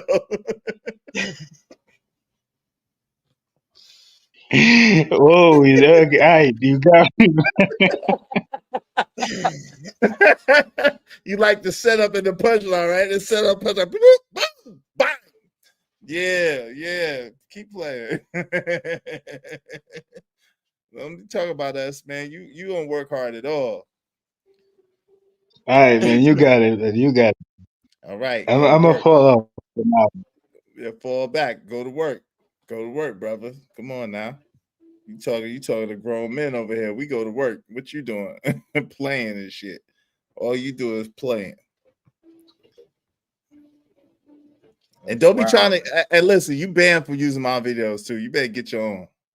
Don't try to use my shit. Trying to get props. Nope. He ain't got no kids. He ain't got no girl. He ain't got no money. But hella opinions. Though. Come on, yeah, do it like that. He got hella opinions. Yeah, that's all he got is opinions. He got a bunch of those. He got a bunch of.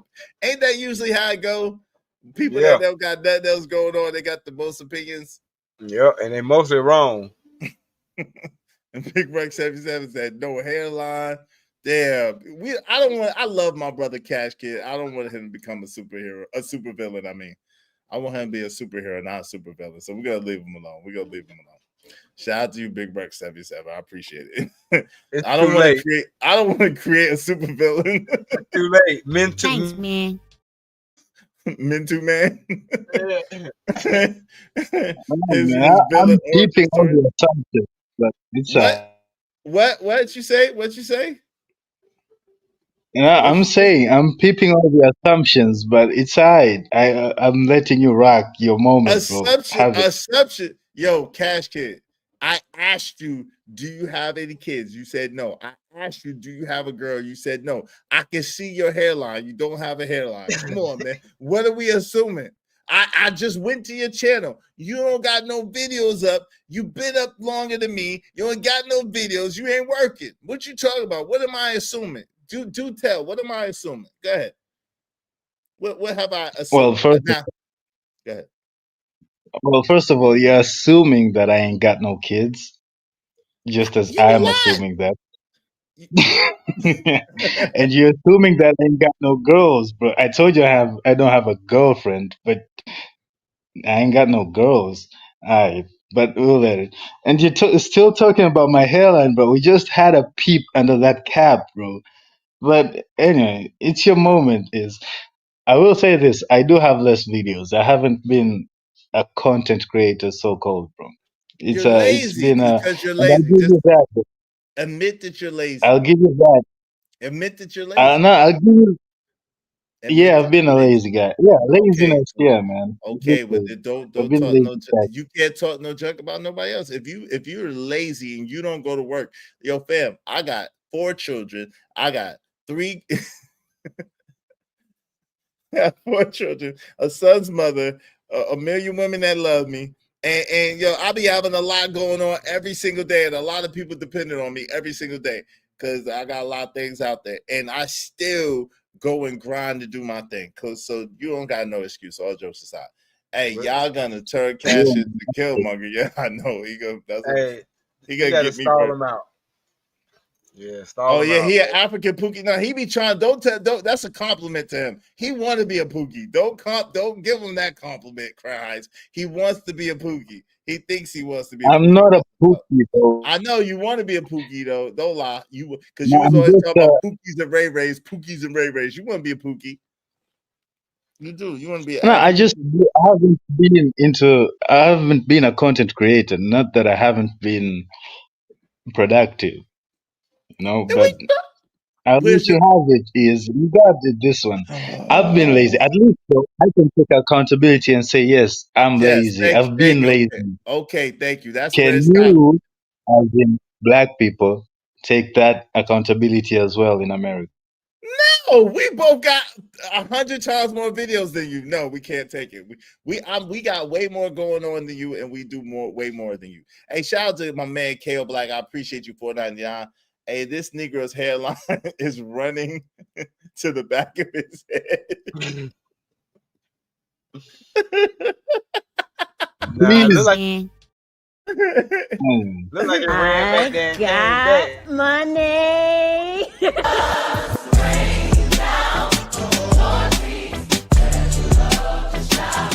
Yo, what you say, D-Rock? My bad, bro. My fault. Nah, you good. I said it looked like his hairline ran back, then came back halfway, turned around and came back.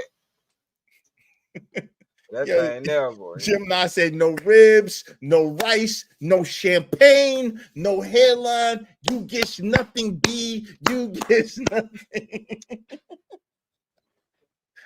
You get nothing, B. No ribs, no rice, no champagne. Yeah, that was dirty. Cameron was dirty for that. When they all have left is shame, you know you got them. He trying to keep you saying the black. No, we can't say that. We can say that we work hard with what we got. We can say that we turn lemonades from lemons all the time. We can say that we make scraps into damn magnificent masterpieces. That's what we can say. Yeah, of course, when it comes to your side, you're gonna say that, and that's the black supremacist. Oh, okay, no. I'll say the black supreme, the brand, the black supreme, talking. But anyway, I think just be like Kanye and be like, oh man, black out, go all the way. Hey, the first time and the last time I ever take advice from a nigga with no kids, no girl, no hairline, no money will be never. I'm never taking advice from you. What are you talking about? Relax. Yo, his hairline coming back faster than Flash trying to turn back time. Yo, shout out to Big Buck $72. Said hairline runs like the cheetah used to. Yo, man, leave that man. Why y'all jumping that man? Stop jumping him, man. Leave him alone. Stop jumping him, man. That's my boy, man. Leave him alone, man. No, man, it's your question with hairlines. It's something I'm still studying it, but I understand. Hey, I'm trying to get him up. Hey, don't correct me. I'm trying to get him up off you now. You might want to relax. I was trying to get him up off you now. I don't think it's fair to get jumped. You don't want. Okay, so relax. You were trying to stop me from stopping them from beating your ass. I don't understand. Right. No, let them whip me. Let them whip me. Oh, it's okay. What you want? I'm trying to stop them. Jesus, you don't even want. See, this is what's wrong with you. Now, when you sit here crying and shit. But that was just a microcosm of trying to help black folks, and they can't take the help. A lot of them can't take the help sometimes. Nope, they can't take the help. Yo, D-Rock is on his BS right now. No, you self-sabotaging, brother. Hey. You were self-sabotaging. You lazy, you self-sabotage. You sound like a nigga to me. Really?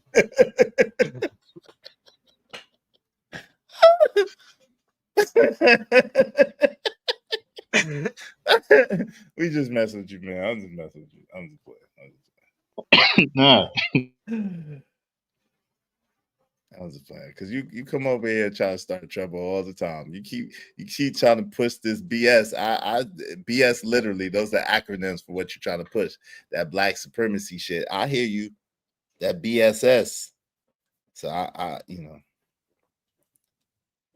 BS. I'm trying to kick that BS. They got off that hairline. They getting back on their nose. Somebody said Somebody said they know where the Sphinx nose went. Man, I like to fell out this chair, man. Damn. God. Shout out to the Sphinx. I can't talk about noses though. My nose is just a little bit on the interested side of things. I can't talk about nobody's nose. I ain't gonna do it. Can we move on from hating on African features, please?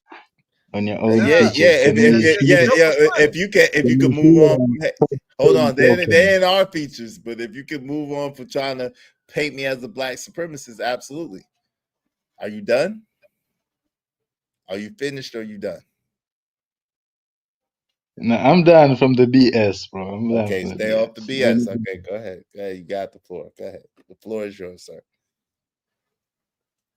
So yeah, man, just to bring it back to the topic, because I think people are getting ahead of themselves.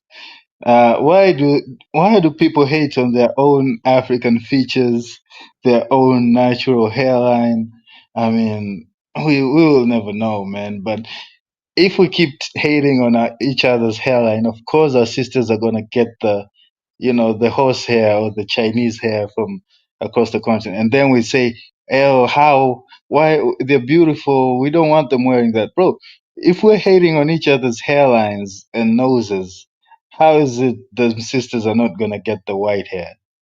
But anyway, Wait. my So mic are is. you? Nigga, what? You lost your rabbit ass mind. So are you? Yo, what? Are you? What? Yes. Are you trying to kick You in knowledge? Africa. You don't know what's happening down here in these motherfucking streets. To kick knowledge? Hold on, fam. Number one, bro.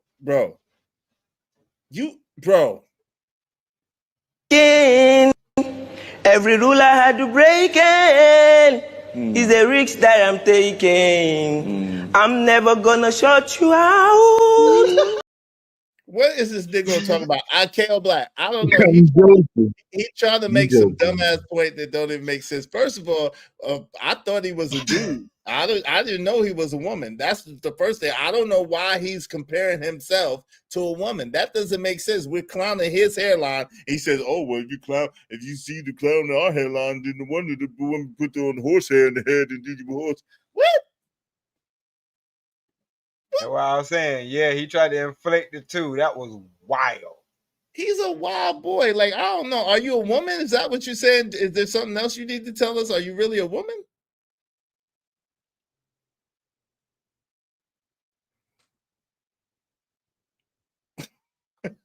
The only person ahead of themselves is Cash Kid with that forehead and receding hairline.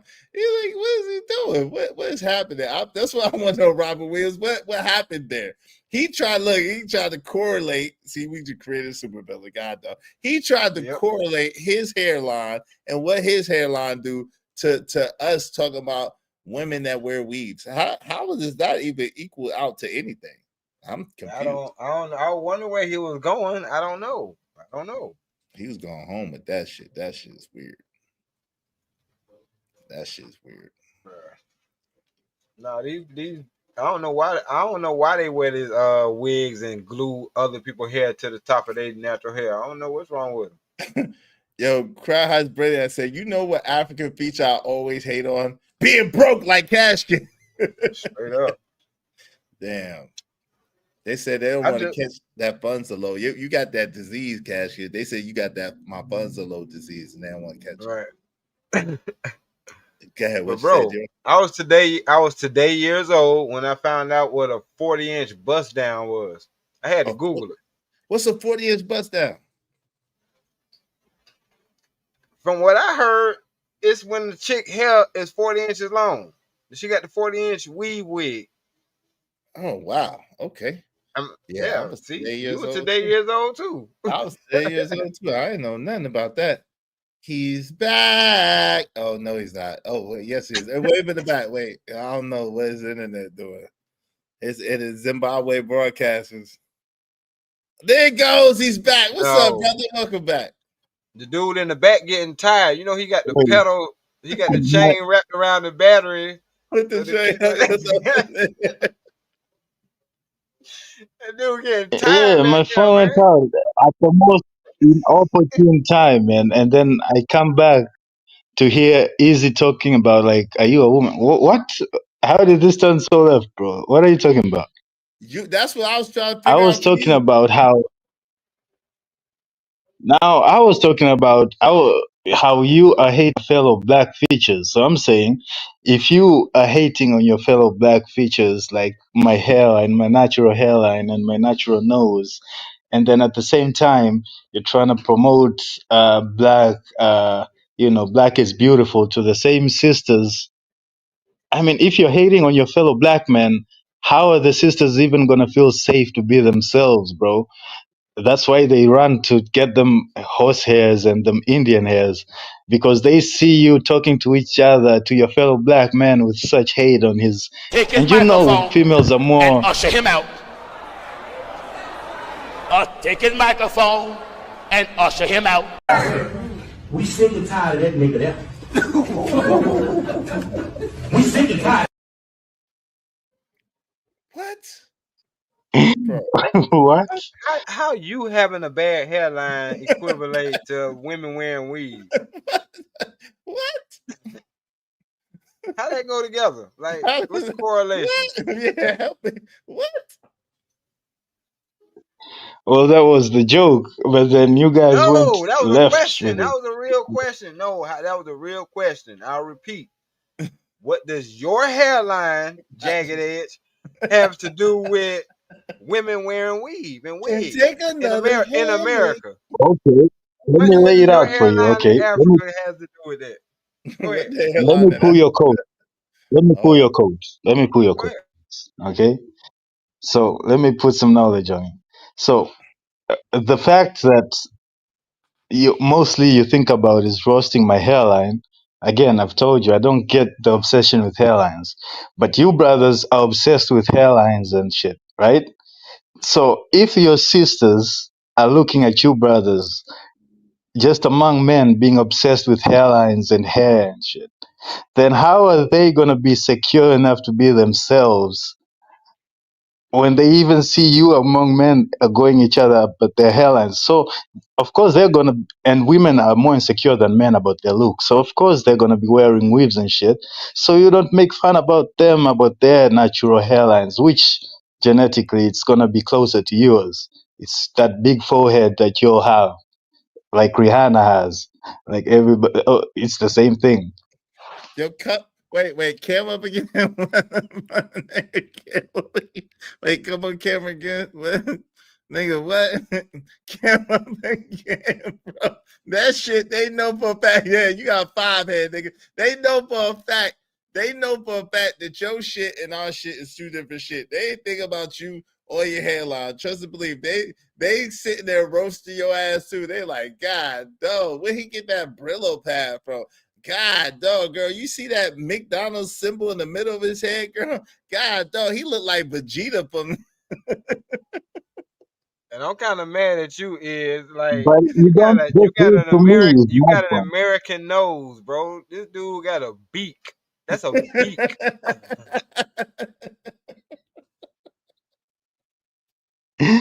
But that's why your women go for them.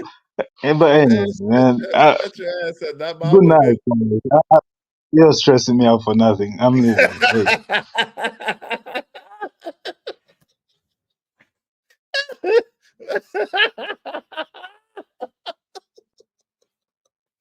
Will you troll the troll?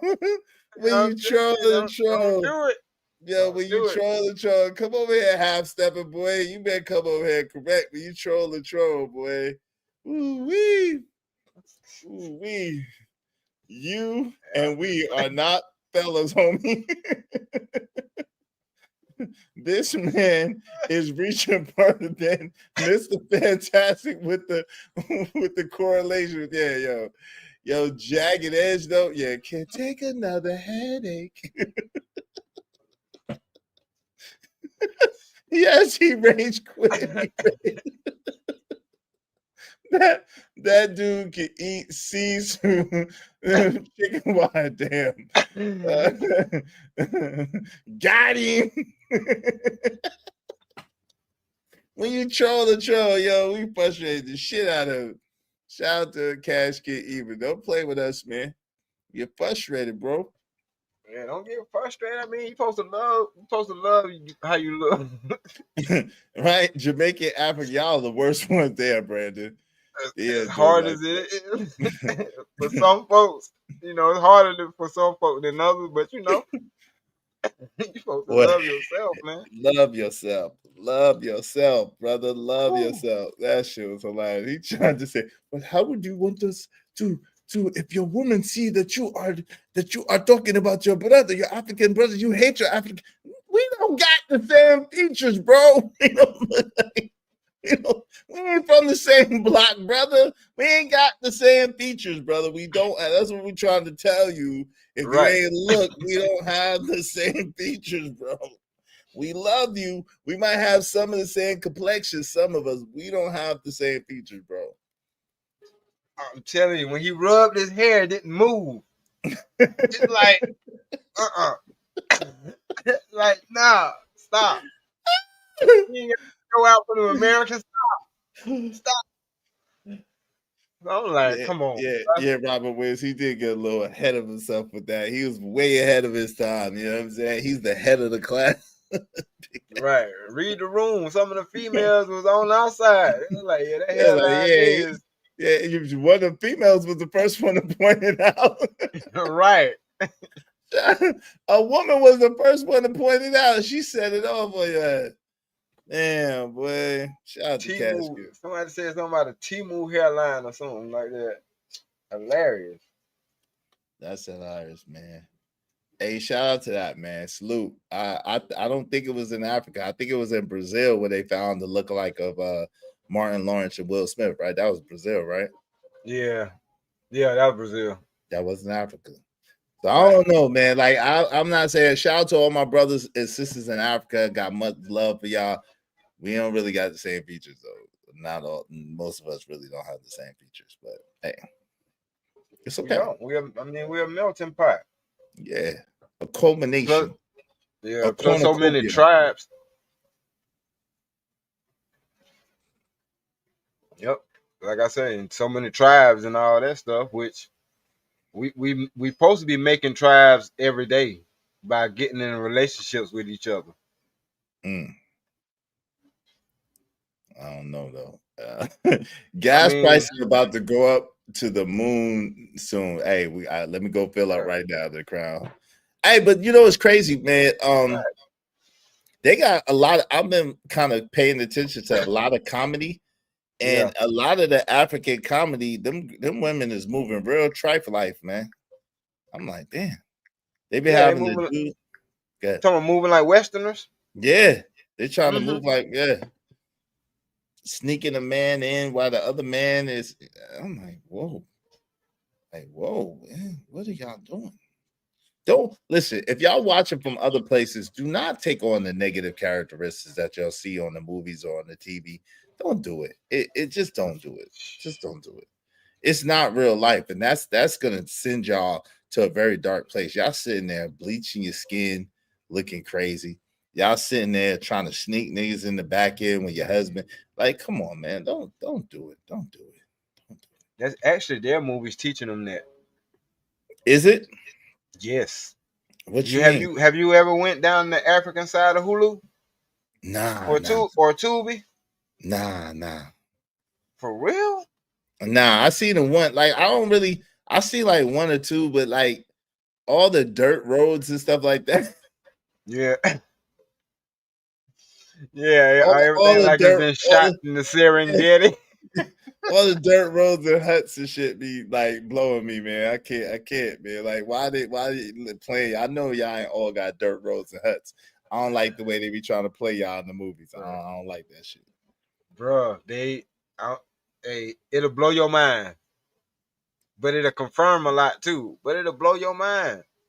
I seen the one joint with the dude. It was like an older man. And he had these wives, and he had a young wife that he liked the best.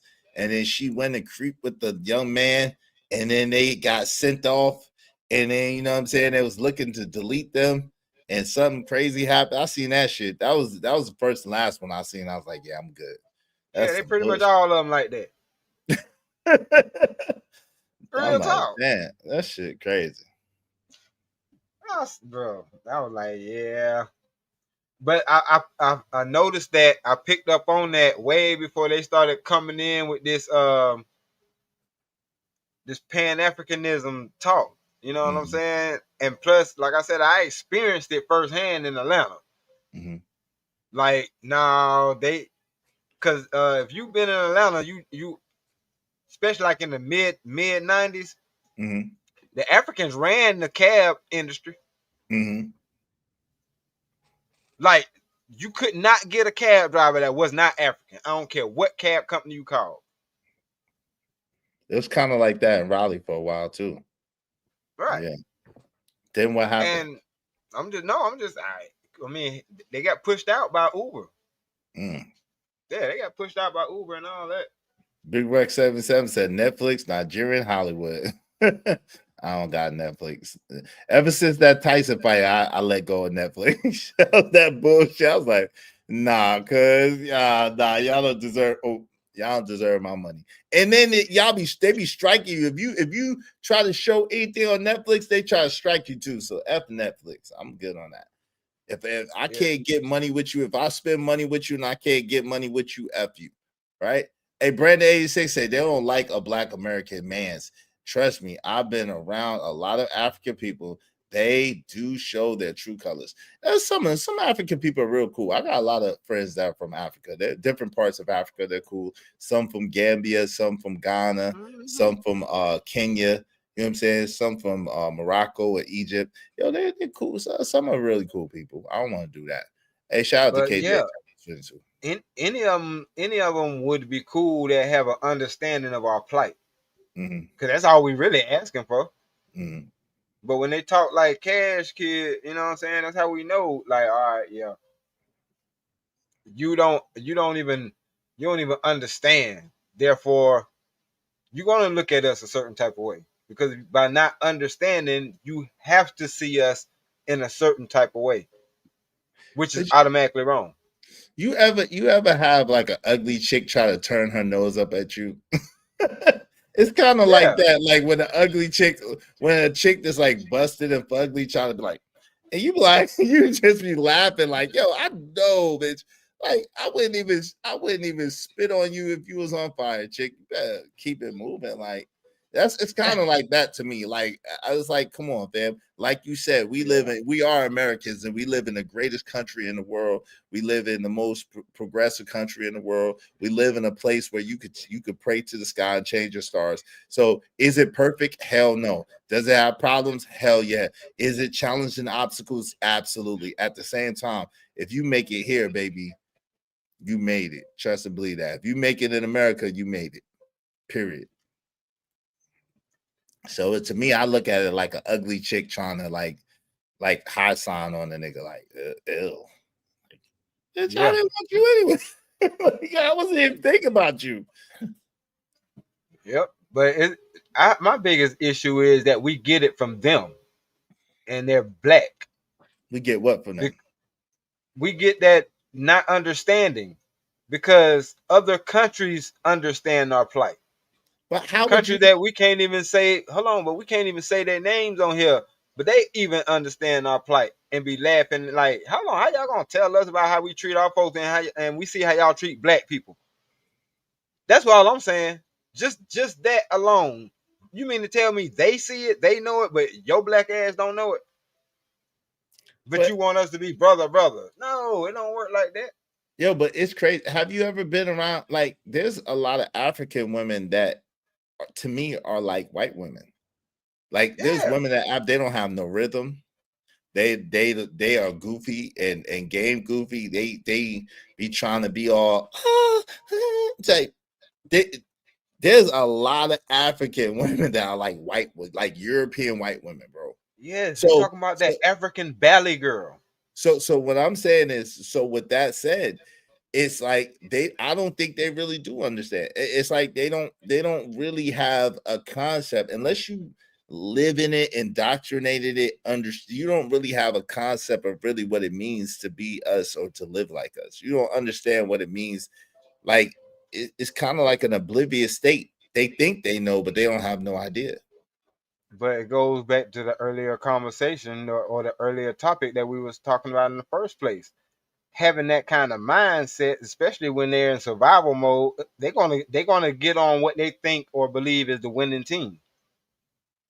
That's all that is. They just trying to integrate themselves into what they think is the winning team. That's why you really can't. Smart. I mean, you can't blame it. I mean, it's smart, right? Right. I can't blame them until it goes overboard and they start talking mess and forget their place or whatever the case may be. Like, we know what you're doing, you know what I'm saying? But now you taking it overboard, talking about we ain't this and this, that, and the third, or what, or they ice is colder. What? No, it don't work like that. We understand you're fearful and you're in fight or flight mode, survival mode, etc. Yeah. Survival mode, right? And you're doing what you need to do. And really, the truth is, when the monopoly board is occupied, you have people fighting for the few properties that's left. And so it's a competitive thing as well. But yeah, Robert Williams said, yeah, everyone that comes to America is taught black folk is your enemy. Right.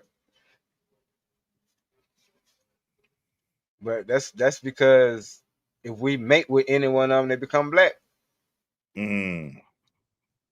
But that's what I mean. That's all. That's what I was saying the other day. A tribe. Only thing a tribe is you and the people that you create. Point blank. Period. Yeah, that's actual factual. I mean that's a fact. Tribe is you and the people that you create. That's a fact. That's factual. So with that being said, women don't really have to have no loyalty. So we don't really get mad at them because, like I said, they're in survival mode. They don't have to have loyalty. They're with whoever they decide to be their man. You know what I'm saying? But what do you mean by that? I'm confused about that. What do you mean when you say that? It's their choice at the end of the day. Right, but when you say if they was to get conquered, they wouldn't have no choice, right? Okay. So if they're in survival mode, they put themselves in survival mode. Survival mode means I don't have a choice, or they're going to think as if they don't have a choice. So they're going to succumb to whoever the dude is, like I said, who they feel like is the winner. I ain't saying that is right or wrong, but that's their nature. So how does that serve us, or how does that serve? You know what I'm saying? They don't have to serve us, because at the end of the day, our race ain't the only one that's intermixing and intermingling. Okay.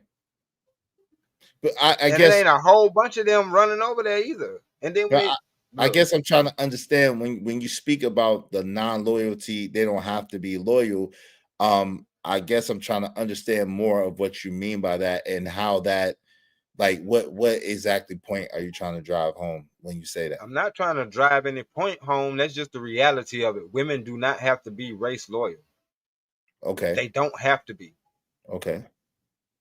Because if whatever the race is, get with a black dude, the child gonna end up mixed. But if that mixed child mates with a black child, then we go again. We back to black again, right? If a black man mixed with anybody, that child is black. Well, that's my point. Yeah, so that's my point. Okay. It don't matter if our women are loyal, which they should be. Yes, that's what we hope for. Mm-hmm. But in the grand scheme of things, the women of all races still entertain black men all over the world because they understand. They have some kind of understanding. Okay. I'm not saying how that's going to work for us or not work for us, because my thing is, if they're not all women, why would we care where they go? You don't. Right. And they for the most part, I'm not speaking for all women, but the ones who said that they're not our women, why would we care where they go anyway? We don't. All right then. Yeah, we don't. I mean, we don't. Yeah, that's a given, right? You can't, like, you know what I'm saying? You can't claim somebody that don't claim you. That's crazy, right? That's insanity. Why would you claim somebody who's not claiming you? Why would you be loyal to someone who's not being loyal to you? Don't make sense. Hey, y'all, we just need 17 more people, at least $5 a piece. We're probably going to close down the show in 17 minutes, ironically. So support the show, support the stream. I mean, dope discussions deserve dope donations, compensation for the conversation. Let's do good business. We've been grinding for y'all. We've been on almost 5 hours. Support the show, man. Support the show. Help us reach our goal today. Definitely some dope topics, some dope discussions. Shout out to my man, the MNF and Truth. Make sure you subscribe to him. Shout out to Sharon Bracey. Make sure you subscribe to the Wildest Wake Up Show. Hey, give Cash Kid even a subscription and give him a hard time, because he need to go to work because he's lazy and he just be talking. Why be loyal to a liability? I mean, that makes sense. But this is the thing, right? When it comes to women, I don't really like introducing women to most topics, because I understand what y'all saying, and y'all not wrong, right? At the same time, as a man, you shouldn't choose to be with a woman that's a liability anyway.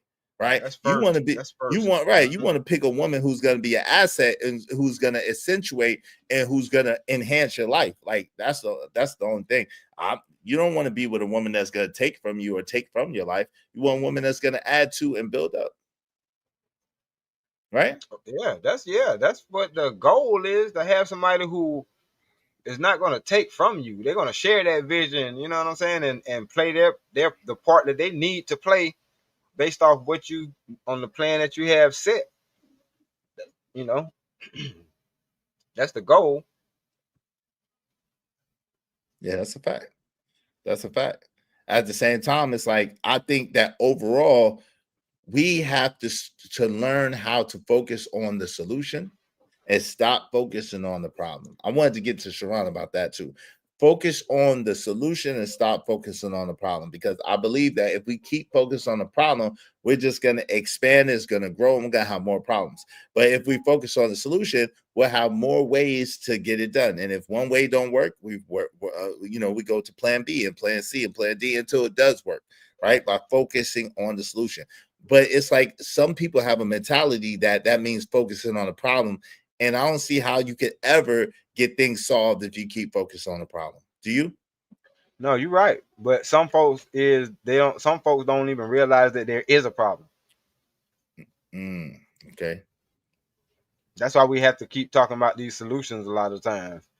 If you think about it, sometimes we have to go down these so-called rabbit holes because we're trying to explain to somebody who don't even see that there is a problem.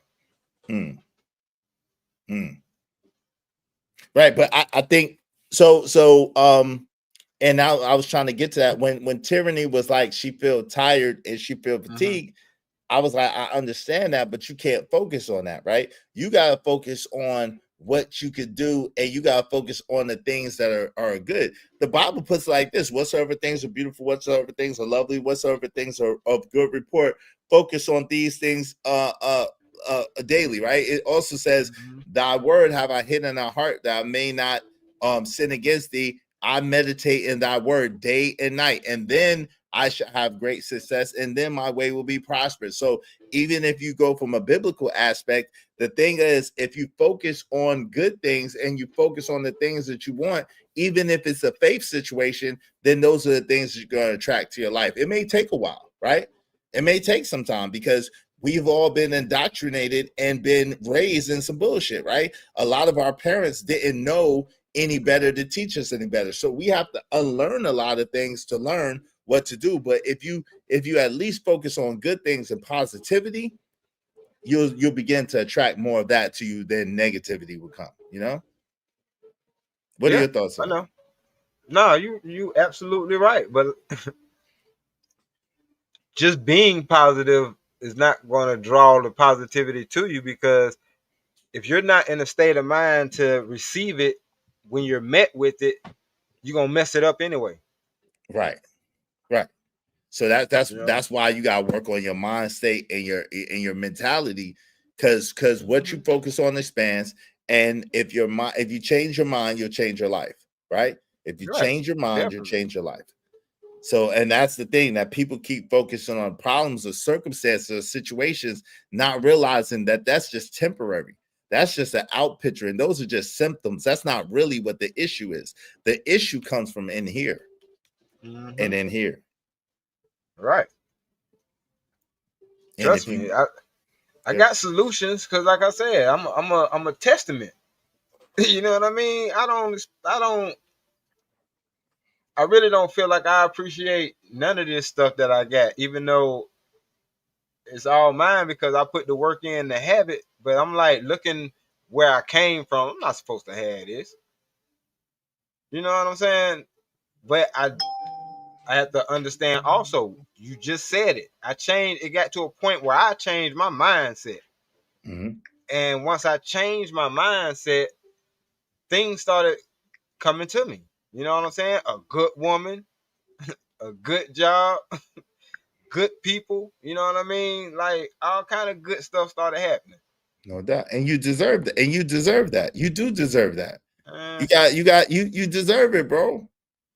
You deserve it, and you got because if you keep feeling like you don't deserve it, then you're No, eventually I gonna know. lose. Like I said, I know I deserve it because I work for it. I have it Exactly. because I work for it. Exactly, and you worked on you.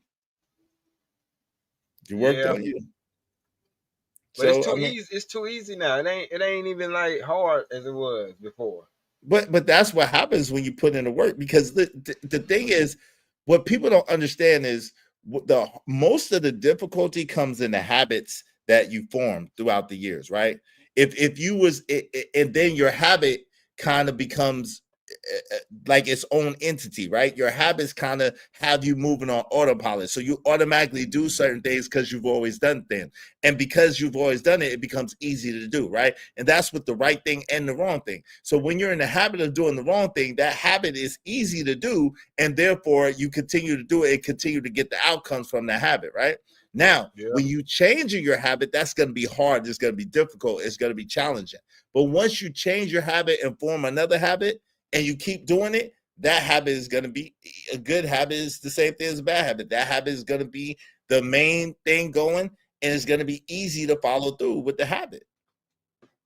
That's how that goes. Yeah, I guess you're right. Yeah, guess like, you're right. Yep.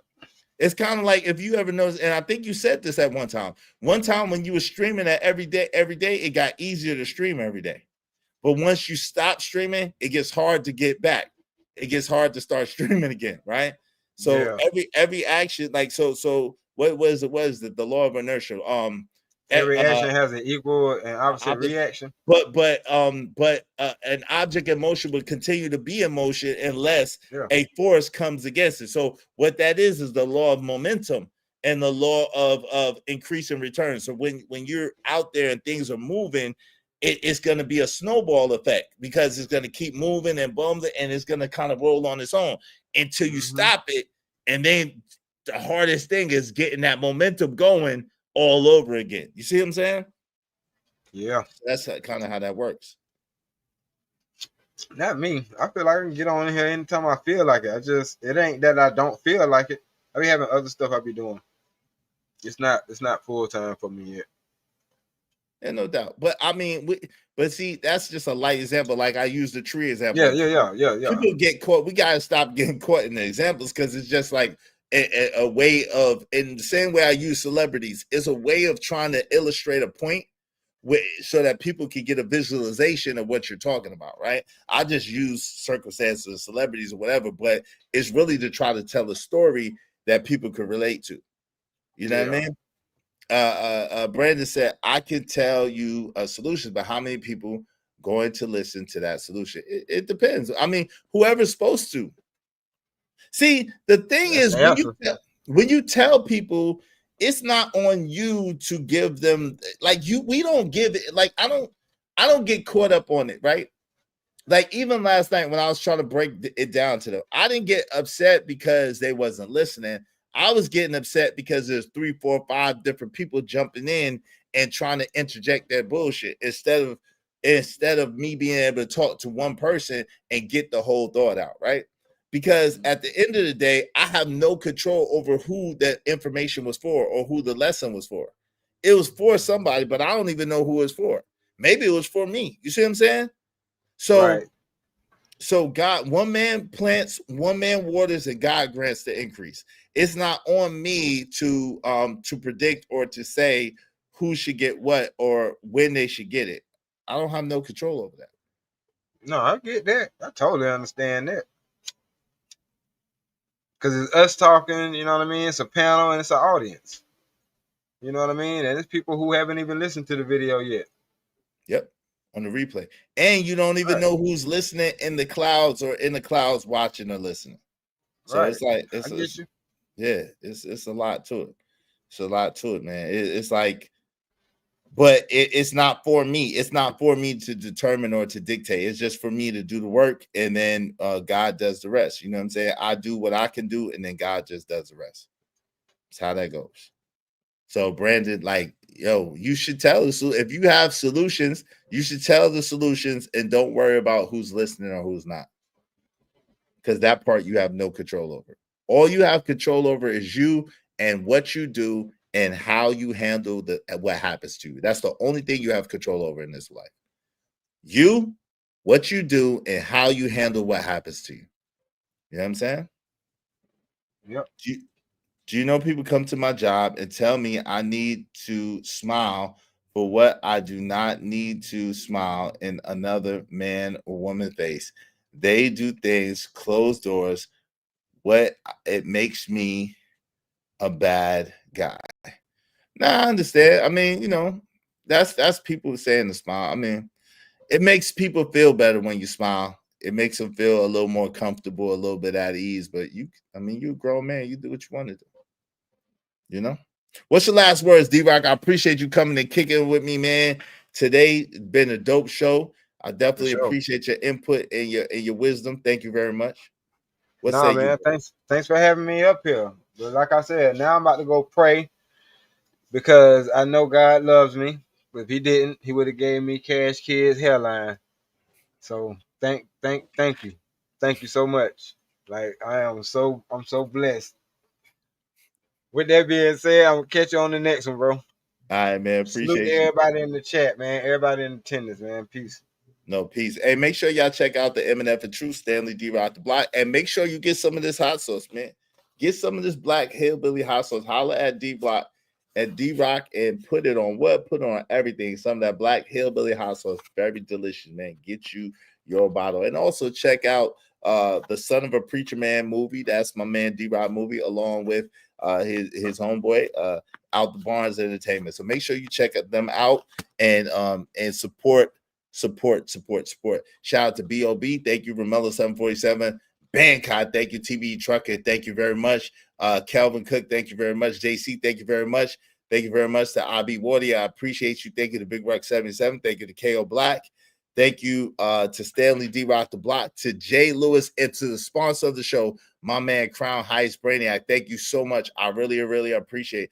I need to put that on my jersey. Yeah, you definitely do. Holla at D-Rock. Yo, this is that sweet heat. This joint tastes mad good. This is that sweet heat hot sauce. So make sure you get your hot sauce and put it on what? That black hillbilly hot sauce, and put that hot sauce on what? Put it on everything. Holla at Stanley D-Rock the Block.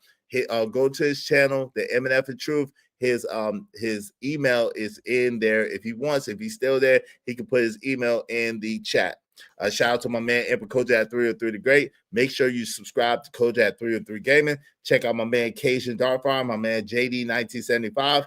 Go ahead, subscribe. I appreciate each and every one of y'all. Much love to y'all. And maybe we'll be here tomorrow. I don't know. But yo, happy Father's Day to all the fathers. Happy Father's Day to all the fathers, man. All y'all brothers who are taking care of y'all kids. All y'all brothers who are in your children's lives. Shout out to y'all brothers. Salute to you. Happy Father's Day. My brothers to the kings, man. Salute. Hey, thank y'all very, very much. I really appreciate each and every one of you. Shout out to DJ Witch Doctor. Make sure y'all check out DJ Witch Doctor as well, who I got that stream from, who I was on the stream last night. And I appreciate y'all, man. Happy Father's Day. Say my guy, KJ Eternal 22. Much love to y'all. I appreciate y'all, and we out.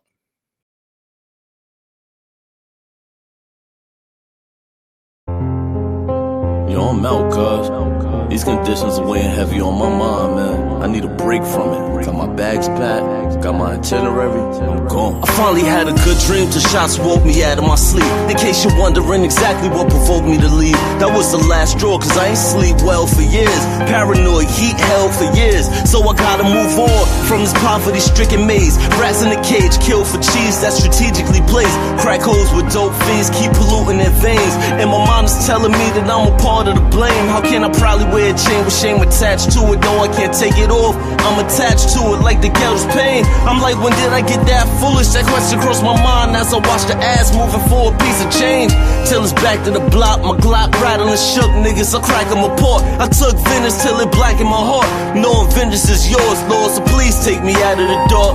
So baby, I'm gone, you know that I'ma always love my hood. And I'll never be gone for good, but I gotta leave here. It smothers me and I can't breathe here. Just need a little time with some clean air. So baby, I'm gone, you know that I'ma always love my hood. And I'll never be gone for good, but I gotta leave here. It smothers me and I can't breathe here. Just need a little time with some clean air. So baby, I seen kids clip while on a little trip to the store. Who would think a trip for eggs would be a trip to the mall? Crawl on memorials or covering the bricks on the walls. This is common when you're living with conditions of poor. With poor liquor, let it spill on the floor. The more niggas we lost, I'm gone, niggas. You're never gonna see me no more. I love you dearly, but the hood is like a lost effort. Nobody cared before, Draxi got to go measures. Saw him leaving forever to find a life a little more better than yours. I can't stick around to witness how far did we fall. I stood on corner, spring, summer, and fall. Went to position in the semi, of course, any liqueurs in me. I'm on a quest for more millies in my repertoire. Forgive me, but I gotta take off. I'm sick and I go on from niggas to gods. Really the hood's in me, but baby, I'm gone.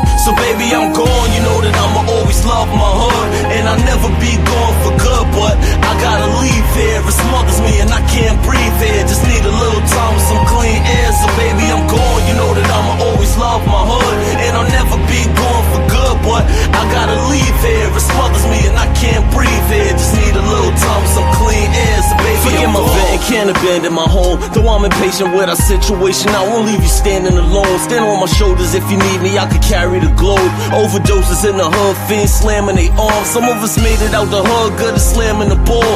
Others stand in front of cams and perform for all y'all who chose abandoning laws to make it. I wore the same shoes on the corner slinging the day shift. So I'm back, needed a vacation from the monotony of poverty blocks I hated. So I'm riding for my G's who play the bench on the daily spit flames until the yellow tape layers the fence. When the boys come, we don't run, we wait for them and say it's defense. Till we're finally arraigned and we're pinched, hanged and lynched with razor blades marking down the days on the wall. But if the bell comes, baby, I'm gone.